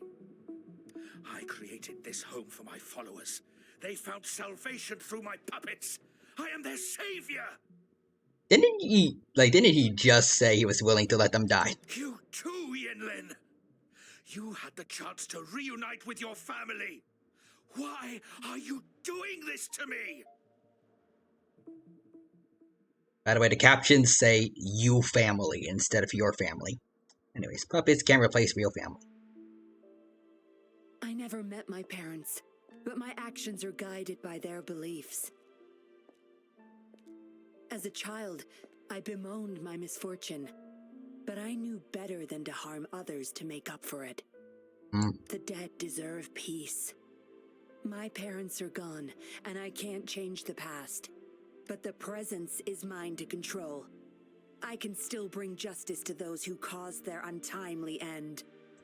What's wrong with doing what I can for our happiness? Laws and principles are just tools for those in charge. Is that why you must deprive others of their happiness? Using them as your pawns? Suddenly justice matters to you? Don't tell me you still think you're a patroller. I already wiped your data from their records. No one knows you were a patroller. You can't prove it to anyone now. She can still act like one. Yes, they may never allow me back. Doesn't matter now.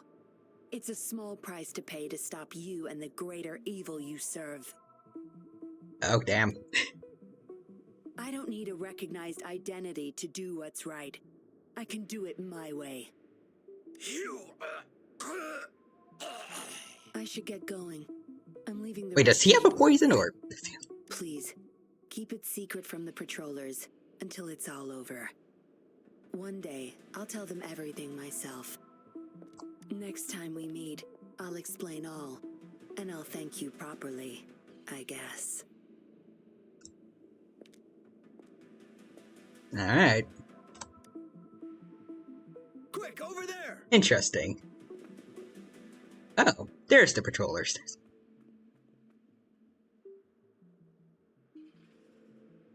Alright. Activate the switch to let Chisha and the other patrollers into the inner chamber.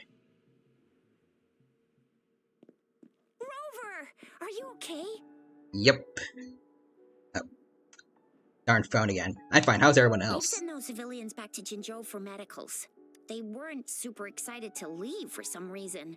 They didn't want to be separated from those puppets, no matter what. There was really not much we could do about it. Yeah, they'll need some time to process. Oh, where's that woman who kidnapped you? He just kinda effed off. Don't tell me she's already gone. Quick, we're going after her.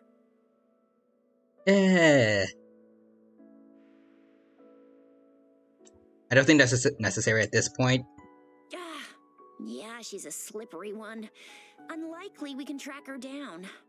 Also, something about her seems not so evil? No, can't make assumptions. She's still a suspect. We'll table that for now. Rover, you're a crucial witness. Please come to the Bureau for a statement when you can. Alrighty. I'll see you there. There we go. I'm just gonna grab this real quick. And let's get out of here. Ooh. That was fun.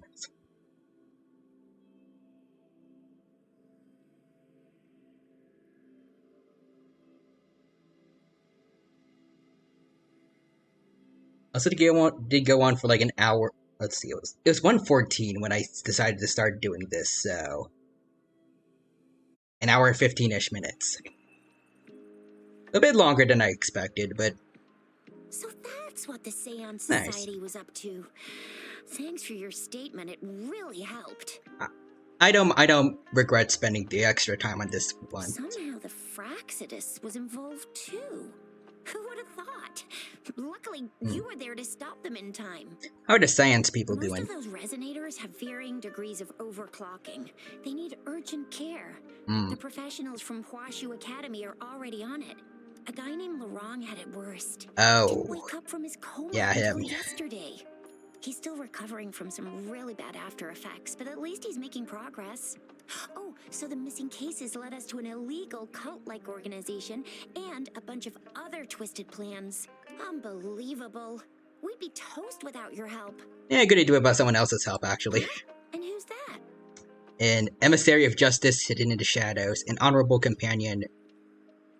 Let's go. I like the first one. These look like superheroes. What? Come on, you need to be more specific. Whoever they are, sounds like they'll make for quite the patroller. You would have liked to hear that. Well, that's it for now.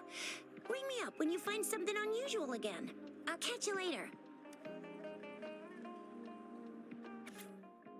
Same as last time, Rover, you know how to find me. Anonymous A message. letter without a signature. Huh, okay. It can only lead to one thing. Yinlin. She's waiting for me. Okay. Same as last time, she said. Oh, wolf mark. Must be the wolf markings.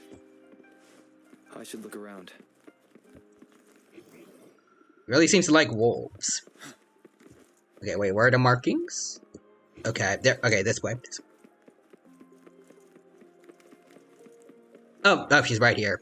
Hello, Yinlin.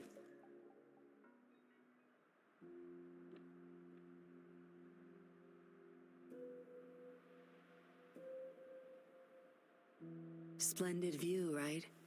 Hmm. As promised, I owe you a lot of explanation.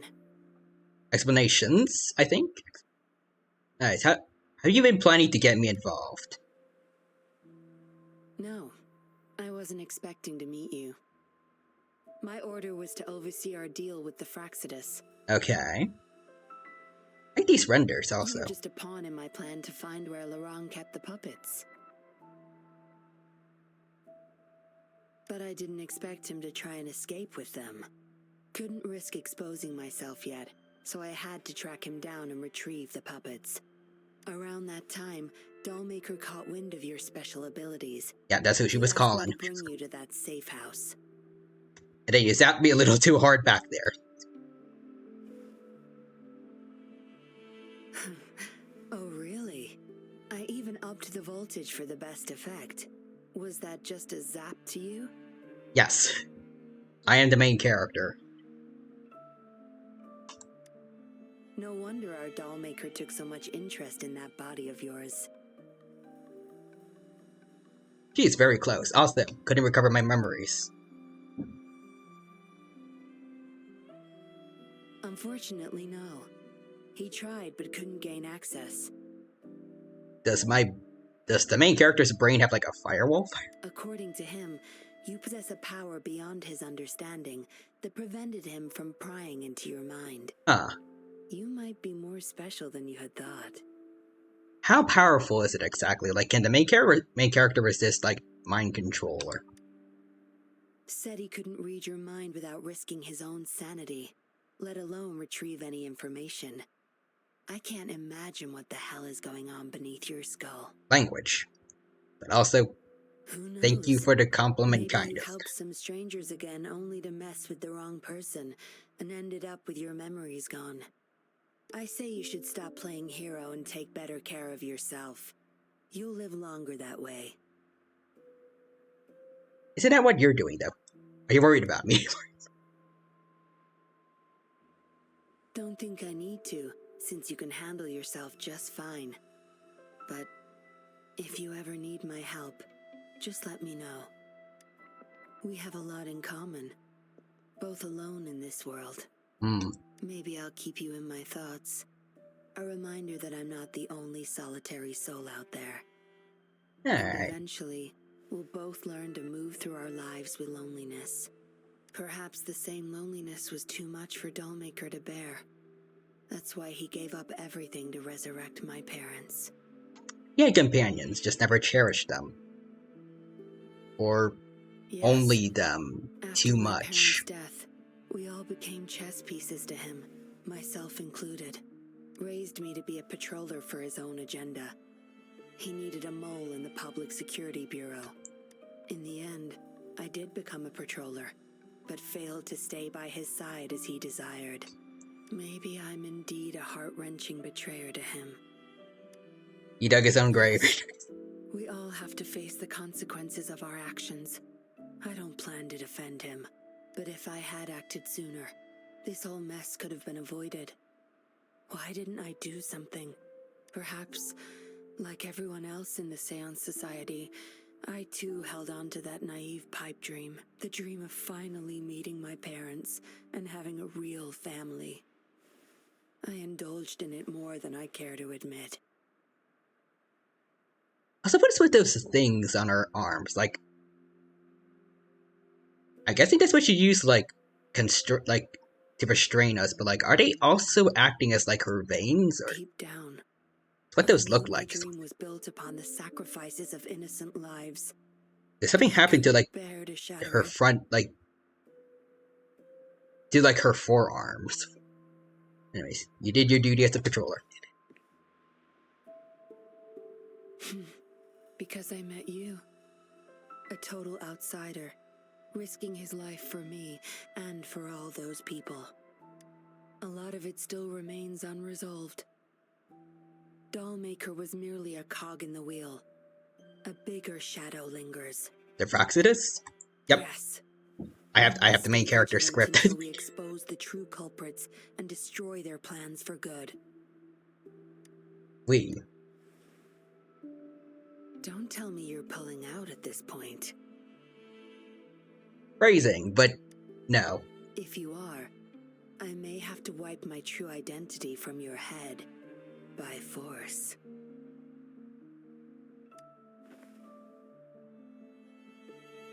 It was a joke. Anyway, I should thank you. Because of you, I was able to accomplish far more and save many more lives than I imagined. You feel different. I have the feeling I can always trust your words, whatever you say. You mean it, though. Well, take a guess. Oh, and lastly, there is another thing I should thank you for. For trusting me all the way till the very end. Rover and Yinling as a duo it's just those two knights from that one logic puzzle. Like, one person always tells the truth, the other always lies. Until we meet again, Rover. Perhaps I'll meet you under an entirely different identity next time.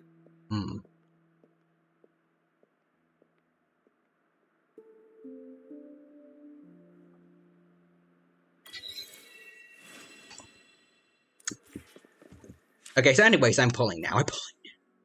Okay, so we got 2 pulls. I'll probably try to pull off stream, maybe. Actually, we have 15 days, maybe not, but let's see. We got 20 pulls today. Let's see. Okay, never mind. I'm just gonna skip. Oh! Otto?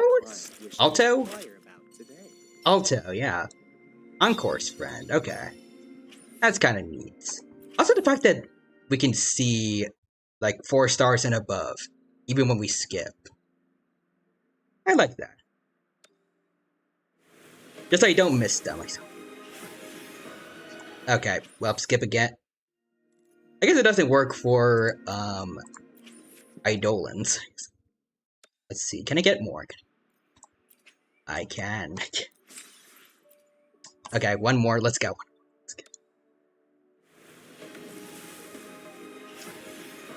Okay, never mind. I'll be saving more. For next time. Okay, let me just buy more of these. Okay, that's it for now. Alright, but this was fun though. Alright. I think now we can definitely end things off here. At almost 3. I had fun with the extra long stream though. So anyways, let's go find someone to raid today. Oh! Hoarding Bug said yep, and did guide the raid. Alright then. Let me know who you want. And also make sure they are someone that is still streaming at this current point in time. Which for me is 2:41 AM, so kinda late. Although there are other time zones, maybe for someone else it's mornings. Or like afternoon, I don't know. Alright, but who you got, Hoarding Bug? Volt. Let me check them out first. Let's see. They're playing a Plague Tale Requiem. Interesting. Okay. Never heard of that one. I think I spelled it right. Okay. Let's check it out. There we go. The raid message has been done. Before we head off, just want to say again, thank you to everyone who stopped by during the Gacha stream today. I had a lot of fun with both Genshin and Weathering Waves. Hopefully we can get stuff for Honkai eventually. And I'll be still saving up to get Yinlin before her banner's over. But yeah. For now, I just want to say thanks. Hope you had a good time here. Up to see you. On Wednesday, we're going to be doing a Devil May Cry kind of marathon of games. We're going to be finishing up Devil May Cry 3. We're going to watch a movie of Devil May Cry 4. And then we're going to play Devil May Cry 5 for the first time thanks to Quadra. But yeah. So then, have a good rest of your day. Take care. And bye-bye. Victory will be ours.